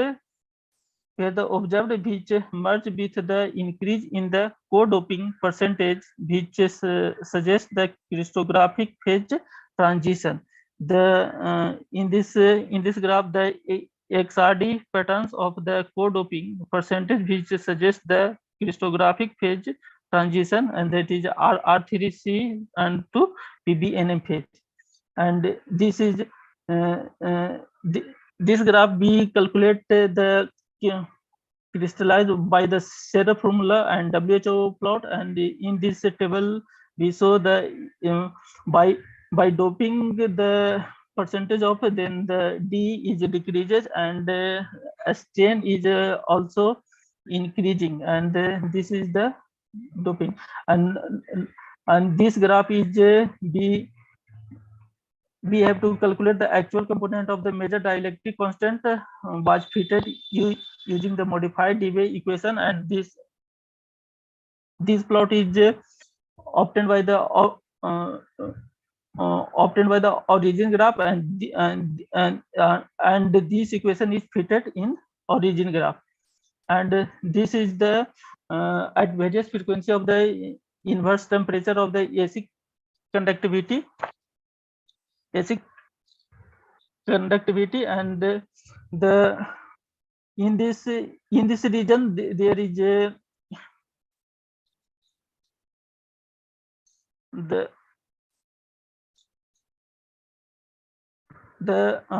the observed trend suggests that the current sample could have a contribution from a variety of polarization type, and in this there is a dipole ionic, electronic, and interfacial space charge polarization. The magnitude of J dash is increases as the temperature rises, when they indicate that the dipole are the thermally activated, and interfacial and dipolar polarization play on the active role in this figure.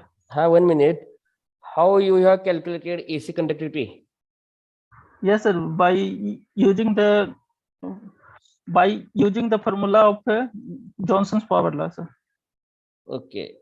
And how you have measured that AC conductivity? Yes, sir. By using the Johnson's power law, and then we in all the interfacial we first draw the slope here, and the slope is coming out, then multiply the some constant, and then region 1 and region 2 and then region 3 will calculated the activation energy.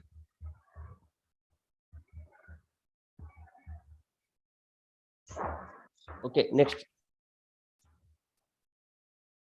And next in this graph we plot the Nyquist plot, and this sample show the model satisfying the model is CBS model, and the brick layer of this sample is satisfying, and by this molecular plot, the software, the data point represent the obtained experimental data, and the solid line is the theoretical fit curve, and in this by fitting this data, and we have obtained the value of RG, RGB, and CG and CGB, and N are the grain resistance, grain boundary, and grain capacitance, grain boundary, and grain capacitance, and the relaxation distribution.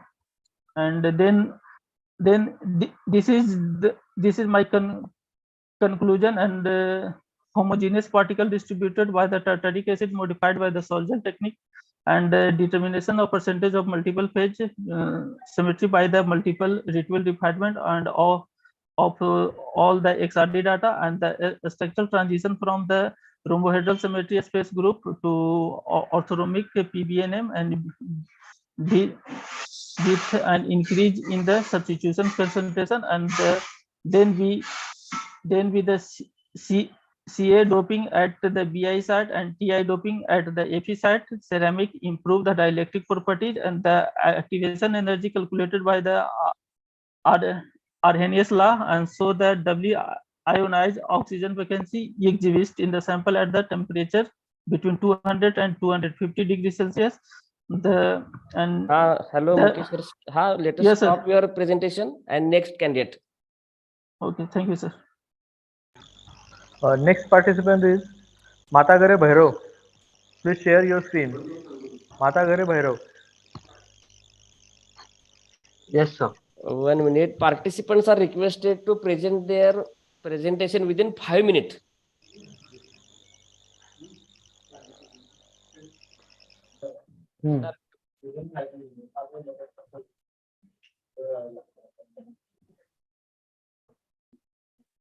Sir, is the screen is visible?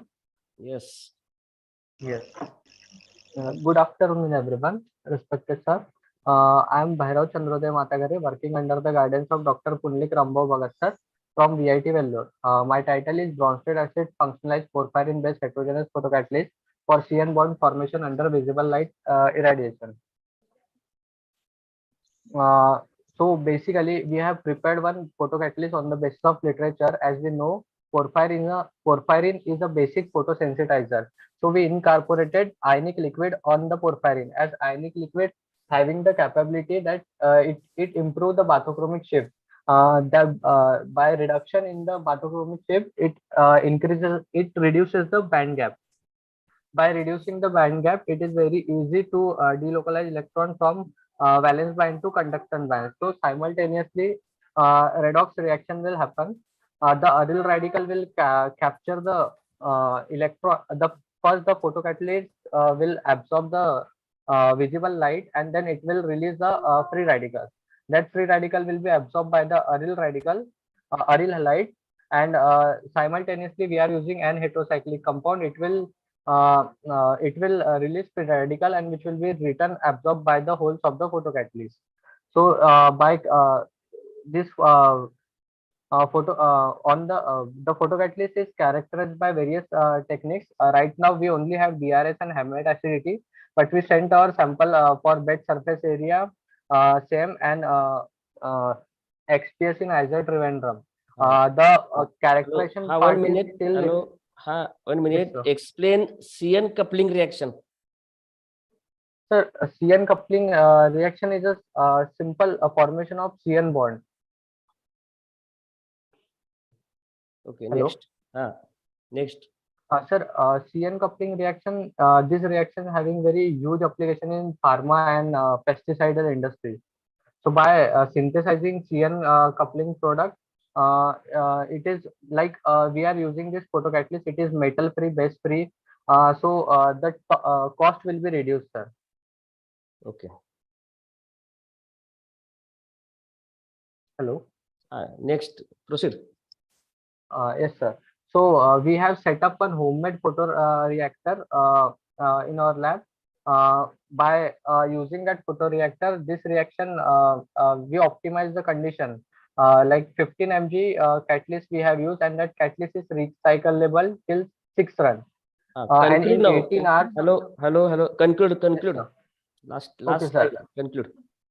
Okay, sir. Sir, the Bronsted acid functionalized porphyrin based photocatalyst that we have produced, it is confirmed by various characterization technique, and it is useful for the CN coupling reaction.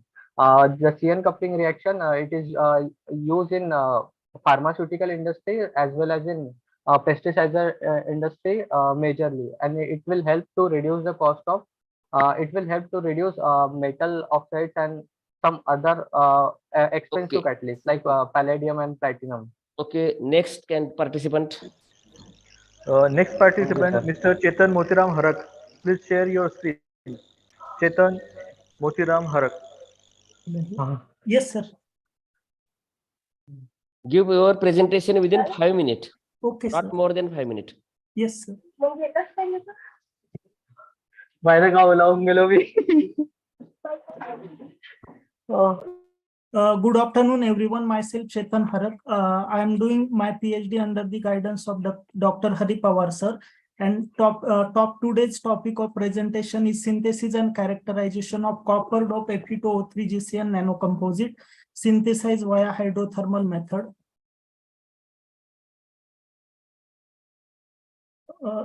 Outline of my presentation include introduction, synthesis of copper dope Fe2O3 GCN nanocomposite, characterization, result, and conclusion. Nowadays, nanotechnology used in a different. Skip. Next slide.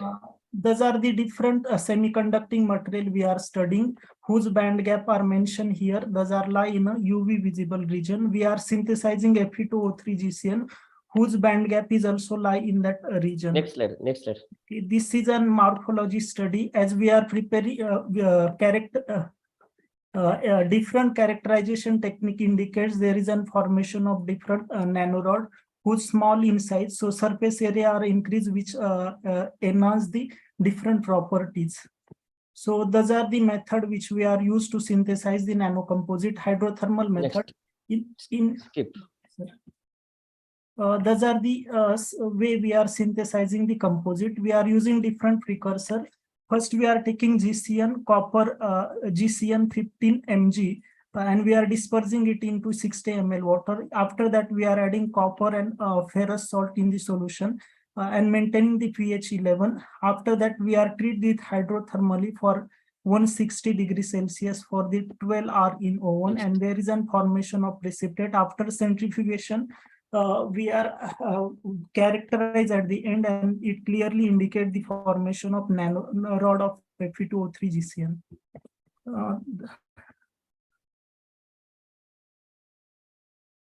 Next slide.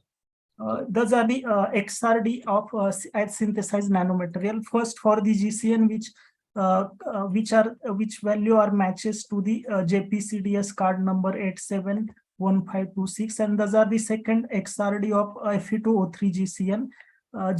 That XRD indicate the high purity of as synthesized material.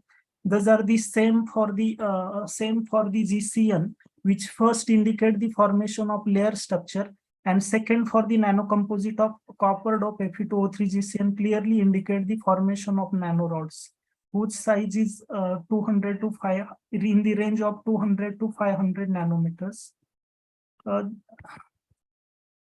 We are also done EDS spectra that are characterizing the element present in the material. First, for the GCN clearly indicate the presence of element like carbon and nitrogen, and second for the composite of Fe2O3 copper dope Fe2O3 GCN, which indicate the presence of carbon, nitrogen, copper, Fe, and oxygen.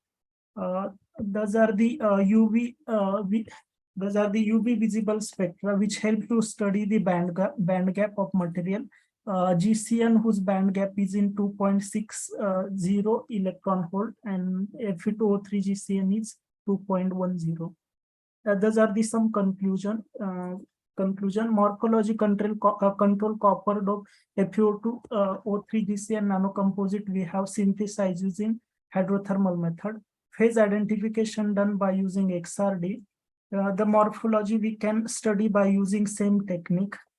Chemical composition we have studied by using EDS technique, and band gap we can evaluate it by using UV visible spectrum. Explain any application. Actually, we are going to use that composite are absorbing the light in a UV visible region, so those are the good photocatalyst. Those are also used for the hydrogen evolution process. Okay, stop your presentation. Next participant. Next participant is Kachi Onkar Gangaram. Please share your screen. Kachi Onkar Gangaram.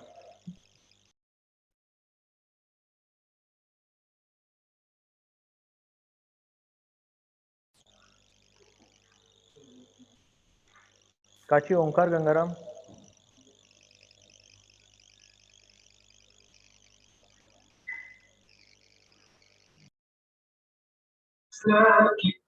Sir, am I audible? Yes. Hello. Yes. My presentation on development of chlorotoluene drugs and its impurity and designing the antifungal activity of pyrazole derivatives. If you see this is a 14 demethylase enzyme. With the help of azole, it will block this complex and it will not from the ergosphere. That is a fungi cell constituted to make up the building blocks for membrane.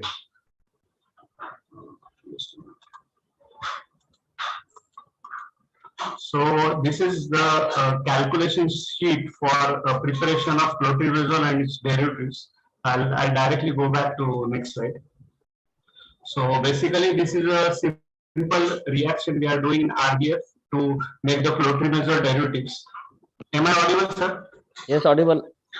Yes, sir. So it is a clotrimazole derivative. It requires 12 to 15 hours to synthesize this compound in kg scale. But with the help of flow chemistry, by changing the toluene solvent to DMF and at lower temperature, we can get this compound within 5 to 10 minutes. This is nothing but the schematic diagram of flow. Here is a 2 pump. Okay. So in a formulation of candid cream, you don't require only API constituent. You require the quantification of impurities. So to get the impurities synthesized, when we degrade the clotrimazole drug, you get the European pharmacopoeia impurity A and D. And this is by degradation. And some impurity we have to synthesize. For example, these two impurities we have synthesized with Ignat reaction, and another is D. Here it is deschloro. So all these are impurities required for the formulation. So basically, due to the many infected by fungi and clotrimazole and other drugs are resistant to fungi due to modification in structure. So we have to develop a new antifungal derivatives with the help of molecular docking and key lock and key concept. We can design different pyrazole derivative in chapter 1 and 2. Once we'll get the activity of this, one of the activities showing a good in vitro. So we are going to prepare the library synthesis of that. So on the basis of the library synthesis, this group pharmacophore is important. Conclude now. Conclude. Okay, sir. For example, directly go to clotrimazole is one of the ring is converted into ferrocyanide, and it will change its activity to anti-cancers. Thank you very much, and thank you, the Shinde College Kolhapur, giving me opportunity. Thank you. Okay. Next. The next participant is Mr. Amut Kumar. Please share your screen. Mr. Amut Kumar.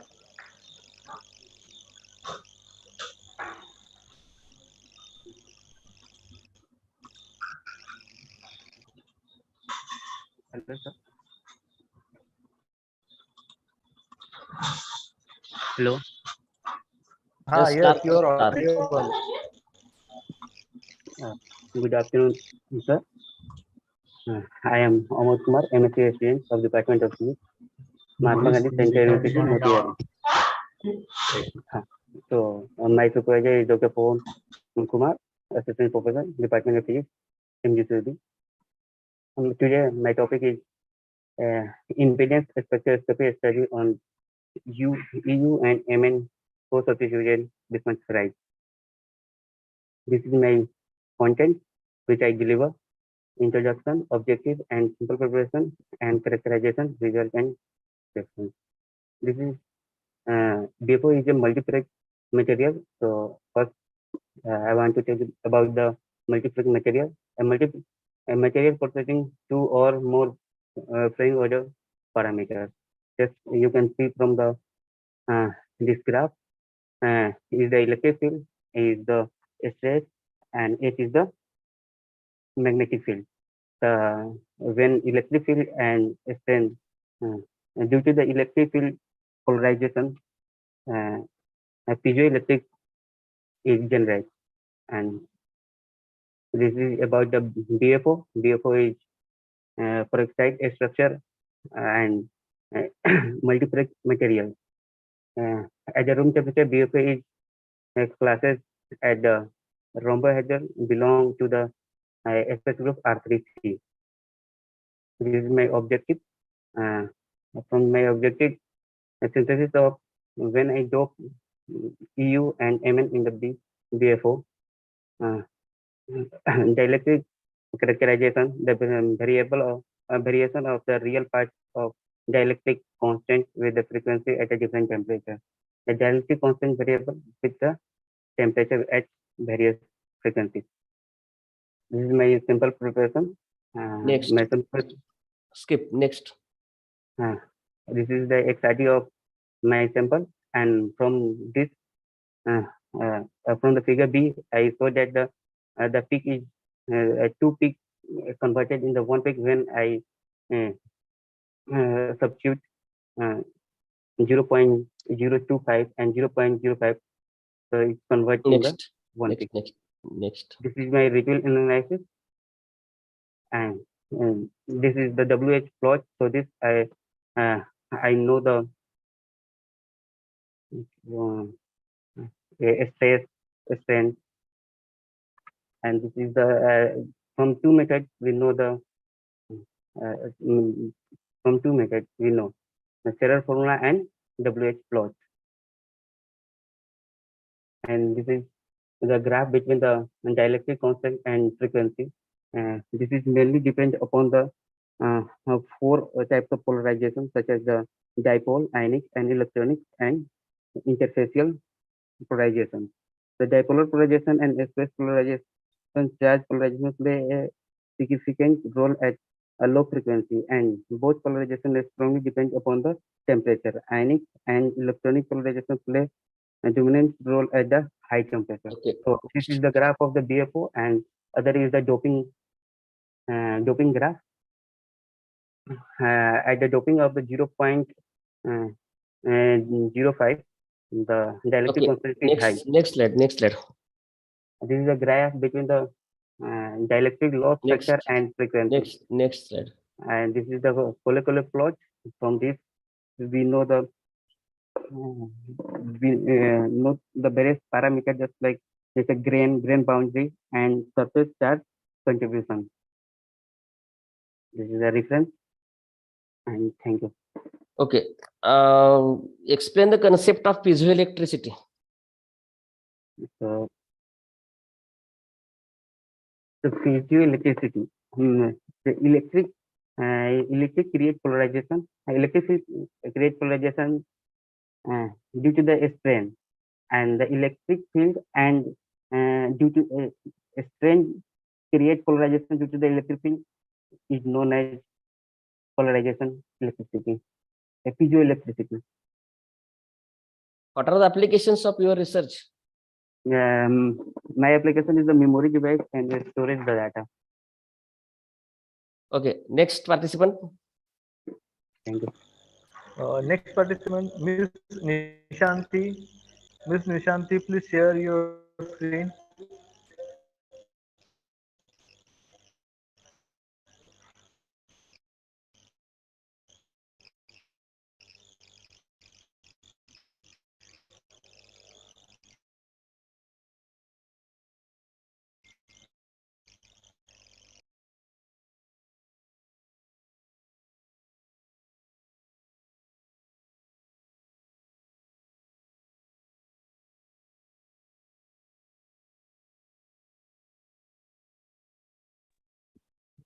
Nishanti, start your session.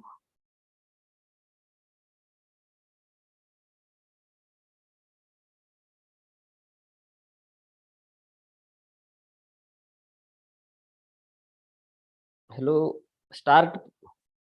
Nishanti, start your presentation. Is there any problem?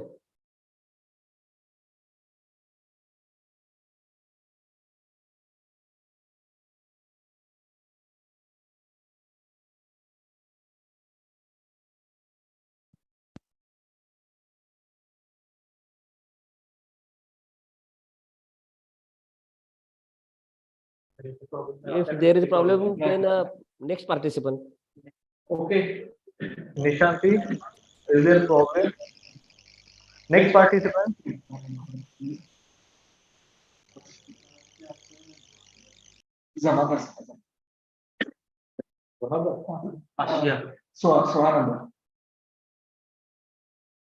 Miss Jamadar Asia, please share your screen.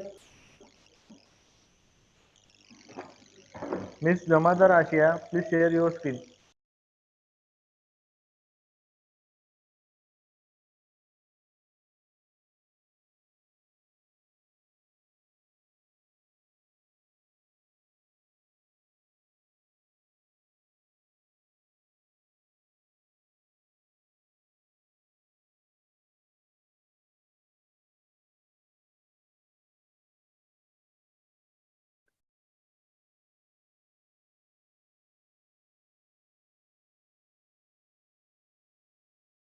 Dear participant, those are participating in oral presentation, ready for presentation.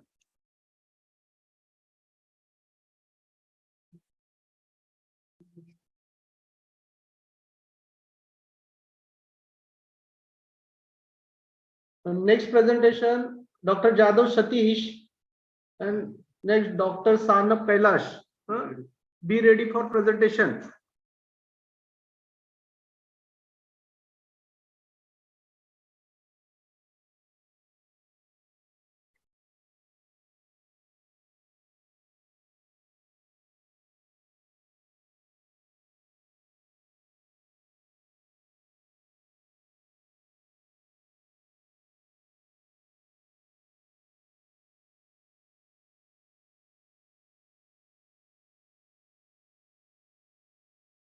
Next participant.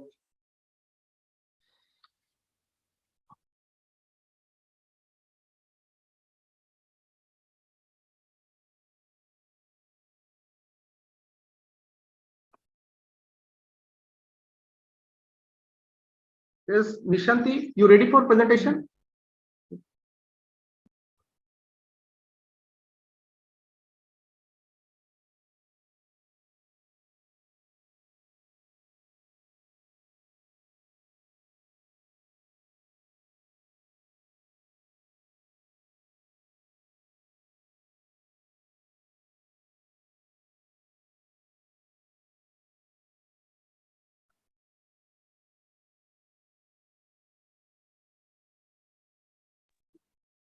Hello, Ashia, any problem?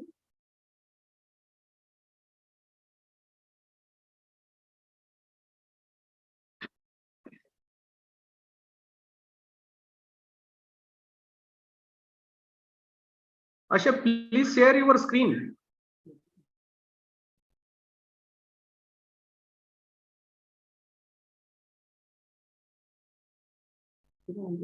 My voice is not audible.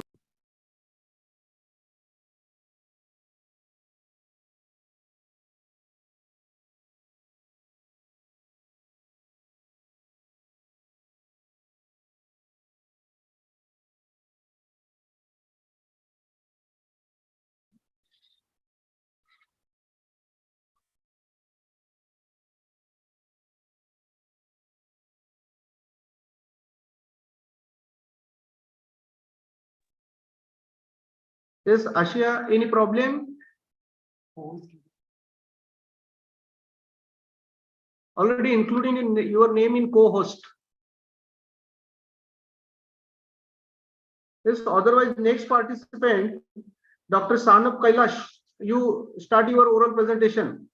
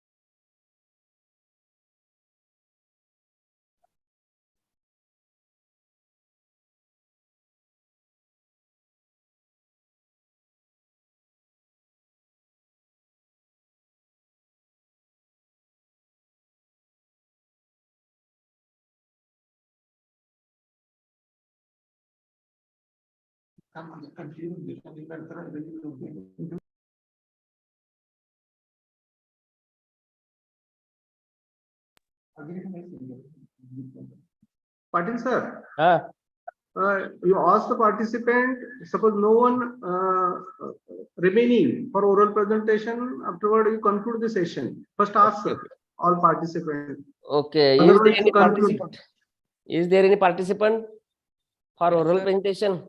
Yes, sir. Please Yes, sir. name. Ranjit Introduce yourself. Ranjit. Bhore. Hello. Okay, start your presentation immediately. Hello. Okay, sir. Okay. Hello. Hello. Hello. Sir, visible? Visible. Okay. Hello. Hello. Yes, sir. Actually, I want to present. Start your presentation. Sir, just I am driving. I will take 5 minutes, or otherwise I will just park guide aside, park my car aside. Wait, just a minute. Okay, you can start your presentation after 5 minutes. Just I'm starting, sir. Wait. Okay. Hello. Hello. Listening. I'm starting. Just a minute, sir. Hello, Kailash. Start your presentation. Yes, sir. Starting.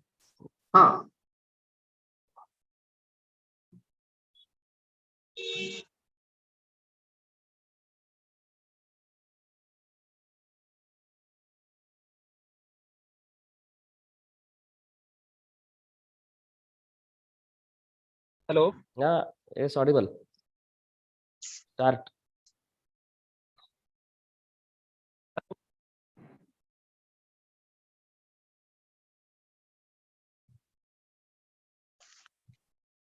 Hello. Hello. Start your presentation. Is there any problem? Yes, sir. Just a minute. It's asking to share PDF file. I have PowerPoint presentation. It's asking to share PDF file. Okay, it's technical issue. It's asking to share PDF file. Kailash, Yes, definitely asking for PPT. I think. Sorry.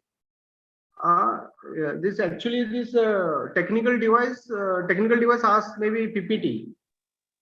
Sir, I am working through mobile. Yes. Okay, you continue. But just a minute, I will convert it to PDF. Just sir, just a minute. Okay. Otherwise, Patil sir, start next participant. Next participant.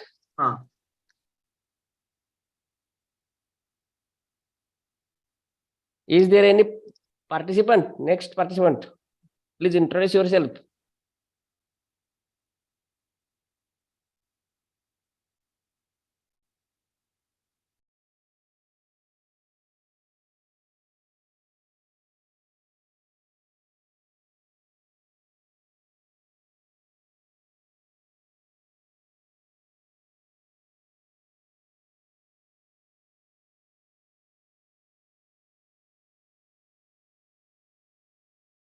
Pradeep Gaikwad.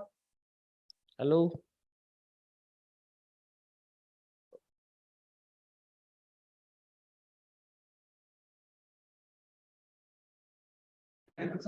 Is there any participant? Hello, Ashia Jamadar. Ashia Jamadar, please share your screen. Jadhav Satish.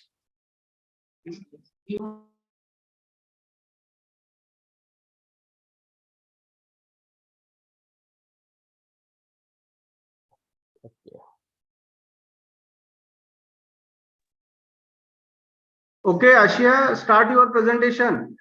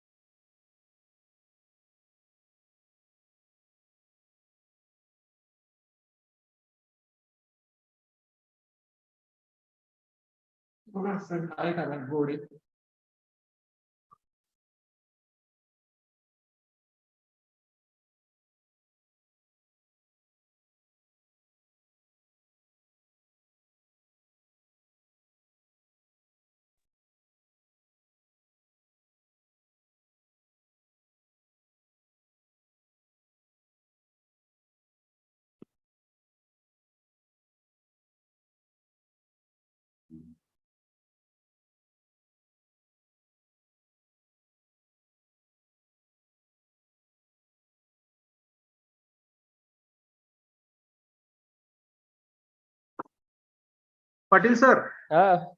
Yes. This is last participant, and afterward conclude this session because our valedictory function this is start shortly, sir. Okay. Chief guest is now in waiting. Okay. And I request you to after this presentation conclude this session, oral presentation. Okay. Okay, sir.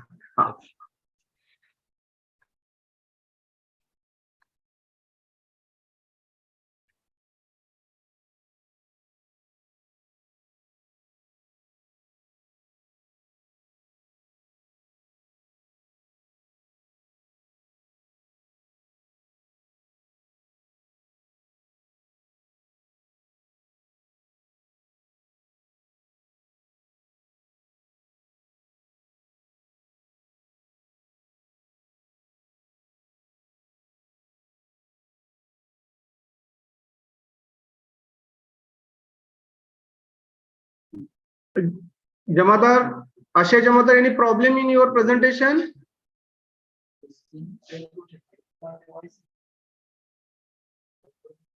Hello.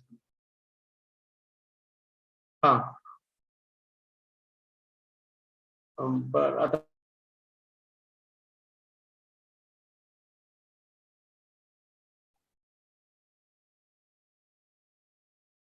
Patil sir. Okay. Patil sir, you conclude the session, sir. Okay, now I am here concluding the session was very good. All participants have presented their research paper, and that research paper is applicable for the society. And there are some technical issues. Some participants have not presented their research due to their technical issue. But overall, all participants have given a valuable and informative their research, and which will be helpful or enhance the research in future also. So I will thanks all participants. Thank you.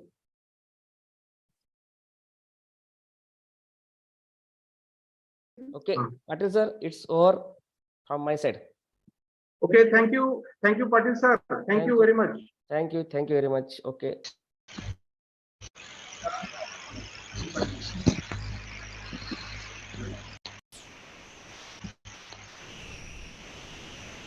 Hello. Am I audible?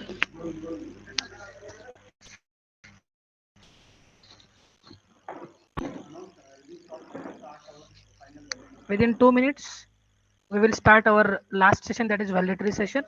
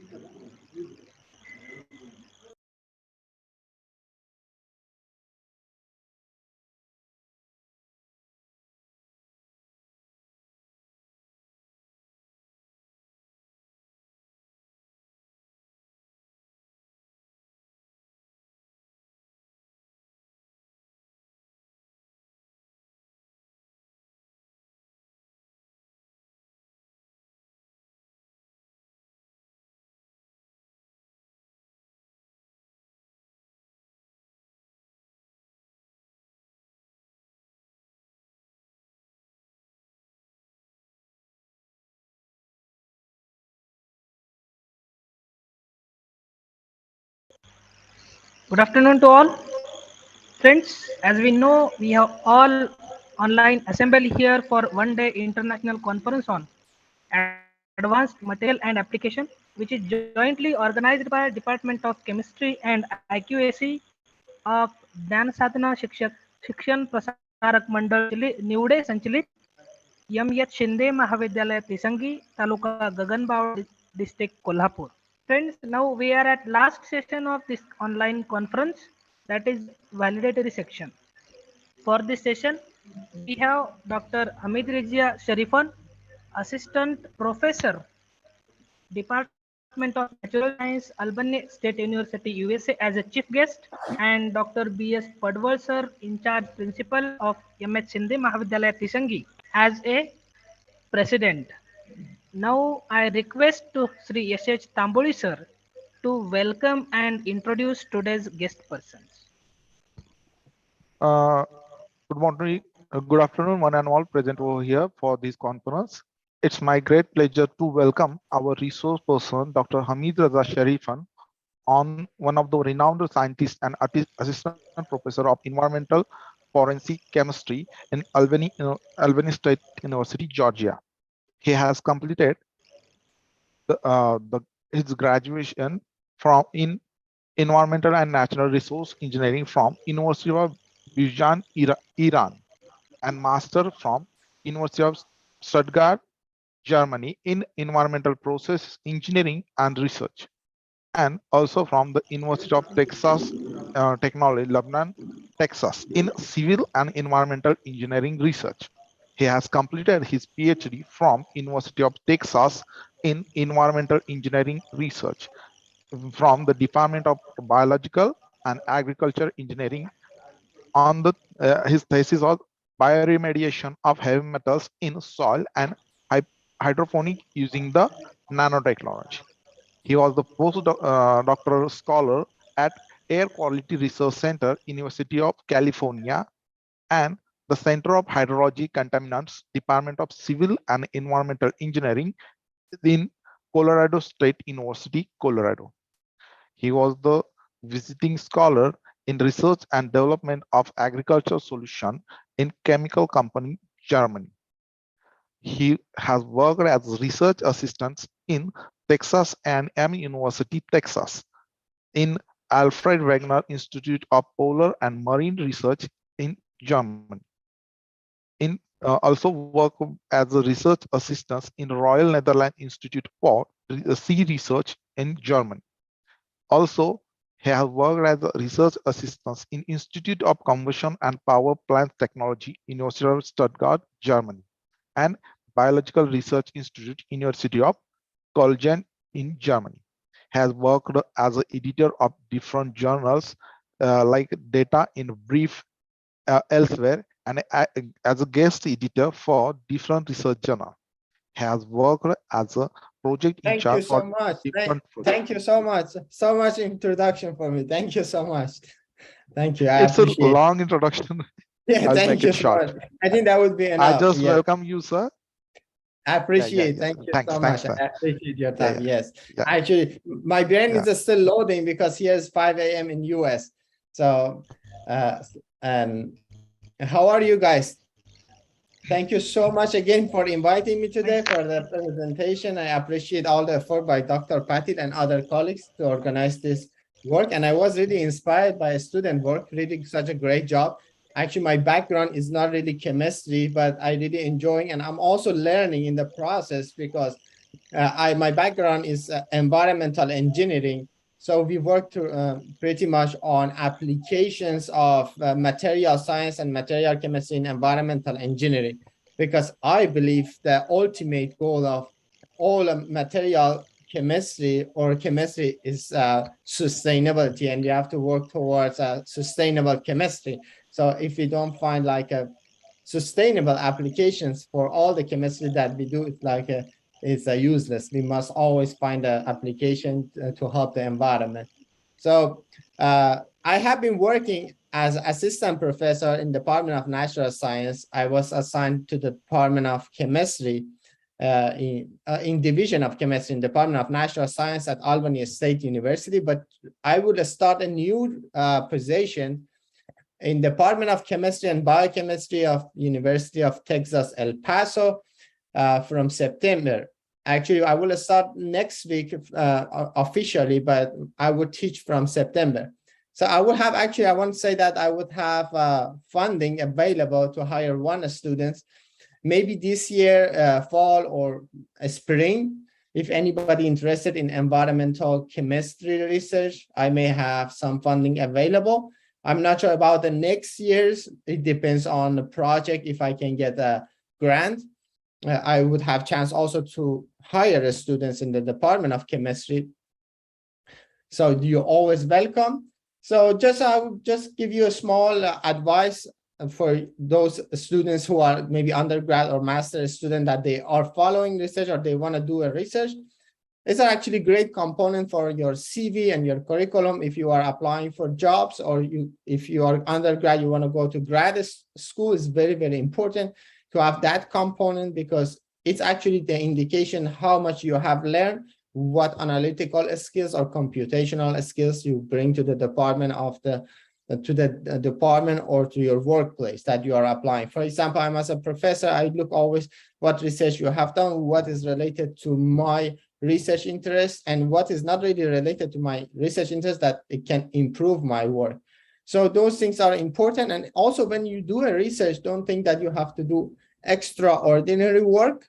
Sometimes you can just do the very, very small research, but present it better and produce more result from a small research. You don't need to perform several costly, time-consuming research. Always try to work smart and make a small project or a small research and produce more result.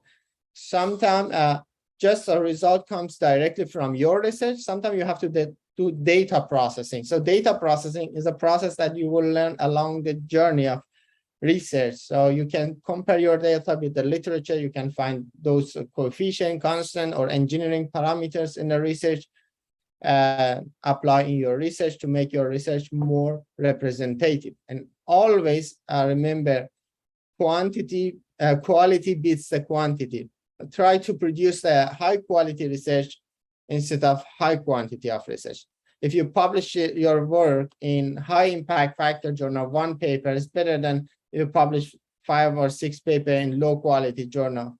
So remember always, quality beat the quantity. That's one of my advices. It's also one short advice if you are applying overseas to other universities in Europe and USA. Remember, when you apply, you organize your CV properly. So CV in USA is very different from Europe. For example, in USA, they don't include your picture. They don't include the personal data, including like a marital status, gender, or date of birth. Those things are very important. And see what CV, the type, sample of CV that are sending to United States. How is that? If it has a picture, most likely they would not accept you because of discrimination and those other legal issues. So that has been pretty much my advices for you, and thank you for inviting me. And you did a really great research, and all the research has inspired me. I know there are a lot of smart students there. I hope one of them at least would be working with me in the near future. And thank you so much again for having me today.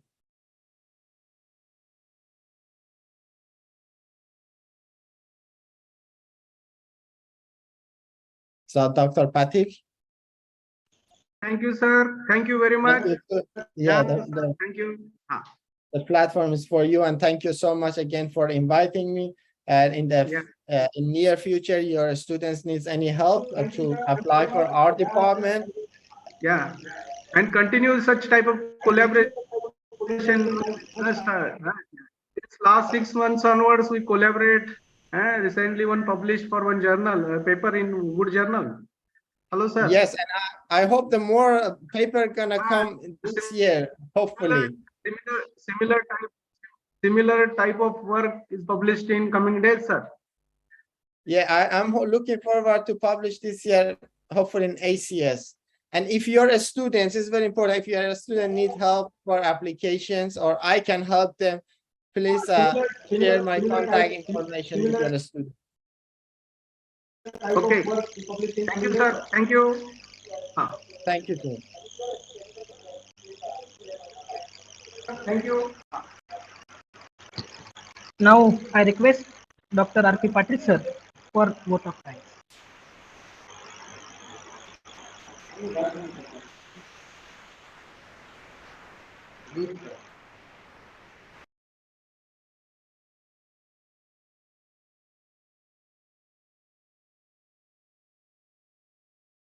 Okay.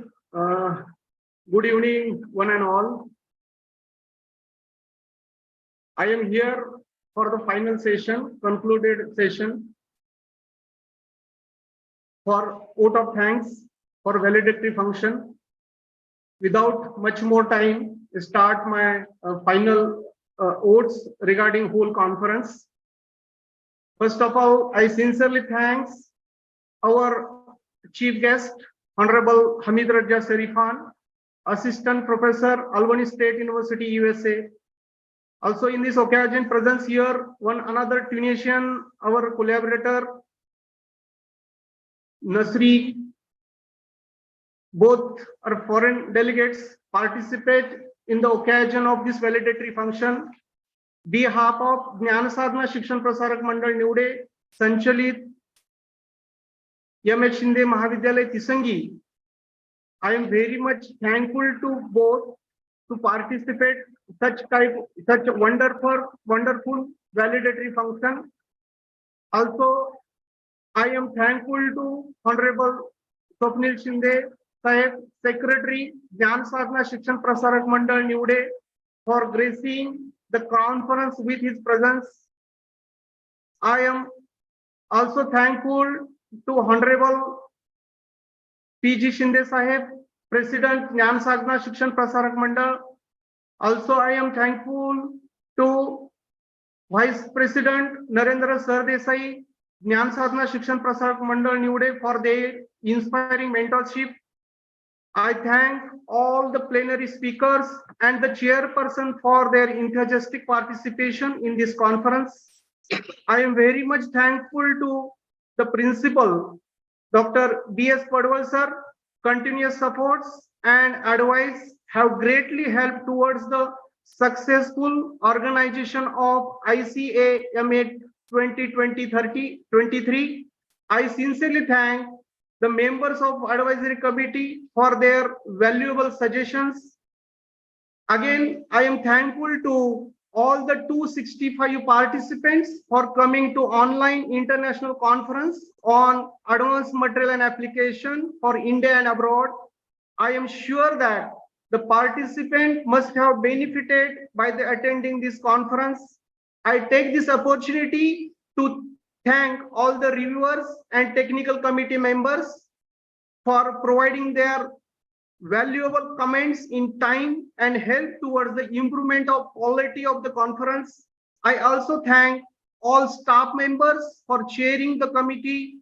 I am also thankful to the administration in general for providing us with all possible logistic support towards organizing this event. I also thank all staff members of our college. I acknowledge the unwavering support received from the HOD, the faculty and non-teaching staff members. I am also thankful to all the research scholars who have greatly helped us in organizing the conference. I also thank print and electronic media for attending this conference. I once again thank everyone whose contribution has made this conference a successful conference. Thank you one and all. Once again, thank you. Behalf of Dnyansadhana Shikshan Prasarak Mandal, Nivade, Sanchalit, Shinde, Mahavidyalya, Tisangi. Thank you very much, one and all.